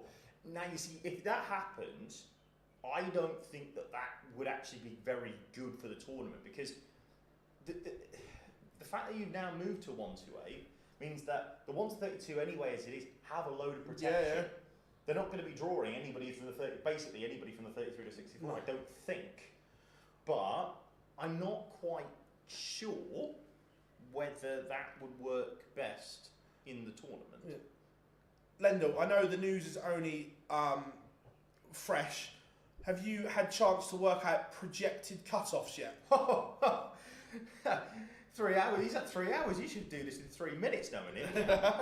Yeah, I'm just interested to see what the potential projected cut-offs are going to be. Yeah, I mean, look, the Players' Championship Finals now has even more of a ring to it, a little bit, because obviously if you have a great run there, say for instance, you qualify on the Pro Tour Order of Merit, well you don't qualify on the Pro Tour Order of Merit, but now you've got the chance to get to 40 in the world, just with a 4th, 5th round run potentially. as long as you bank money throughout the year, of course. So that is massive, because if you have, and we've seen it. Yeah. We've seen it. Hey, Lendl, if you don't ask, we don't get, do we? Lendl, mate, what, you're slacking, pal. You're slacking. You could do it after the match play. Oh, come on. You want it now. No, I'm interested to see what those cut-offs are going to be, and the fact that it's 15 grand on offer for round 1 now. Well, that means only one thing, surely. That this is the year that we finally see Bo. Oh, 100%. I think Bo is in. Well, the thing is, there's 4 women, obviously. Right? Which I like as well. I do. However, there will be the odd obviously criticism that they've saved the place for Fallon, but I don't think that that's right, because obviously she said to you in the interview that, or was it the BBC? I can't remember. I think it was you, wasn't it? It was you. I read it on the BBC. Lol. That she's going to take a break next year. Well, potentially, yeah. But yeah, that whole thing, like back in the when they said, when they went up to 3, they said we had it written up in the back end that the PDC. I've told everyone knows the story anyway. Right. Okay. So this isn't anything they don't do anyway. We've known for the best part of 6 weeks that there was going to be 3 women in that year, and that the PDC didn't cover themselves in glory the way they announced it 100%. What, during the middle of the England-Iran game, the World Cup? That was hidden well, wasn't it? Yeah, literally just drop that shit in there right now. By the way, like I say, most of the day I'm supposed to be at an all hands today, right? I'm supposed to be at listening to stuff. Yeah. All I've been doing all day is watching. It's been trying to get tickets for Croke Park. Trying to get that. I've managed to get them though. Very excited. Little trip over to the Emerald Isle. Wish there was the Grand Prix still on, but we know that's not going to happen anymore. No, not now it's been bought. Not now. No. It's just not happening. If you don't know, by the way, the Grand Prix is now probably going to be staying in Leicester for the foreseeable, it looks like, because the City West has been bought out by the Irish government. Yes, Charlie, I did. I've always said that I thought Bully Boy would get. Don't get me wrong. Don't give him the credit. Going into this block, I wasn't quite as convinced, but don't give him the credit. We don't need that. But I have said from day one, I thought he would find a way. Yeah. Just because it's like when you're an elite sportsman, you find a way when your back's against the wall. Yeah. You find something, and I just genuinely thought he would. Got the TV on the wall as well. I do. Well, that's what I was watching earlier when you were trying to mess around everything. Have you got a USB-C charger, by the way? No, I've got lightning. No, you're not up to date with the latest iPhones. No, it still works fine. I can't do it. Every 2 years I have to change mine. Do you think MVG will be in Blackpool? Yeah, 100%. Yeah, he'll be there. He's not going to miss the big events. I suppose feature game, we've got to stick with the Michael Smith theme because it's huge, isn't it? At the minute? Massive. Yes. To be fair, the thing is well, we say this, but we've still got a month to go before the match play. As in, we've still got a month to go before all the qualification stuff is done. So 13th of July, 12th or whatever it is. Yeah, it's that. Yeah, it's after that last block of Pro Tours. Isn't it, I think. So, yeah, the City West has gone, Paul. Yeah, 100%. Don't get me wrong. I started the City West because you had a gym, pool, everything on site. It was great. Do you know what was really annoying? Was that before COVID? Do you remember? I booked it, hadn't I? Yeah. I booked it, and I was like, I'm going for the week. Can't wait. 2020. This is going to be the year. And then China decided no, they didn't. But then like I say, it was one of those. So now I'm not. Do you know what? I have made an executive decision on my own part. I am not going to go to the World Grand Prix until it's back in Ireland. So I'm never going to the World Grand Prix. Never. I've said this before though. Why did they go to the RDS? Especially at the moment, I know it's been renovated, and I know it's been rejuvenated a little bit. But why would you not at this point look at least the RDS? I don't know. The honest answer is I don't know. Do you know what I was thinking as well, as I was coming down here? The conversation that we had about a certain venue that, now talking about venues, a certain venue that now looks like it might not be what we thought it was. Yeah. Can't really say it yet. But all I'll say is that don't be surprised. Yeah, I don't mind saying it. Don't be surprised if a major, or hashtag what's a major? I'd say, what is a major? Hashtag, well, we know the Triple Crown exists now. It's a thing. The fact that players talk about it now. It really gets my goat. But I love it because I've been banging on this for yeah, you. you have. You made that Wikipedia page. But no, I think the big thing now though is that like I wouldn't be too surprised if it does go out of the UK. I think a major will end up going, other than the European Championships. Obviously the name, but yeah, I think we are now getting to a point where we see the investment all around the world. Barry has openly said he wants more tournaments in North America. I think we're getting to the point now where we do see stuff shifting. I think the world. I do think that one of the big ones will go because every ranked TV event is currently in the UK. Yeah. And you can't, apart from the European Championship as we mentioned, and you can't, I don't think, yet take a ranked major outside the UK. I know that might be a very dangerous thing to say, but I don't think you can right now. Or the UK and Ireland, obviously. I don't know. I don't think the main broadcast partner will let them because of the costs that are involved. Possibly, but that might not be in their hands. If it was the other broadcast partner, yes. If it's not that, if it would be the senior broadcast partner and the one that they have, one that have back the Brinks trucks up to make sure keep Sky, keep darts on it, then. Again, another one I was right about. I said they'd break the bank. Well, to be fair, they had to because I mean. Oh, Netflix were at the table. I also heard big rumours that Amazon were Yeah. As I say, there was the money or the buzz around darts at the moment. It is no surprise that they made an absolute cock up, didn't they, Sky? In that sense, because if it had been the year before that Littler done what he did, if it had been the year after, they would have got that on the cheap. Barry would have still wanted more money, but it wouldn't have been the money we're talking about. That we're talking about. No, 100% not. We've got pictures. We've got Damon Hett thrown for the Bull. Who's he playing? Where are we looking? Richard Veenstra. Flyers. Yeah, and we've also got Thibaut and Jan van Veen. Yeah. Remember when we talked to him at the UK Open after his run there? Yeah. Really solid kid. Real good kid. He knows he's got. So he really has got it under control. Like he's going to go places. I mean, we all knew that anyway. Littler versus Van Veen in that World Youth Final a couple of years ago was one of the greatest, if not the greatest, I've ever seen.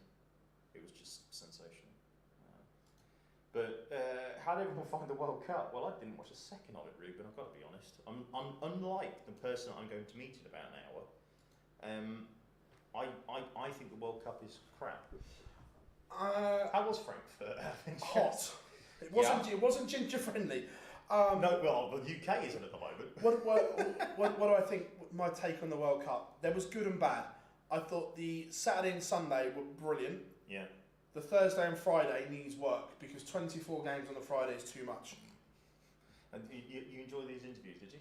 No. No. To be fair, some of the standard wasn't great either because I just think it almost like we need an extra day where you go Wednesday night, Thursday night, you still have the double on the Friday, but you haven't got 24 games to cram into it.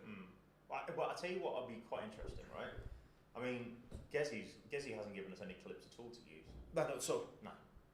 I'm not going to name them. England. They are rubbish. But I mean, genuine question now, and I appreciate Gaines going back on. We'll look at that in a minute. But genuine question.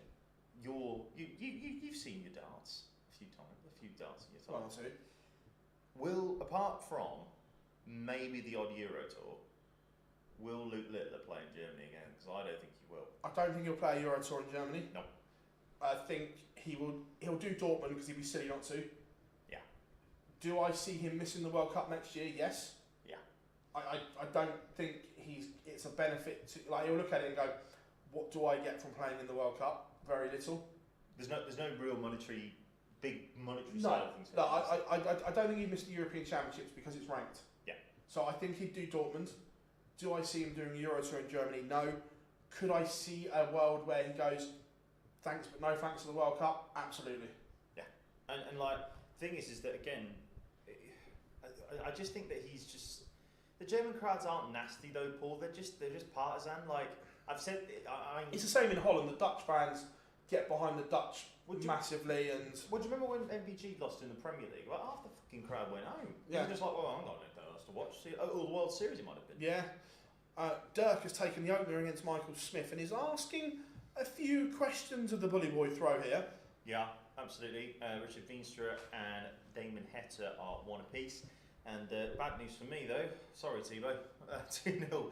Jan van Veen is winning at the moment, and Wadey and Dobie have just started. So Harry, if Michael Smith wins the whole day, he will have secured his match play spot. Not mathematically, but if he gets to 76.5k, he's going to Blackpool. Book your hotel. Do you think? Yeah. You're going to call that? What's that? You're going to call that?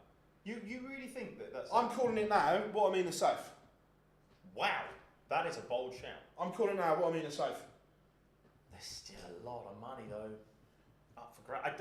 I think looking at it right now, everybody up to Neil Zonneveld, probably Zonneveld has probably got maybe Dutz because he's got 52 on the card. But if they go and win a day, then they're right back in the mix. They're in the mix, but I'm calling it now. What I mean is safe. Wow. Where's Jack Garl when you need him? Is Ryan Searle safe? Well, we don't know yet. Is Ryan Searle safe for the match play? Dirk has doubles his lead and it's a break of the row. Look, Michael Smith has had a great day, but it's not enough yet. Dan Dawson's come round. I'll take that. Absolutely. Who else has said something like that? Why does Luke get... Ruben, the thing is this, right? And this isn't just a Luke thing. This is just sport. People hate winners. Yeah. And like, you get it in a way... Littler at the moment, there's a difference, I think, because he's so young and so many people still haven't seen him, you know, in the mainstream, for want of a better word, right? I don't think that if Littler keeps winning, people get bored of him the same way that people got bored of Taylor, MVG, I get Lewis it. when he was at Palm, and Gando for a stretch. When Everyone loves Gando. No, but people got bored of him though, didn't they? They got bored of him winning. So like that's my point. Like people want to see difference, and that's why I think darts as well at the moment is in such a huge state because we normally do get different winners. Although Littler is starting to turn into MVG where he enters half the tournaments. Sorry, he wins half the tournaments he enters. Will the top 64 tour card holders be able to play in qualifiers? Is that for? I presume, Chris, that you mean for the Worlds? Because if not, then they would.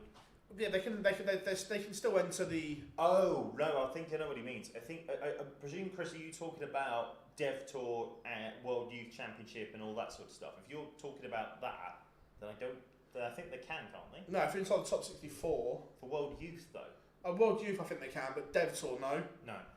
What qualifiers do you mean, Chris? Just so we can clear it up. Vinstra has leveled it up with Hector. That one's 2-2.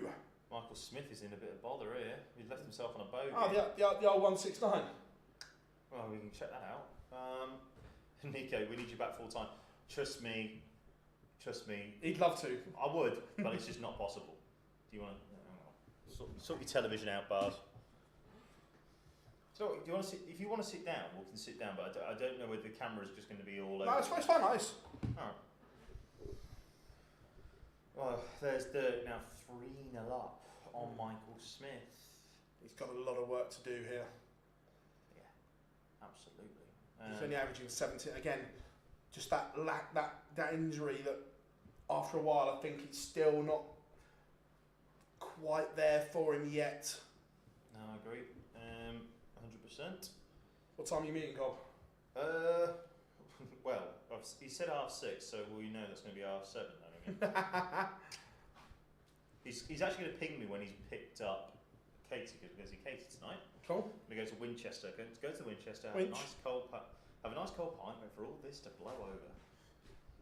Winchester's nice. Oh, right, okay, fair enough. Oh, but sorry, yeah.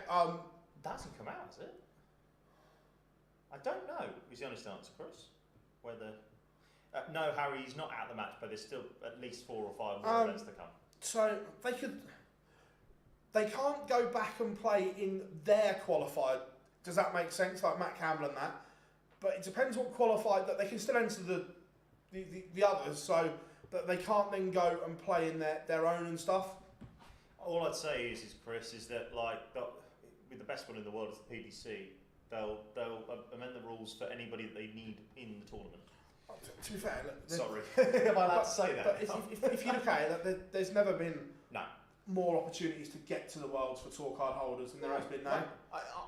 I'm genuinely of the opinion, and I've had this for a while, and you know this.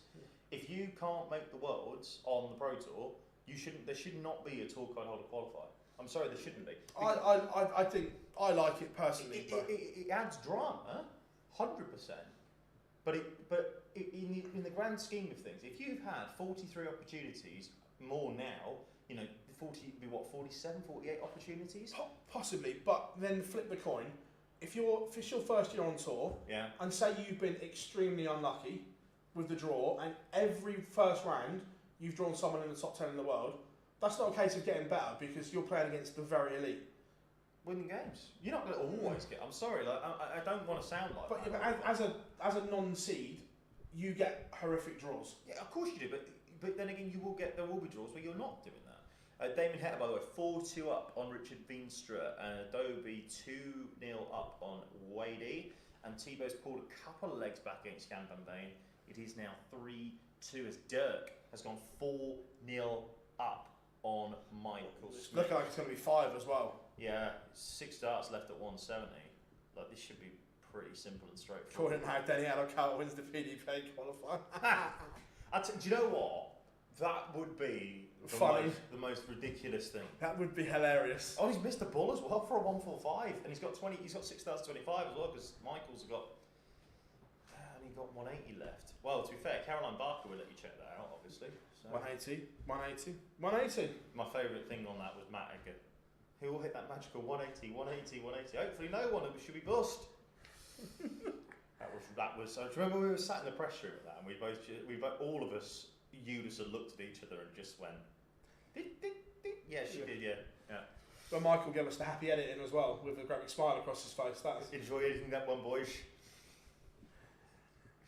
I've said this before, and people might not like it and whatever, but a confident Michael van Gerwen and a smiling Michael van Gerwen is absolutely brilliant for darts. It just is. MVG wins at least one TV title this year. There, I said it. Oh, jeez. What's he going to do? Hang on, are we classing the World Series of Darts finals as a TV title? The finals, yes, not an individual event. The finals in Amsterdam is a televised title, yes. They're all televised titles. You know the rules. They're all televised titles. No such thing as a major. They're all televised titles, lads. Hang on, they're not televised titles anymore, are they? They're Premier events. Premier events. Come on, Philip. You've been around this game long enough. Michael Smith has left himself 100 after 9, so he might get a unleg on the board. Hetter 1 leg away from the semis as well, averaging 106.9 against Richard Veenstra. Adobe's now got 3-1 up on James Wade. Summer Pro exhibitions. Yeah. Do you know what, Rob? You do not want to see my throw. I can't throw to save my life. I just talk about the shitting thing. Tricole's back in this against Van Veen. He's back within 1. Allez le bleu. Allez le bleu. That will be some turn up for the books. If Tebow can do that. There you go, Michael. Take the leg out. At least you got 1 on the board. At least it's not going to be a nil. Malachi, he knows that Humphreys is part of the Triple Crown Club now. He knows. It really frustrates me, but I have to admit. Do you know what? The worst thing is that I actually put in the WhatsApp chat, didn't I? Yeah. I went 3 crowns. But yeah, no. He hasn't won the Triple Crown yet. I'll tell you the reason why. I've said this before. He hasn't won the Triple Crown yet. He's not won the UK. It's not on the list, lads. I keep telling you this. There's only 4 big TV titles. I said this before. There's only 4 big TV titles: the Shanghai Darts Masters, what was that one that Merlin King nearly won? Oh, to be fair though, he is still the longest reigning defending Shanghai Darts Masters there is. He is still the Shanghai Darts Master. Jacob Ryan Joyce is in trouble right now because he doesn't look like winning either is the problem. He's having a mare. Dirk probably needs a ton here and still in the... Oh no, okay. Oh, Michael, what can you do here? What can you do? This can't carry on, can it? It can. It can. It can't go on like this. That's still one of the favourite bits of commentary of the Premier League. The way they set up as well, we knew it was coming, and it was like. One of my all-time fads will always be when with Wayne and was it Wayne and Laura during Littler against Humphreys? What is going on here? Was it what was that? No, it was Wayne. Just pretend it's in. Yes. Yeah. And then Stud just comes in. 41. The sanity prevails. Yes. 41 left. The sanity returns. Oh, Michael, you can't miss that, especially after Dirk's hit a max. Gosh, this should be the. I wanted to say 51 here. Well, it doesn't matter because you're just taking out. Alright, too, but I wanted it 50 and then the one next to it, so he goes for the pull first. No, please, that would be incredible. But no, Dirk van Barneveld does beat Michael Smith 6-1. He will play Damon Heta in the semi-finals. That will be coming up probably in around about 20 minutes' time or so. We'll have a look at Tebow. Oh, Tebow, you can't miss this opportunity here. Right, this is a big moment now. Once double A, 4-4-4. If he hits this, he's right back in the game. The break of throw. Hello, Le Bleu. Please, Tebow. Come on. It's not I don't like Van Veen, I just love Tebow. To bits. Oh, he's pissing around with it a bit, isn't he? No, I agree, Harry, that it's not been the worst day for Michael Smith. Yes, he's out, but he's cut the gap dramatically. You said to me that he probably needed a final and a win. But to get a quarterfinal straight off the bat? Yeah. Oh, no, Tebow, no. What are you doing, man? Because Van Veen's going to pop this for 5-3. He is. I was going to say in two, but he only needs the one. Oh, he needs the one. And Van Veen now, we're looking at, what is he on? Well, he's 5-3 up and got the throw. So, there we go. Jacol shat the back. You're probably right, to be fair, Paul. He did have no stones. And then he just kicks off with the max to Van Veen. Yeah, this one's 2 multiplied by 10 plus 1, I think. Romeo done. Correct. But yeah, I mean, I'm looking forward to the match play. I haven't been up there for 3 years, actually. Yeah, be 4 years since I've been up to the magical Winter Gardens. It is the best tournament on the calendar. Incorrect. Best 3 days of the year. You know what it is. It is. You know my dislike for Minehead. I know you do, but it is. Like, where else can you go and watch 8 boards simultaneously? Downstairs. But that is true, actually. Yeah. I'll give you that. But you know, I honestly think that I love Blackpool. I think it's so special. But I just can't. That Friday afternoon. Right. Yeah. I got you. It is right. Geographically, it's the closest place to my house. Right. Geographically, it is closer. Right. Yeah. And yet you can go to Well, hang on. No, you can probably get to Ali Pally. Surely? Surely Ali Pally's closer than that. How many years does the Winter Garden have left? Marcus, as many years as it wants. Simple. Because... Right. Yeah. I can get to Leicester quicker. Yes! Do you know what? I actually looked at it on the way back home from Winchester. It's not bad. It's about 2 hours 22 to my house. Yeah. I didn't realise how easy straight road. But right now, it's quicker for me to get to Leicester than it is Minehead. GM Van Veen does win at 6-3. Then he will play the winner of Chris Dobie against James Wade. Let's have a look. Do the PDC ever throw you out some free tickets? No. Absolutely not. To be fair, no, I have asked Adam a couple of times, was there a ticket going for my mate and whatever, and yeah. they've looked after me, to be fair. But they're not, unfortunately, because we're not official partners of the PDC. Yeah. Can you imagine if we were? then we can't give it away. Sorry. But yeah, how many Winter Gardens? Yeah, Marcus, genuine question, have you ever been to the Winter Gardens? Because if you haven't, you will not understand why that place is so special. Like, I remember going for the first time ever, 2017 was my first year going to the match play. Went to watch, it was the night that Taylor started his campaign and he played Gerwin Price. Never heard of him, of course. And he was just, and I walked into that venue for the first time ever, and you just feel it's breathtaking. Feel the weight of history. It is breathtaking in there.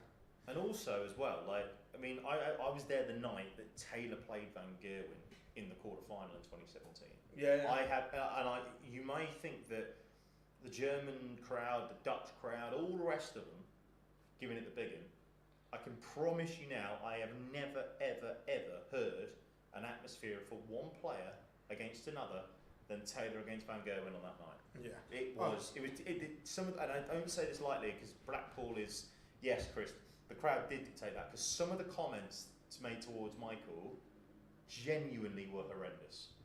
And I don't say that lightly about Blackpool, because Blackpool crowd are normally very, very, well, it's unfortunately turning into a piss up nowadays, but that one was...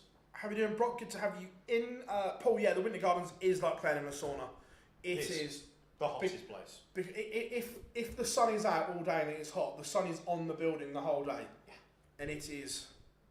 There's a difference there, though, I think, Marcus. I don't think they can move it. Jacob, I've just put the link for the match play race in the chat. How are we doing, Tom? Good to have you in, buddy. Yeah, Jacob, if you scroll up, I've just put the link to the match play race there.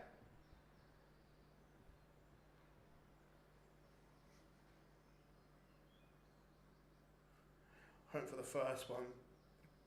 I tell you what, the COVID match play 21 still cracks me up that Saturday and Sunday we had to go like this. But on Monday, it was like the clock strikes 12 and all changes. Do you remember we went out on that Monday night? Yeah. That was really fun. I enjoyed that. I think, do you remember the 21 match play when it was that 1 week that we always have a summer, which is 31 degrees? Yeah.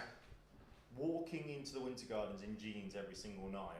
It was only when I was actually coming home or coming back to the flat, that was when I was like, actually, I don't mind wearing jeans at this point. Yeah. Florian Hempel. The thing is that I just think he just needs to do more. There's so much effort that he's still got. Do you know what I mean? That like there's still loads more to go. That has he? Is he? Is he playing? Not now. Why wasn't I told? I haven't seen anything yet. I mean, it'd be interesting if he was playing in New York. No, enough doesn't seem to be anything out yet. Yeah, I once... Hey, Pete, I said that Ryan Searle was safe. It's the other gobby bastard. Yes, I am, aren't I, for a little bit. I will be joining Daniel and Cameron for the draw for the Champion of Champions, I believe. Yeah, we'll sort that out later on, but yeah. At some point. What was the question, Phil? Random question. What is the emergency services first aid for, like, at darts? Look, I think there's probably a first aider on site. Yeah, there is. I mean, do you remember when we interviewed Merv after, was it 2019? Yeah. That still, by the way, is the best session I've ever seen live. Yeah, there's a first aider in that. And remember Merv coming off, looking like a sponge, basically. Yeah. But what else has he got? Anybody who just fancy dressed in the Winter Gardens has never been to the Winter Gardens. If you have, you always know the people that have been to Winter Gardens before and haven't because they're wearing shorts. Simple as that. Both you can't pick Luke or Gezi to win the match play. Give me a possible winner. Let's have a look. Let's have a look at the race at the moment. I believe I'm guessing, Chris, this is about the match play. Who wins the match play apart from Luke or Gezi? I mean, Gezi down at 11 for the main order of merit. Of course, shock. Gary, he hasn't won on TV for a while. Do you know what? I'm gonna be. I can't name Gary. I'm gonna go with a bit of an outsider, especially after what happened on Sunday night?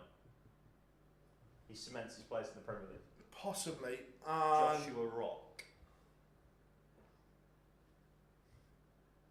You don't do it.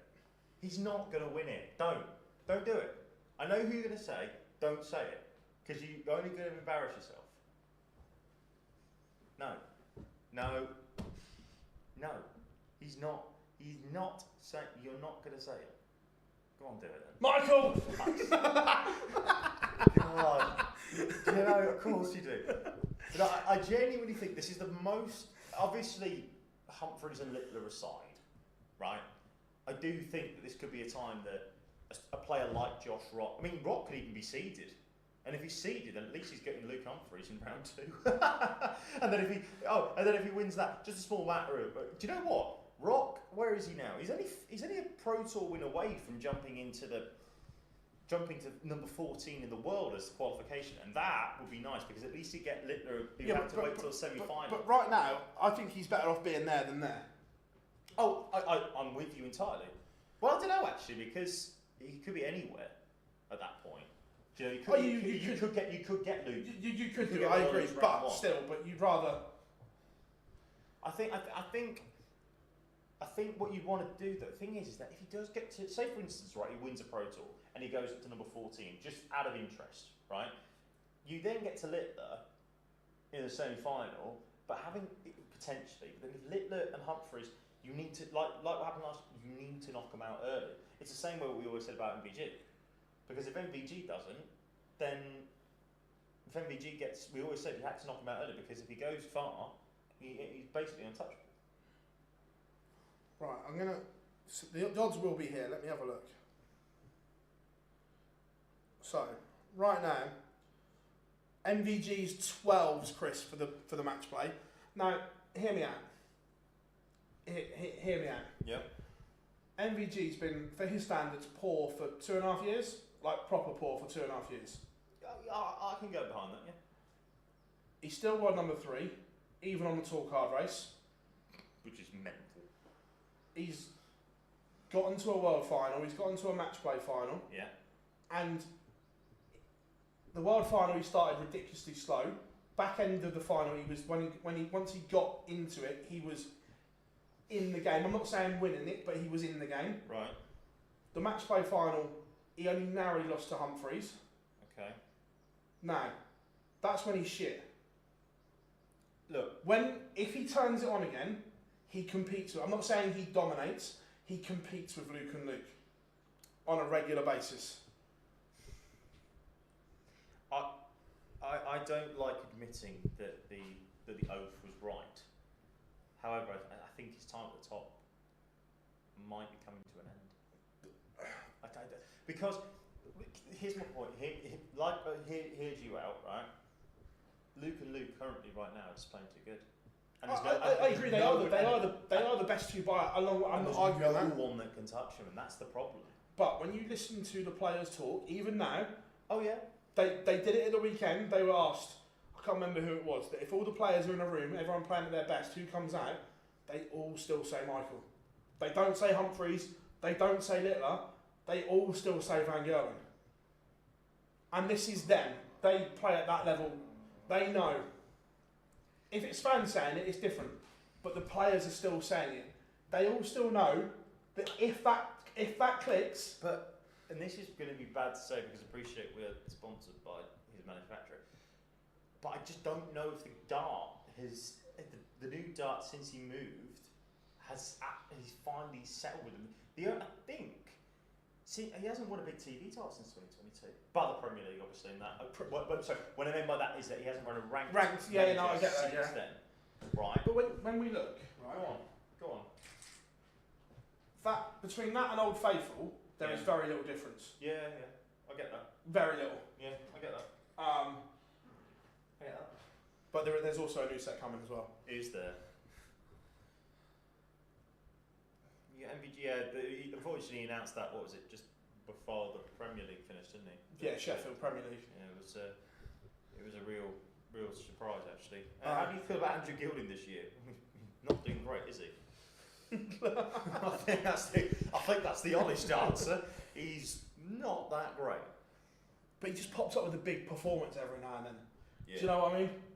Every now and then he'll go, oh, I'm going to win.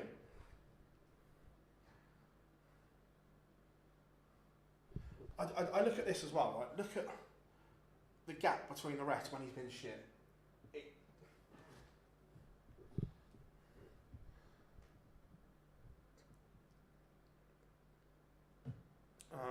Remember, if you are new here, drop us a like and subscribe.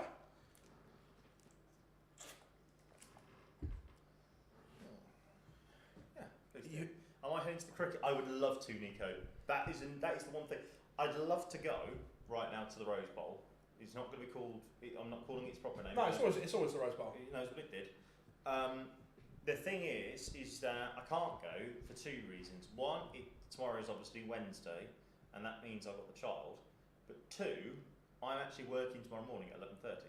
I've got the Bears against Essex in the T20 Women's Blast. Just take a leaf out of my book. I was up for 36 hours by the time we finished yesterday. Yeah, I know that. But you know me, I don't do sleep. No, I've never known a man to sleep less than you. But I will be listening to Hampshire versus Surrey on the way. I'm interested. What? To be fair, I still love the fact that at the bowl I got to see the great Shane Warne and Kevin Peterson playing the same Hampshire team. That is a very special. Yeah. So quarterfinals are done. The final four: Dirk will take on Damon Heta. Chris Dobie will take on Raymond van Barneveld. I tell you what, that's a good lineup. Yeah, I like the lineup. Tell you what, Surrey women are, well, Danny White, I've just gone deep, but of course she does, but Surrey women are not necessarily doing the greatest at the moment. You know me, that I like cricket, but I don't follow it religiously like you. You are a casual, yes. Yeah. Who's the female Australian batsman that's very good? There's quite a lot of them. Well, I saw the clip the other day where she said she's broken her bat and needs a new one. And went, nah, wait, and she still smacked it for 6 anyway. Well, probably one that's coming your lot, I imagine, in the shape of Elise Perry. That name doesn't ring a bell. So basically, Laura Harris, Grace Harris. Grace Harris, that's the one. Grace Harris, yeah. She got none today. She got about 5, I think, looking at the scorecard. But by the way, if you do want to get interested in T20 cricket, listen to the T20 Blast podcast. When's the 100 podcast happening? The 100 pod, we don't have 100 pod. There is already someone who does the 100 pod. But it hasn't actually been updated since 2023. Skip last year. Yeah, it doesn't matter. You said about Andrew Gilding, we just think he's just. Oh yeah, he's just going along doing what Andrew Gilding does at that kind of level where he'll have a little spike every now and then, but it's like no. What is Carl Snead doing in the top 16? Fair play, lad. He's done alright, Carl. What are you going to see? Over 7.518 is in what, Paul? Dobie Van Veen. Yeah, I can see that. I can see that, especially if it goes what would it be 13 legs to the semi-final? Yeah, I can see that. Wouldn't bet the house on it, but nobody fancy Rob Cross. The problem with Rob is that he's so up and down. Like he could. Do you remember when he won the World Match Play in 19 with his B game, and he hasn't performed at a level. No, I agree. Since I'm going to say since probably the 2021 European Championship. Boycott the 100. Nah, do you know what, Rob? This is rich coming from me. Rich coming from me. If you embrace the nonsense for what it is, it's actually not a bad tournament to watch. I like it. The thing is this, right? It's not needed in the men's game, I don't think. For the women's game, you can't deny the impact that it's had with women's cricket, putting it into the minds of people. I agree, but just in terms of visually, how they even put it on the screen, right? It looks modern, it looks fresh, compared to traditional cricket broadcast. Yeah, but I mean, that's just the way I like how they portray it on screen. It looks fresh. I just think it just looks a bit like I just think it does look like a bit nonsensical at times. Try to get it off my. I like it. I don't mind. Look. The thing is, Rob, is that without it, you wouldn't see women's cricket being at the forefront of what it is, which is great. You wouldn't see professional women's sides. That's the thing. And unfortunately, still in this world that we live in, male sport having it's like what they've done with the Blast this year. The women's games are now basically double headers with the men's games. Like Hampshire Surrey tonight is a women's doubleheader and a men's doubleheader, so more people will go and watch it off the same club. So that's what they're doing, and it's not a bad thing, I don't think, to piggyback off that. But the big thing is that for women's cricket, it's just massive, huge. Who's your predictions with the Club World Cup 2025? DAZN. There you go. No, to win. Yeah, to win. Yeah, DAZN. Certainly not FIFA, considering the empty seats are in there. I can't be doing with the Club World Cup. I think it's a load of shite. It's just a money grab again, isn't it? When you haven't got the best teams there either, it's fucking farce. I know Man United should be there, 100%. No, Nick, he's not a football fan. Nick, he supports United. I do actually still have a season ticket at United because Lee Boyce, formerly of this parish, his brother likes to have my ticket. Yeah. So, thoughts on the Club World Championship doing the NBA? I ain't got an issue with that, Marcus. Like, people will go, oh, it's not proper football. It's not like. Oh, you went full Goldbridge then. Oh, yeah, I did. Yeah. Yeah, full Goldbridge. With the other knives on it. But he's not even called fucking Goldbridge. That's the thing that pisses me off the most. Yeah. Oh, it's not proper football. It is though. Like, I don't love Jim Ratcliffe. I thought he was useless when he came in. Don't even think about that. He wants the Qatar money back. I do, 100%. I was like, I'm more than happy to have our new Qatari overlords. But the club, because the thing is that the NBA pretty much walk out and that sort of hype stuff. That unfortunately is what sells. It's what the young people want. Give the people what they want. Do you know? I mean, it's as the groom that I was at a wedding for, called basketball. He calls it grown men doing PE. Grown men doing PE. That's what it is. Besides, anyway, football doesn't start until 2nd of July. Women's Euros. Everyone will be watching that. England are in the fucking shit. Well, both players fucking pulling out all over the place and see you later, retiring. Serena. Off you go. I'm done. Romeo done. Yes. To be fair, losing Millie Bright is huge for them. Yeah, 100%. Just think of how much money FIFA are going to lose on this tournament. They'll make it back at the World Cup because the prices are going to go. I've seen some standard of the World Cup prices. I'm very fortunate to know a few people that work for travel companies and whatever. Yeah, just be prepared to part with your cash. Although I'm really hoping, really hoping to go to Madrid this year because the Skins are playing. The Commanders are playing the Dolphins. So Dan Marino. Is that Dan Marino's sport? It was, yeah, but they're playing it in the Bernabeu. 82,000. The Santiago Bernabeu. I've never been to the Bernabeu. Mate, I want to go to the new one. I luckily went to the old one, and it was the mystique around it was incredible.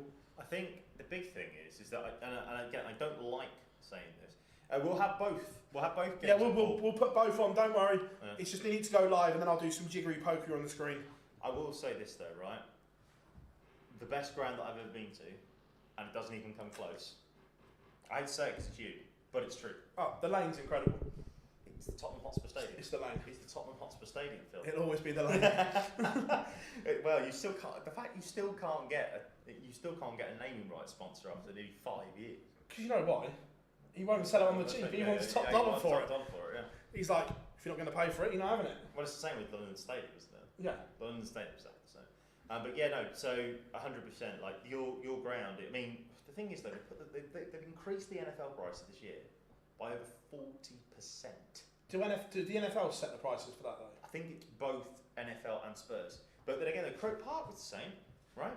Croke Park this afternoon, cheapest ticket was €85, right up in the gods. If you wanted Sam, Category 1, middle of the sidelines, how much do you think you're paying? Out of interest. 1,500? No, come on now. A bit, general admission. Oh, general admission? Yeah. Probably looking at 350, 400 euros? It was 295. But like that's still that's still in comparison. Like I mean, I managed to get on and I managed to get a couple of Cat 5 tickets. Right? Yeah, I know, Rob, it's ridiculous. 80% increase. Season ticket, I had a season ticket at the NFL, they've obviously got rid of them now. It was £200 for a pop when we paid about £240 for both games. It's ridiculous. So the only reason why I'm going to Croke Park is because it's the first one. Like, it's Vikings and Steelers, and getting to see Aaron Rodgers lose his legacy, I'm all for. It means nothing to me. That's I know. Way over my head. But yeah, it's... I don't know. It's one of those. But yeah, no, So like I say, I appreciate all sports at the moment. The prices are increasing because unfortunately it's the world we live in. Everybody wants to make more money, but like some is just greed. No, but do you know what it was though? I was like 15,000 in the queue today. Yeah, I know that, Rob. They were unbelievable. I mean, I queued for 2.5 hours before I got on, and that was at 15,000. So, Jesus Christ, I don't know what the hell. But so, like I say, and when I got on, guess what all were available from Cap 4 to Cap 1, 295 to 225. Loads of tickets still available. Tom, to be fair, you had that 1 year when Cam Newton was decent. Knicks game for $200. Yeah, that's about right for New York, to be fair. In New York. It's a good finals this year, actually. Thunder won last night, and good Stanley Cup final as well. Looked at Germany last year for the Giants crying close. Yeah, I mean, that was farcical. But then again, was it that in Munich, Teresa? I think it was. The Munich prices. I remember trying to get tickets to the first Munich game. It was the Bucks against the Seahawks, and there was genuinely 1.2 million people in the queue for the first game in Munich. Really? Yeah, 1.2 million people. Thing is, as well, they know they'll sell it out because it's the first one at Croker, and also as well, if you've never been to Croke Park, fuck me, what a stadium it is! Unbelievable. Thanks, Nels. I've just realised that I'm also strobing because of the stripes. 400 quid? No, you can't have got general sale. No, that's not general sale. Surely, for a ticket in the GOTS? Nah, that must have been on a resale site. Had to be. Yeah. Did you get to see the Panthers? Yeah, I was there for that. Second year of the NFL at Spurs? Maybe. You're about to say you know, don't you, obviously? The one that I remember vividly was the Packers. The Packers were there, and they had that was probably the only time I've been to London where the home team had an advantage, until the Bears came last year. But there's a lot of Bears fans actually in London. But the atmosphere in Dublin was incredible. You love Dublin anyway as a city, I know. What about the Scorpions? Yeah, they were there. The Centipedes? Yeah, they were there as well. Yeah. The Rats? No, they weren't there, unfortunately. Finns, Jags, oh my god, what an awful game that was. That was the year that the Jacksonville, I think, if memory serves me correctly, that was the year that they finally ended their long losing streak. That was 20 games in a row. But I did call it that there. I said the Jags will win it. Van Veen takes the opener in one of the semi-finals. I remember first to 7 now in the semis. Just because we're going full yank. Love it. What is it? Yeah, let's have a look. Do the NFL? Yes. Marcus, there's nothing left for the NFL to do in America. It is literally the biggest thing on the planet over there. They call themselves the world champions. And like I say, they will 100% make it. They will probably do what in the old days it did, the NFL Europe League. That's what will happen, I suspect. What we're looking at, Dobie has lost the opening leg. Van Veen with a break of throw as well. Dirk. Was that a miss there for double 14 for Heta? Actually, to be fair, I'll put that on this side to be fair, making sure we can see it better. Yeah. Big miss there from Dirk as well. Now Heta coming on for double 14. Not sure, I haven't seen the 180 come up, but Heta does take the opening leg and it's a break. The college football is not bigger than the NFL. It isn't. I love college football. Love it to bits. Think it's mint. But the NFL is king. There is absolutely no way.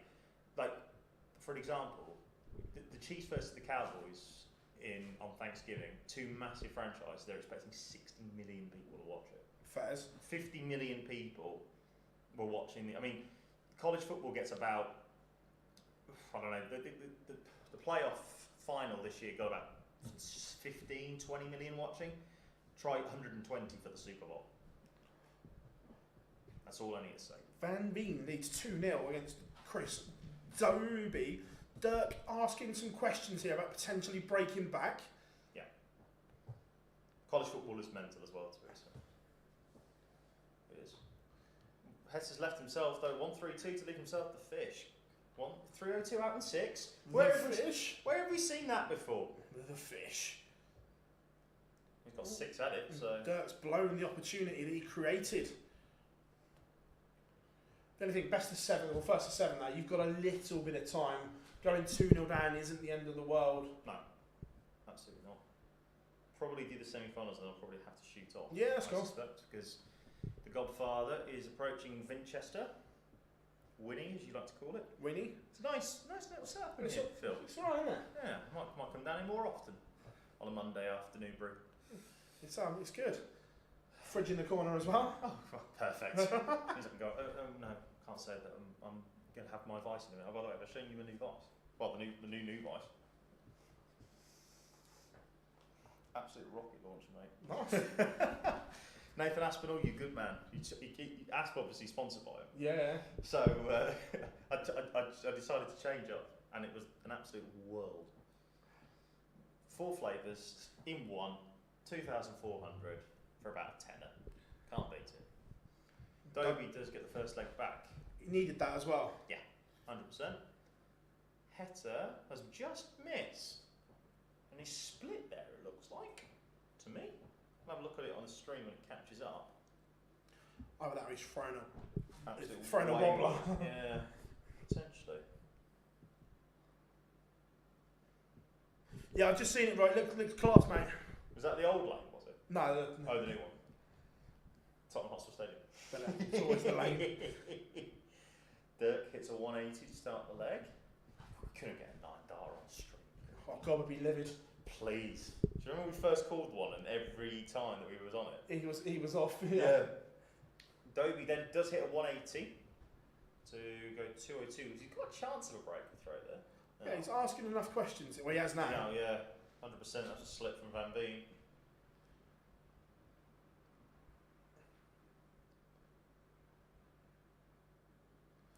Big visit here from Van Veen, I think, still makes him fat for the leg. I think it has to be 140 minimum. Yeah. No, not enough. 6 darts for Dobie to level us up. Also, Dirk's roared back here. Big visit, but you needed that though. Yeah, 100%. It's not a break unless you hold throw, and then Dobie takes out a 137 to break back. Love to see it. How we doing, Daly? Good to have you in, mate.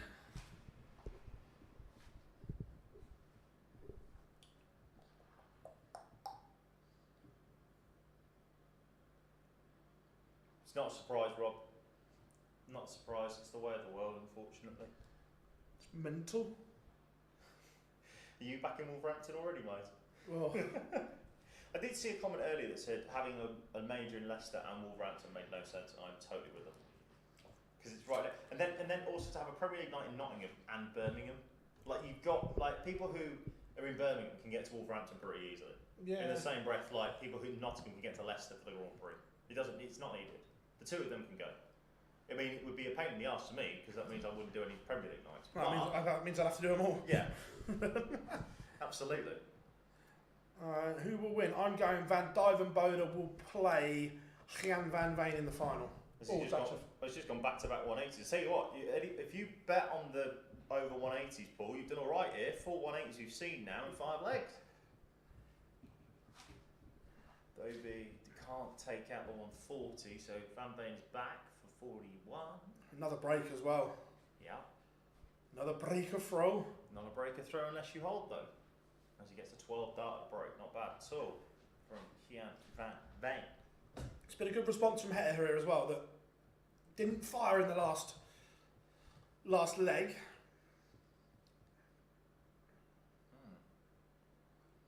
But Barzi will be sitting down, I think, for the final in a minute. to be fair, even when I'm in it, I get up and stand up quite a lot. Yeah, so I've watched them. I've watched the streams. So go and stretch the old. Get the old hamstrings out. Dobie and Van Veen on night. They're both starting with a 96. This is a big visit here for Heta though. You can take out this 82. To level it up.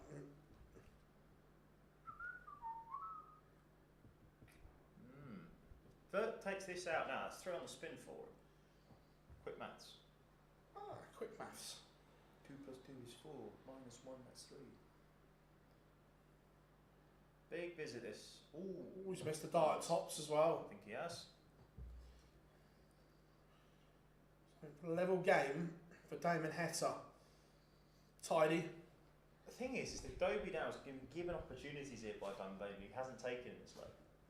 Not enough two treble visits from Hollywood at the moment. See if he can get himself a 177 maybe from here. Yeah. Maybe a 174. Maybe. Even a 140. Yeah. Well, that's not enough. horrendous. Yeah, put some pressure on 114. That's enough. Yeah.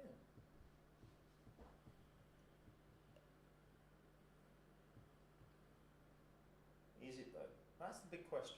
If Van Veen goes here, we're over halfway to the final. Remember, first to 7, and he's just missed the dart. I think he's missed the dart the lesser spotted. He's missed the lesser spotted double 17. I'll have to watch that. I'll have to watch that back. He must have gone. What do you have, 114? Yes, he must have gone triple 18. Well, he must have gone 20s and then 18s, I thought. Unless my maths is horrendous. No, he's gone single 20 and he's plonked one above it. So look. He's just, I'm guessing the lie was that good, he's just stayed there and gone, I'm going to hit this. But look, he's howled anyway. Dobie couldn't take out the 92. I love that Dobe's haircut, by the way. New fresh trim. That's like proper military, short back and sides, isn't it? My man's been watching Sam Fender, hasn't he? Let's have a look. Oh, he's gone underneath. Oh yeah, he's just plonked one on top. Yeah. Okay. So he's just realised. He's just realised that he's the lesser spotted. And it's a good effort, to be fair. And he's kicked off with a max as well. And then Dobie responds. So that's 6 180s if you count it. Paul Hinkstock. Thank you.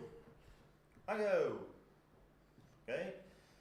127 in game. And the 15th leg. Still love that. And the 15th leg. Dirk now. 1, 3, 4. Asking a few questions of Heta, isn't he? Asking more and more. If he can do that's a big visit there from Van Veen. Getting down to a finish first for a double break of throw as well. It's big. Got to be a 140 here from Dobie to leave himself in a good position. As long as he doesn't bust his school and do the Caroline Barker. What's your thoughts on the operatic 180 man? I ain't got an issue with it. You need to stand out nowadays. Oh dear, that's a slip. Dobie just hit 47. Good. Oh, did you not back it? Oh dear. Cruising at the moment. Flying it. Yeah, I don't mind the 180 man. I ain't got an issue with it because you've got to stand out nowadays, ain't you? I know people might think it's nonsense, but it isn't. Like, you've got to stand out. Like, everybody. The thing is that. Oh wow!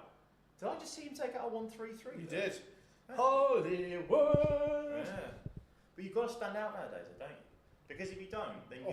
That's standing out. Oh, what a breaker throw that is, Dirk. I'm sure he'll give it the big in a minute. 147 from Van Barneveld. With Heta, I think, on 81, if memory serves me correctly. That's a little bit good. Let's have a look at it. How clean was it? To the right. Oh no, it's still catching up. Okay, 140 then. Yeah, thing is that you had Bruce, whose 180 call we use still. Yeah. George's 180 call is synonymous. Paul's is. Russ's is. Like, there's nothing where you can go. Do you know? Oh, there is. Right. Who genuinely calls them? Maxes. 180s now. You either get to call a max, or how many 180s did you hit? Yeah. Go full Paul Hinkson. How we doing, Will? Good to have you in, buddy. Looking forward to seeing you next week, my friend. Hope you are good. That's another 180 for Heta. That's 7, I think, in the match. Van Veen's on fire here. Chris Dobie is terrified. It doesn't seem like he's only averaging 96, for goodness sake. Can he take out? He's just taking out a 147. Could he then take out the 9 dart finish for a 12? Yeah, George is retiring after the World Championships. Big loss. Big loss. But he's going out on his terms, though. Because that's crucial. You look at some of the other referees. And Russell, they didn't go out at the top. Maybe they stayed a little bit longer than they should have done. I don't think Paul had, personally. I think Russ maybe, but the voice is so iconic that you can't... But George is going out still the best. He's the best of the best. Like, Kirk is a very close second, but George is still best of the best. 100%. George is the best professional referee we've ever had. No, I don't think it's particularly close. No. Maybe Bruce, to be fair. Bruce was up there, I agree, but George is the best. I have never seen him make a mistake. I don't think I've ever seen him make a mistake in his life. Maybe probably if he has, you can count them on one hand. That's how good the man is. I've seen him absolutely paralytic as well the night before, and he'd get up the next morning and referee like he'd never had it, like he wouldn't even know. So he win. Oh wow, they were on the last board of the game. Shit, what did they do? Oh, is it just a oh wow, that's a huge win. Yes, Rob. Paul got moved on. He was the 5th referee, wasn't he? Got demoted. Yes.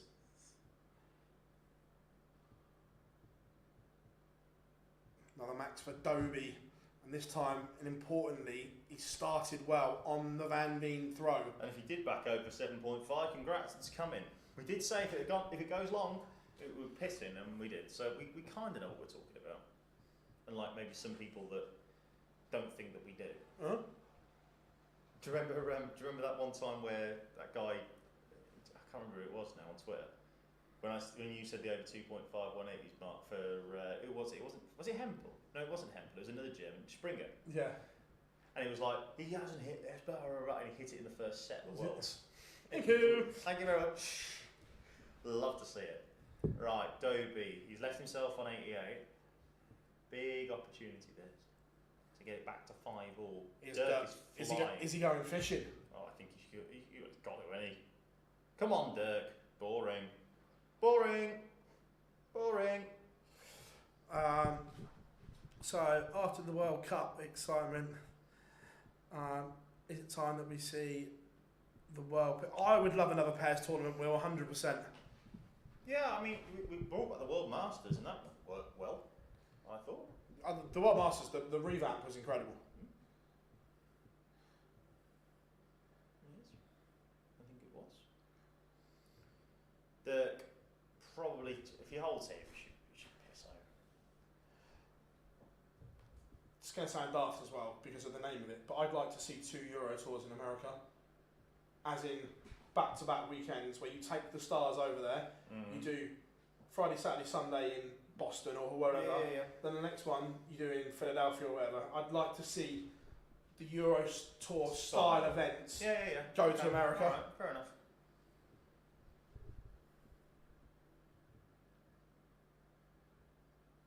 Swiss Phil get a go on Sky.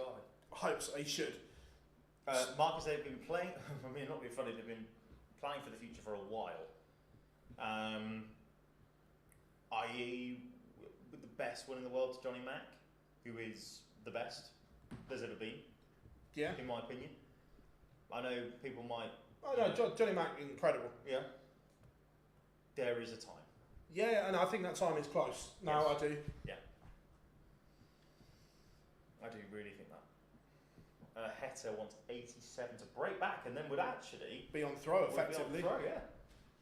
And he's taken it out as well. It's an 11 dart leg. Fair play, Damon. It's good from Heta. Go on, Damo. Oh, mate. Just couldn't quite get it going today, mate. Bowl in morning. Oh, yeah. So, bowl shame. It was that giggle when he knew he had you. You know, in LBW, even before the referee, it's just that little shame one giggle. He knew. Before the ump gave him. Get that finger up. Dobie. This is to go in front. Big. First time in the match as well. Huge for Chris Dobie. Dobie leads. Still averaging 97. Van Veen's averaging 94. Dirk now, is he throwing it away? He's still favourite because he has, even if Heta levels up here at 5-all, he has the darts.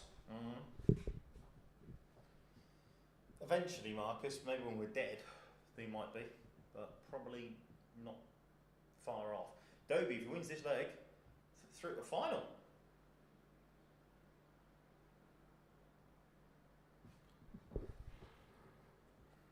Asking for his dog call. Oh, Damo, just couldn't quite get it going today, mate. This is a good response here from Van Veen though, but Lee still going to have to break the Dobie throw. He's still under pressure here. Could he possibly be on for it? No. No. The red pen leg. Do you know what? Someone missed double 16 for it once. I think actually the UK Open. And I was fuming, I was gutted. It is the true darting holy grail. Because of iPads and tablets and so on, kids of today will never appreciate the red pen leg. 171 there from Dobie to leave a chance to go fishing for the match. Come on then, Dobes. All right then, Dobie lad. He's been so watch Sam Fender. Is he just getting started? No. Damo has levelled it up at 5-all. Dirk needs to respond here. Just needs to stop this little. He's 5-2 up. This little blitz from Hector that's come. He's 5-2 up. That's a decent enough start. 139. Dobie's Match starts incoming. 170. Should get one, may get two. If he doesn't get any, he needs his head wobbled.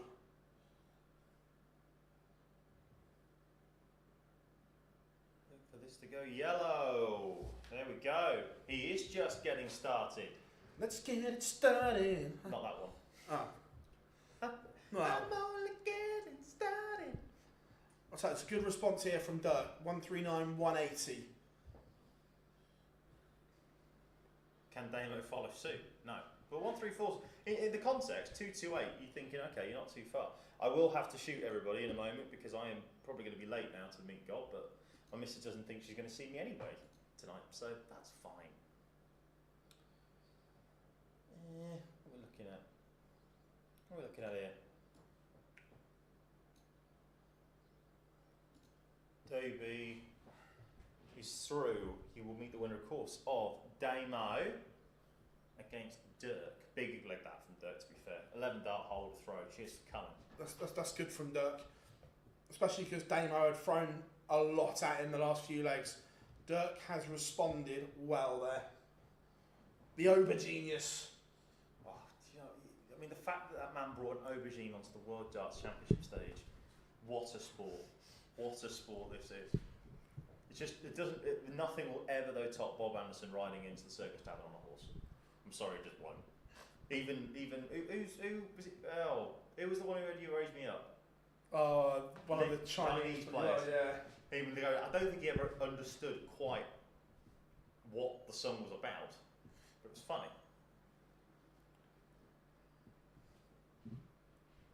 Damon Hector, 177 to lead, 228. Only a 57 from Dirk. Are we going to a noble, which seemed improbable 10 minutes ago, but any outcome is possible.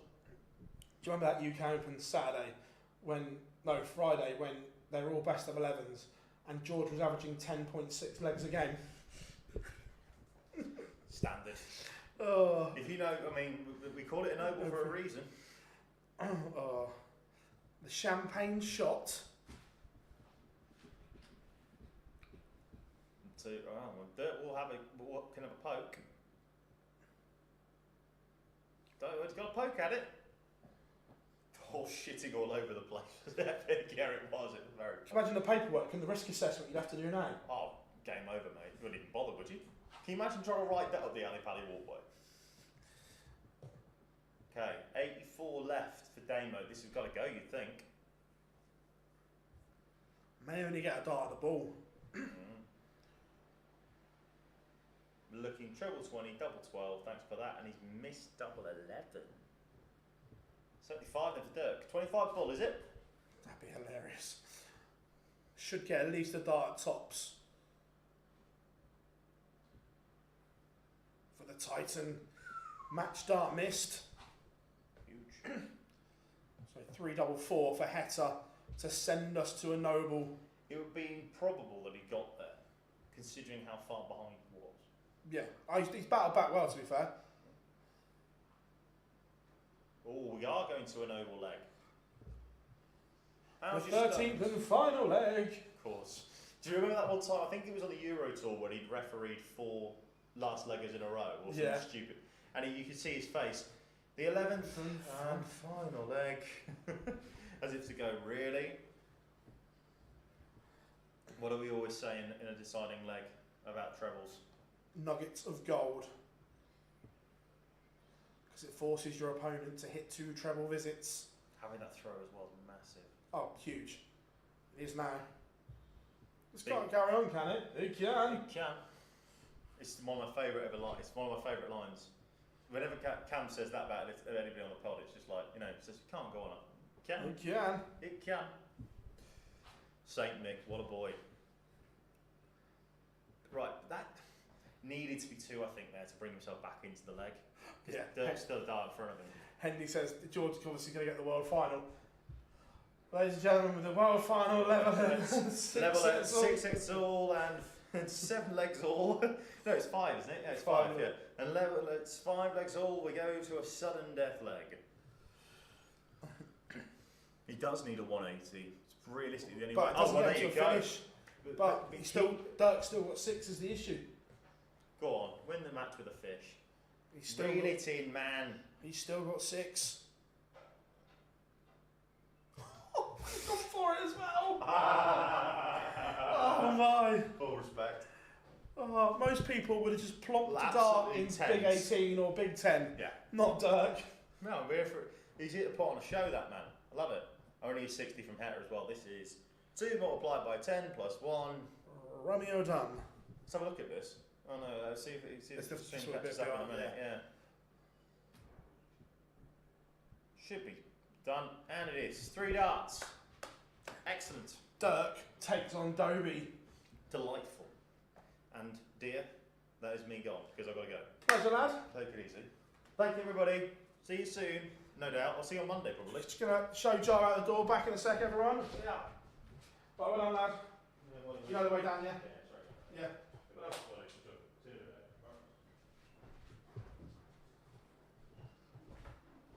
Right. Let's.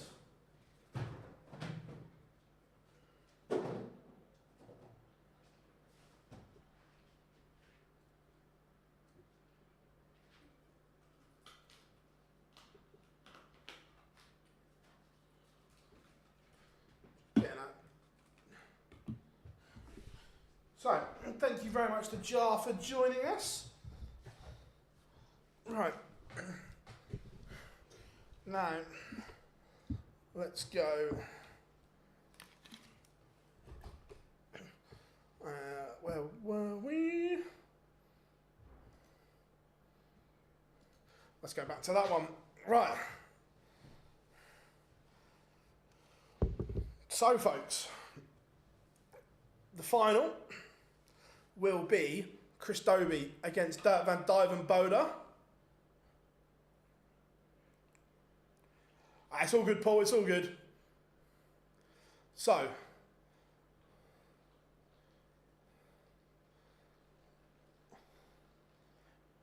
this final should be decent. Looking forward to it.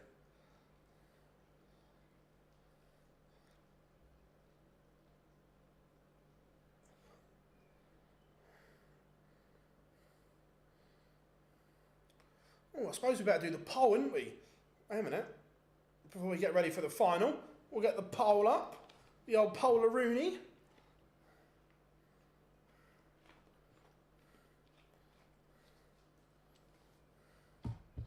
So, let's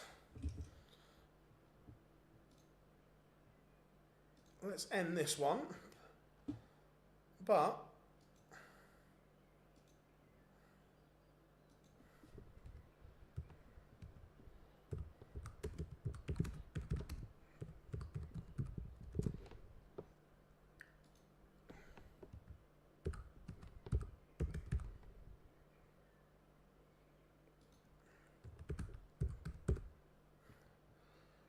there we go. Second poll is up. Dobie or Dirk?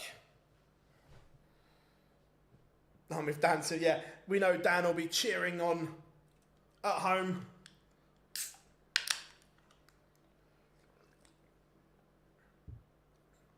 Oh, that's ice cold. That's nice.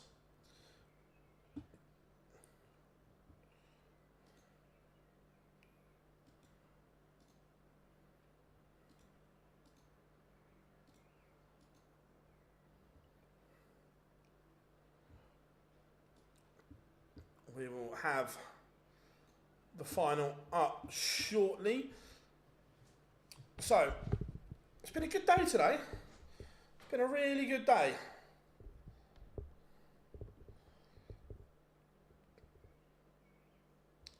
I'd like to see Adobe is a real nice fella.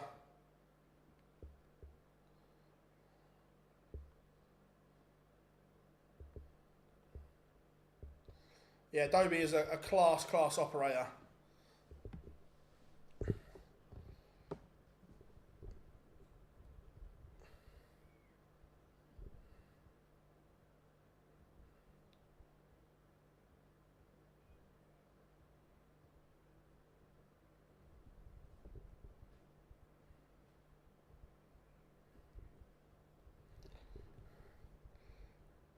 Is it 15 months, James? Wow. That's incredible.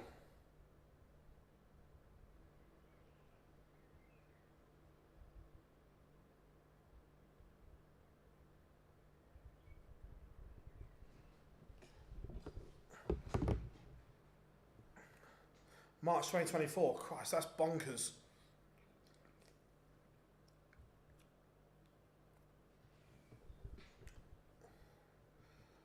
Just looking at the averages from the semi-finals, not much between them either.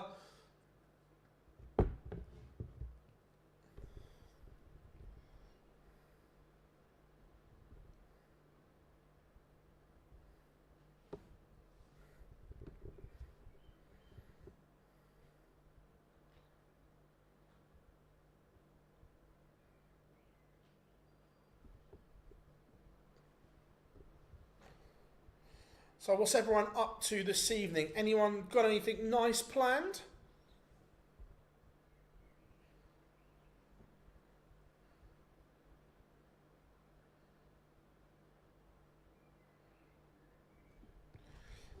Dirk's been get him. Oh yeah, since the injury, and he's gotten over it, he is looking like the Dirk of old. Because look, until that injury occurred, I'm convinced Dirk would have been in the Premier League. Convinced of it.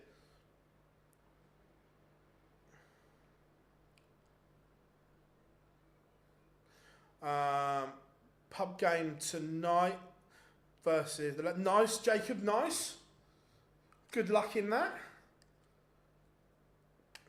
Should be good. Nice little gym session. Oh, nice, Teresa, nice.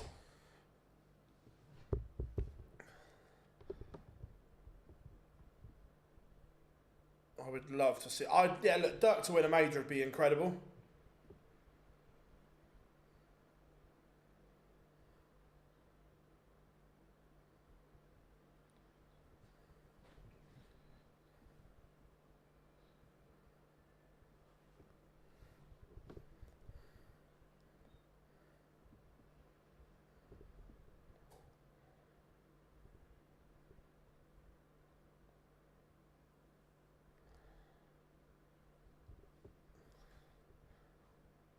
Gonna feed my face. Nice. What's on the menu, Paul? I need to do the same. I've not eaten all day, so I need to do the same.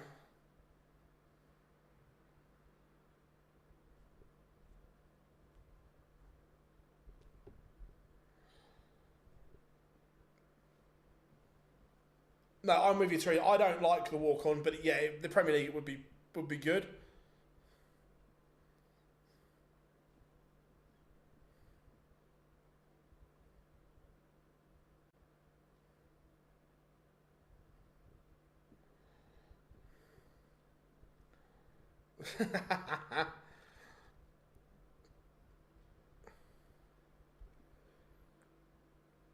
So, fingers crossed we won't be hanging around too long.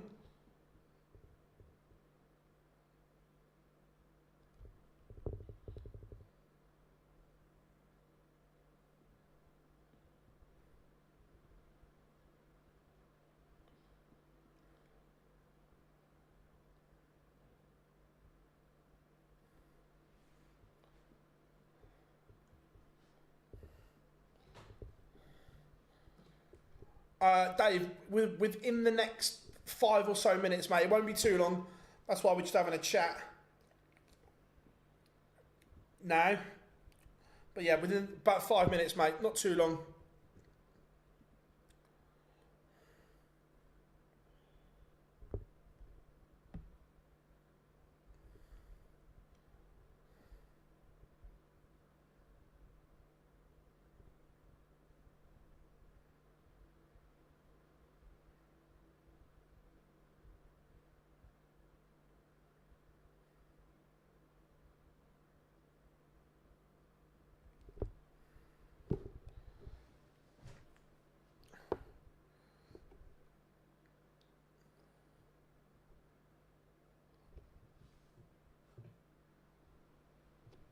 So,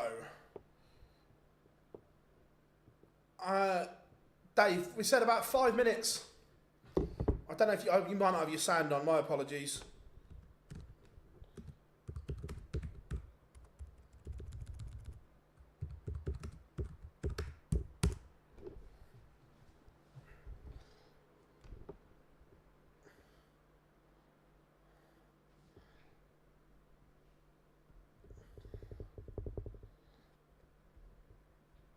So, just getting ready to rock and roll.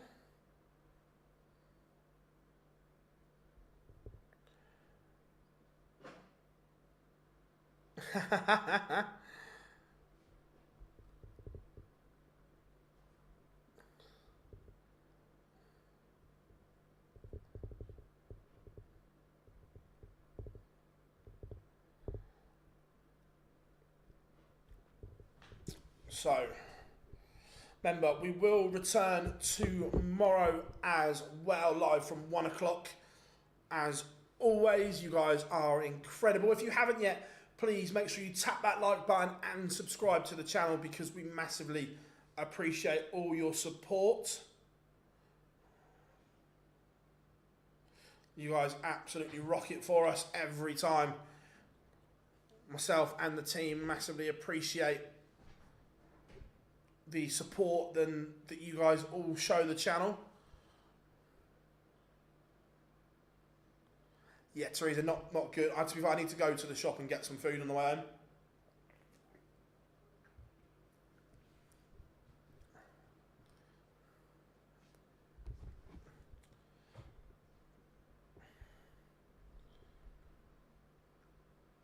home. Not sure that I don't use DraftKings, so I'm not sure.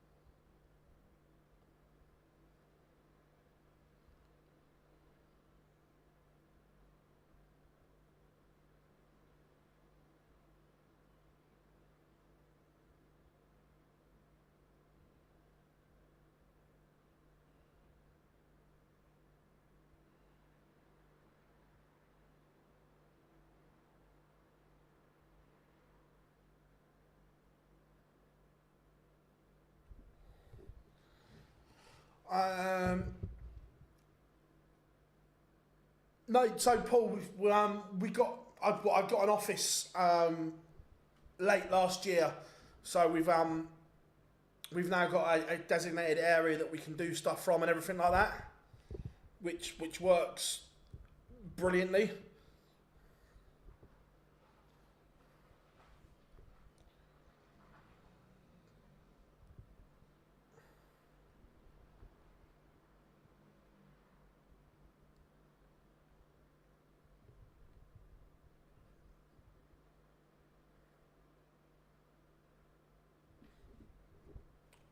So, Dirt's going to win this one. Yeah, I think it'll be a good game. I'm looking forward to it.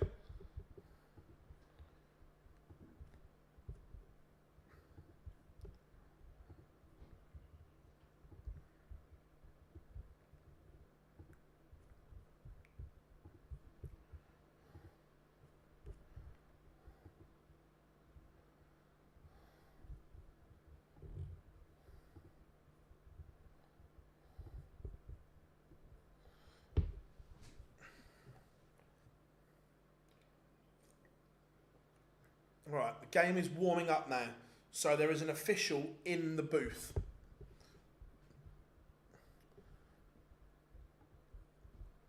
Which is good.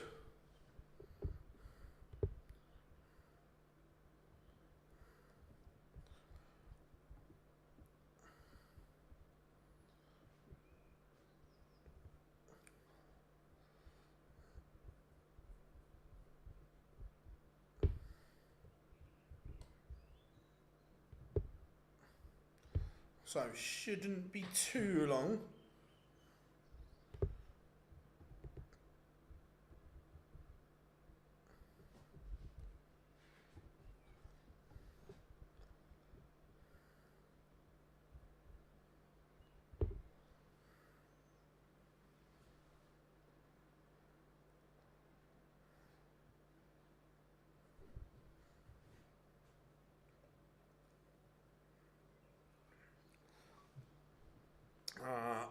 I think Dobie, good luck. Sean's going for Hollywood as well.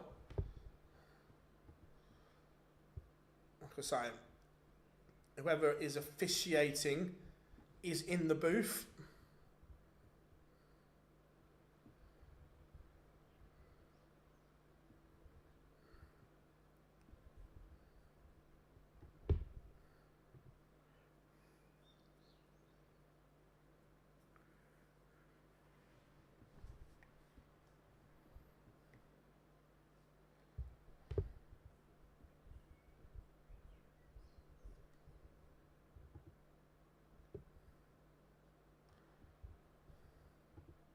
We have pictures now as well, so here we go.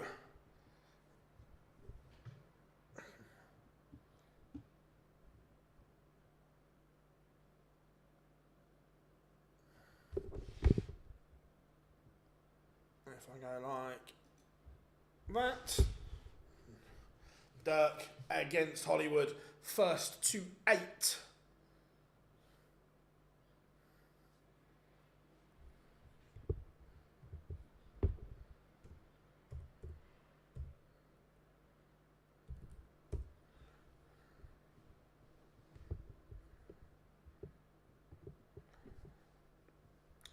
Mr. Edgar, how we doing, my friend?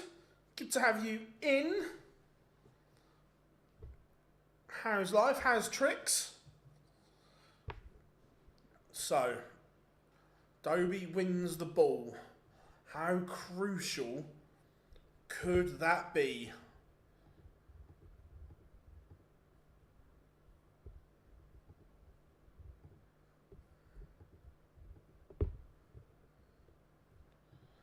How big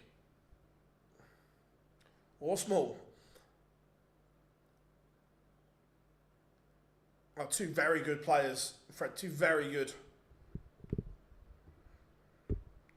Yeah, Mace. Mace is on comms duty, which is always good.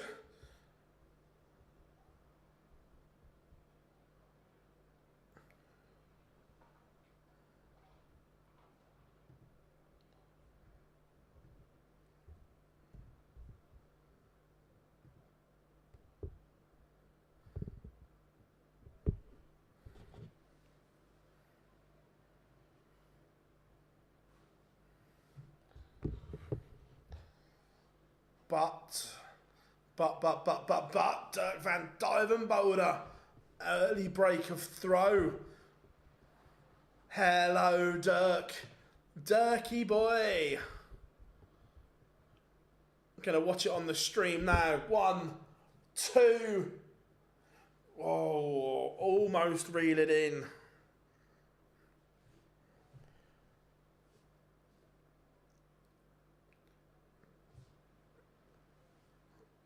But Dobie did have a dart. Couldn't take it.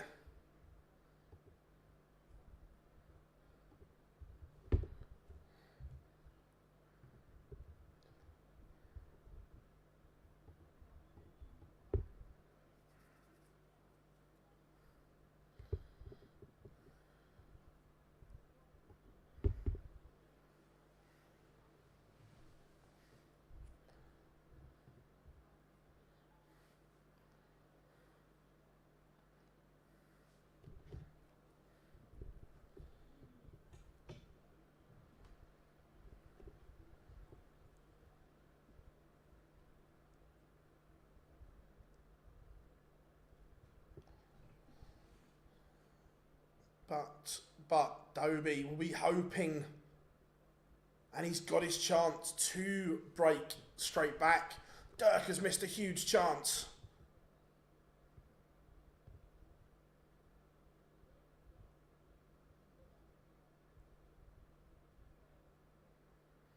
And Chris shows his class. Level once more.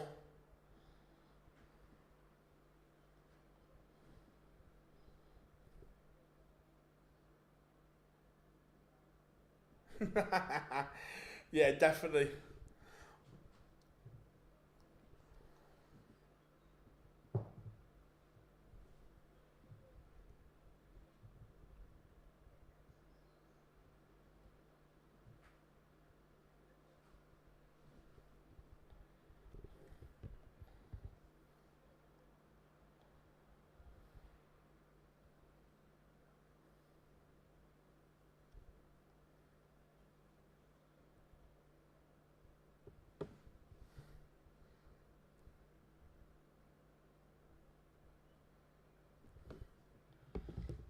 Nothing between the pair here. The average is very similar.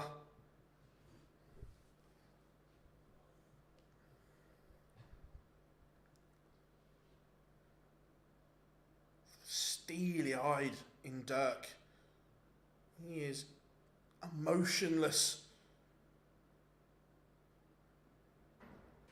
Fancy at least a dart at the ball here. Oh, he's come inside double five. He's had a chance.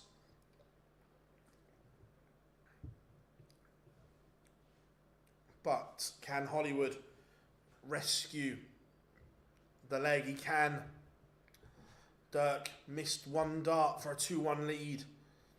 But it's Dobie who was clinical in the moment.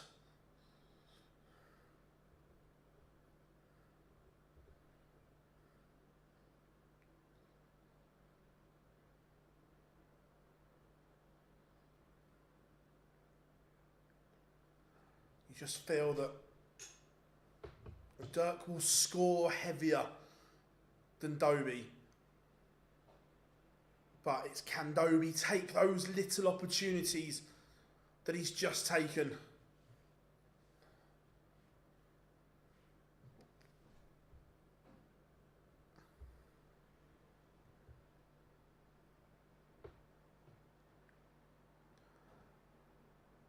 And it was the bullseye that Dobie hit. Clean, clinical from Hollywood. But Dirk on course to level this final up.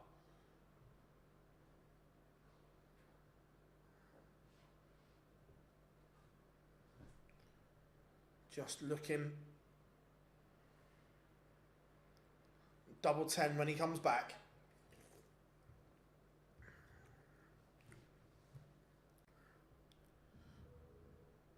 The Dirk throw looks as good as ever. It is brilliant. And he does level it up to 2. No dramas.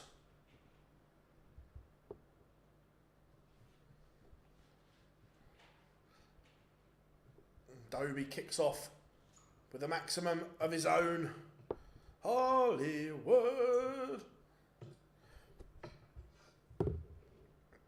To be fair, Paul, I think they've both got nice throws. I think they're both quite rhythmical and so on. A lot to like about both. Dobie a little bit more lethargic.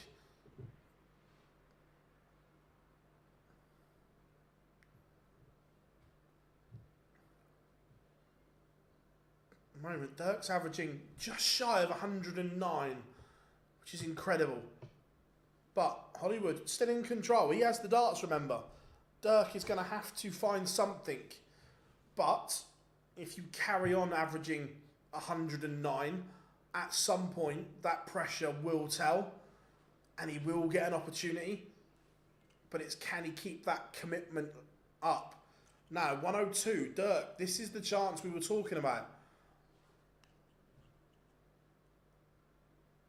I'd love to know Whether he's gotten a dart at a double there or not, we'll find out in a second. But Chris Dobie, 11 for double 16 is the normal MO. And a last dart in hand. Dobie's done that 2 legs or two holes of throw in a row where he's taken it out last dart in hand.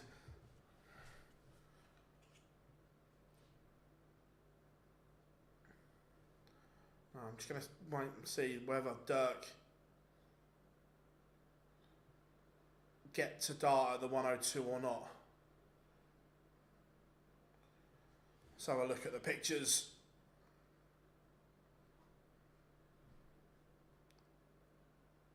He does get a dart at tops. He did have the chance to break there. Oh, hold on. Hold on. Dirky boy. Dirky boy. Oh.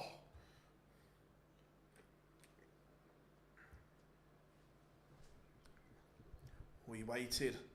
We wondered.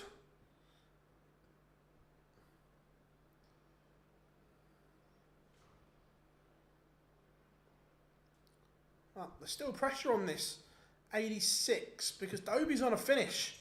And this would be some way to get a break of throw. The 167 doesn't go. So now Dirk, 3 clear darts in hand for 3-3. Cannot miss now. Cannot miss. Oof, last dart doesn't miss. 3-3. Thoroughly entertaining game as we enter the 7th leg here.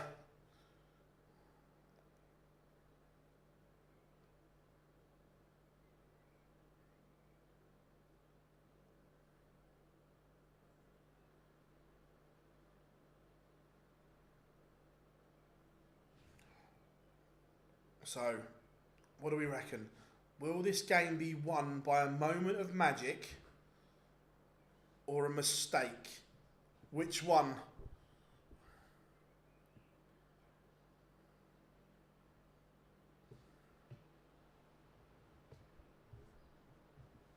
But again, Dobie fairly enough in control on his own throw here. 97, 140, 140. Down to a finish. Only a maximum gets Dirk back into this game. And on course, the maximum is duly obliged, but it only gets him back into the leg. Dobie is still favourite. Dobie misses the ball. Says to Dirk, have you got 125 in the locker? Have you got it in the locker? No is the answer. So, 9 for double 8. Get him to 4-3. Get him halfway to the victory target. No dramas there from Hollywood. No faffing. No faffage.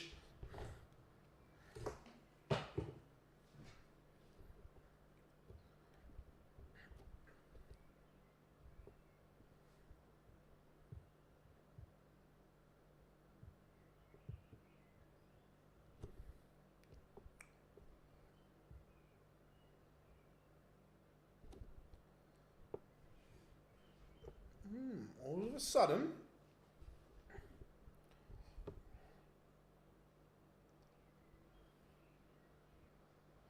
Dirk is just under a bit of pressure here.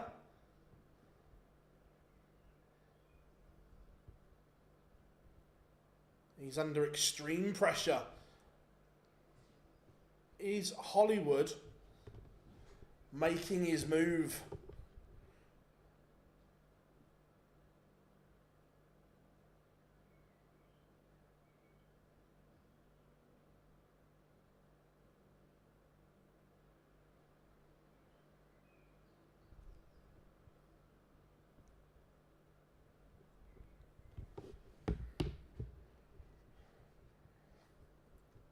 Zero faffage, as Wayne would say. Yeah, such a great word.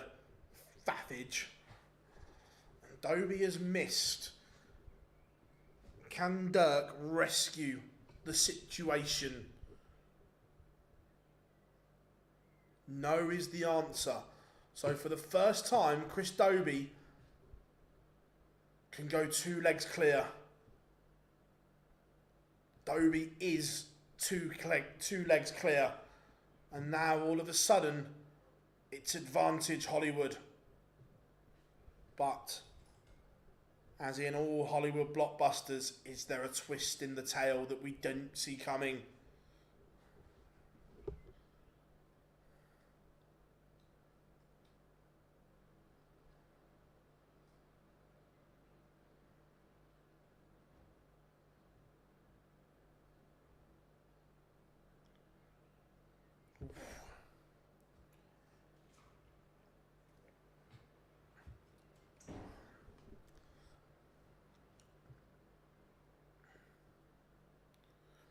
Right now, Dirk needs a blitz from somewhere.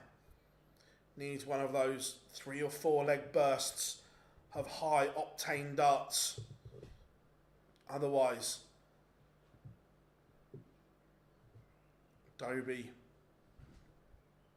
will be 3 clear. Yeah, Maximus, Dobie is turning the screw.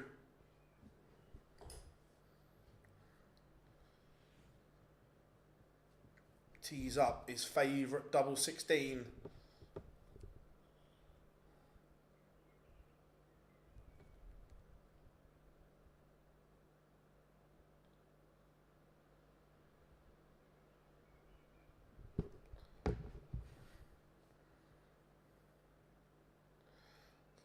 Chris Dobie is 2 away from victory, and he has a 3-leg cushion.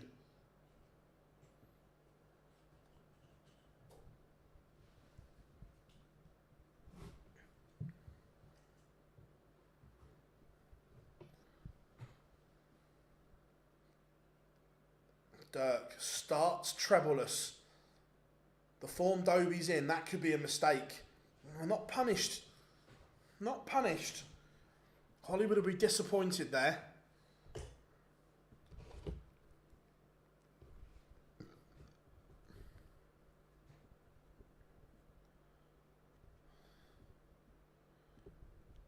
I wouldn't say easy, Dave. Look, Dirk's had his chances in there. Yeah, look, 6-3 looks like it's one-way traffic.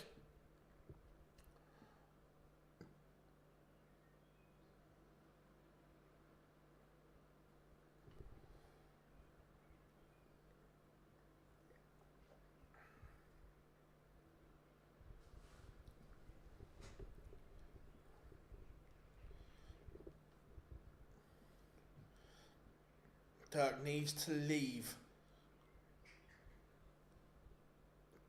That'll do. That'll do, Dirk. That gets you back into this.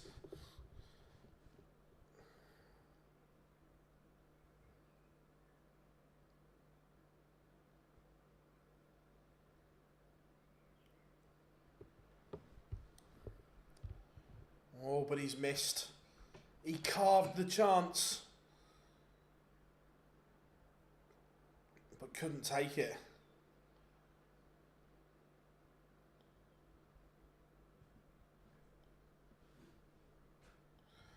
And now Hollywood is 1 away.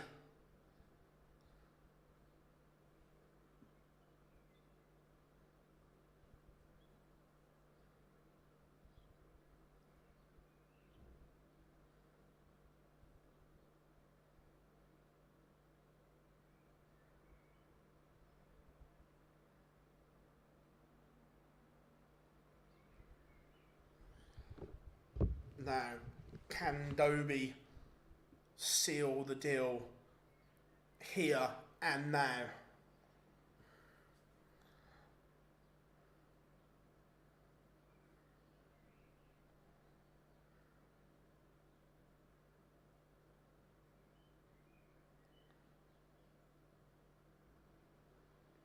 He'd love a 140 to get to a finish. Dirk's still in this leg.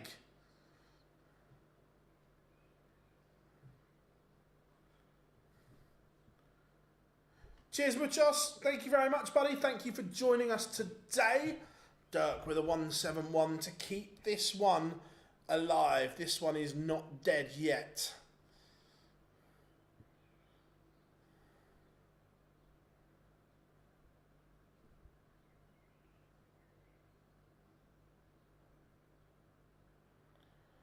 One for one for Dobie. Doesn't go. So Dirk, this would be a break. And it goes 4-7. Look, Chris Dobie is still the overwhelming favourite from here.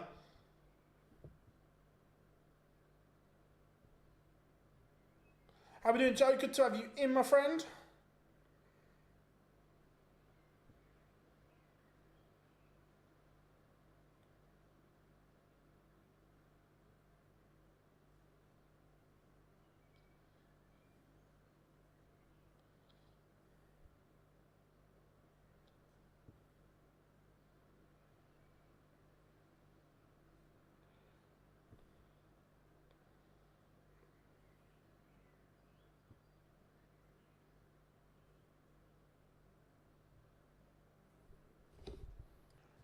No, not over yet. Ooh, I tell you what, that's a good response from Hollywood, though.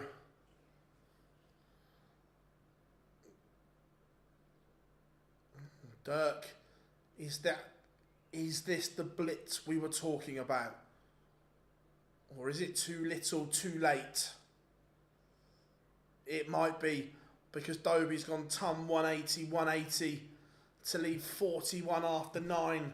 Forcing Dirk van Dijvenbode to take out 134, and it doesn't go. Match, darts, Dobie.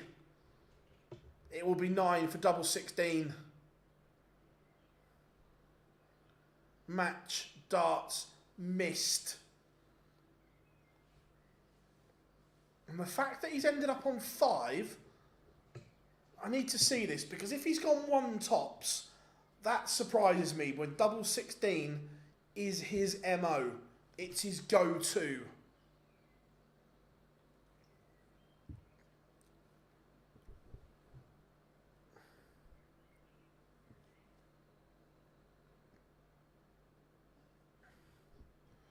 But match darts have come and gone. I just want to see the stream's going to catch up now. So on 41. No, he does go 9.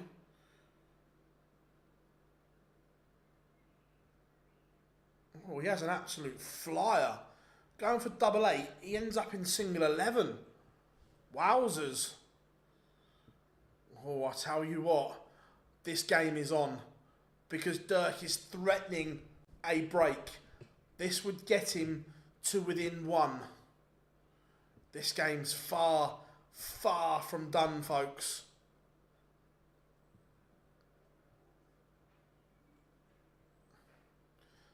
Dirk will think he's got 6 at 220 to get to within a leg of Dobie.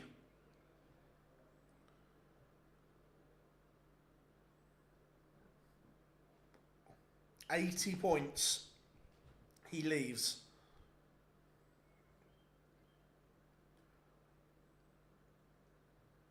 He's going to get darts here to break.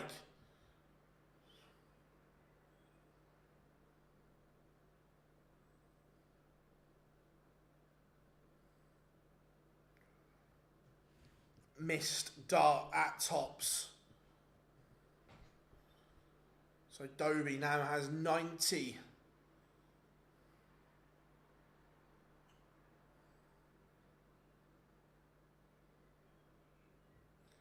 Misses the ball. It's another match dart that goes missing. That's now 3 match darts across 2 legs. Chris Dobie has missed. Oh, I'll tell you what, this is some rearguard defensive action from Dirk van Dijvenbode here. He is back within a leg.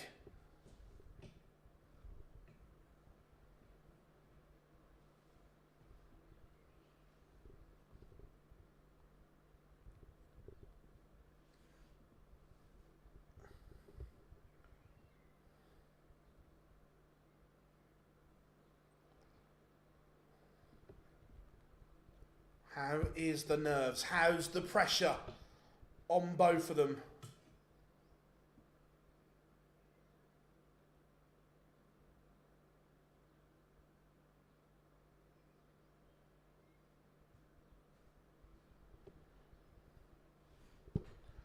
But Dirk not quite firing on all cylinders in this leg. Dobie will not want to go to a decider. Yes, he has the darts, but all the momentum will be with Van Duijvenbode.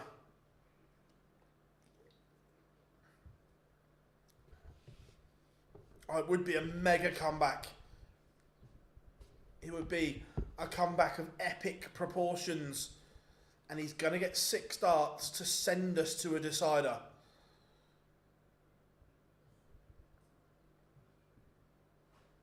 Oh, he's made a mess. He has made a mess of it. That might just be the pressure release that Chris Dobie needed. But again, he's not set it up particularly well either. So 160 for Dirk to send us to a 15th and final leg. The last 2 visits have been a disaster for Dirk. Absolute darting disaster. 143 for Hollywood, but the pressure is on. They are both feeling it. No question whatsoever. And Dirk takes out the 105. We are going to a deciding leg, folks. Strap yourselves in, because Dirk has sent us to the distance. This looked unlikely 5 or 6 minutes ago.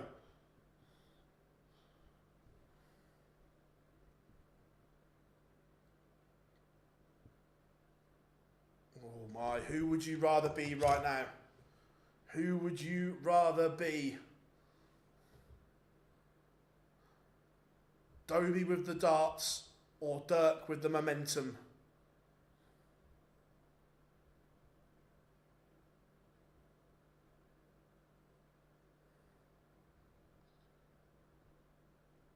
Oh my, Dirk's kicked off with back-to-back double treble visits.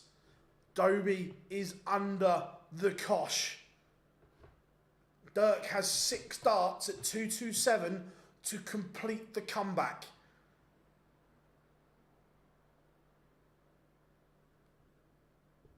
Setup's okay, could have been better. He's left 136 after 9. Dobie needs a 140 just to give him to think about. And on cue, Dobie delivers the 140. Now, 136 for Van Duijvenbode. Doesn't go. Dobie should get at least another match dart here. Remember, he's already missed 3 across 2 legs.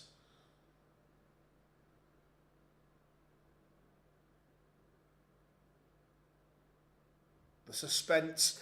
This time, Chris Dobie finds it. Wow, what a final that was. We'll let the stream catch up. But Chris Dobie holds his nerve.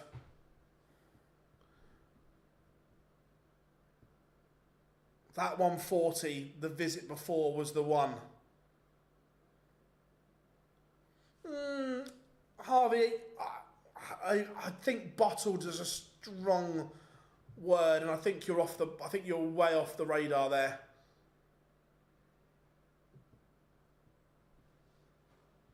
Dobie's won it in 15 on his own throw. Dobie's left, Van Duijvenbode's left 55 after 12. He's not done a lot wrong.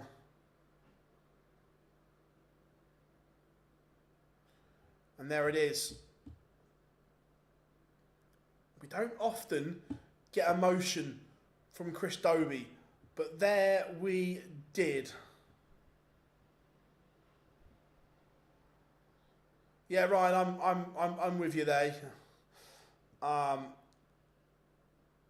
I'll tell you what though, what a day of darting action. Congratulations to Hollywood Chris Dobie, who wins Players Championship 17. Remember, we will return. We will be back live at 1 o'clock tomorrow afternoon for Players Championship 18. Make sure you have turned those notifications off so you know when we go live. We have been Online Darts. I've been Phil Bars. Thank you very much.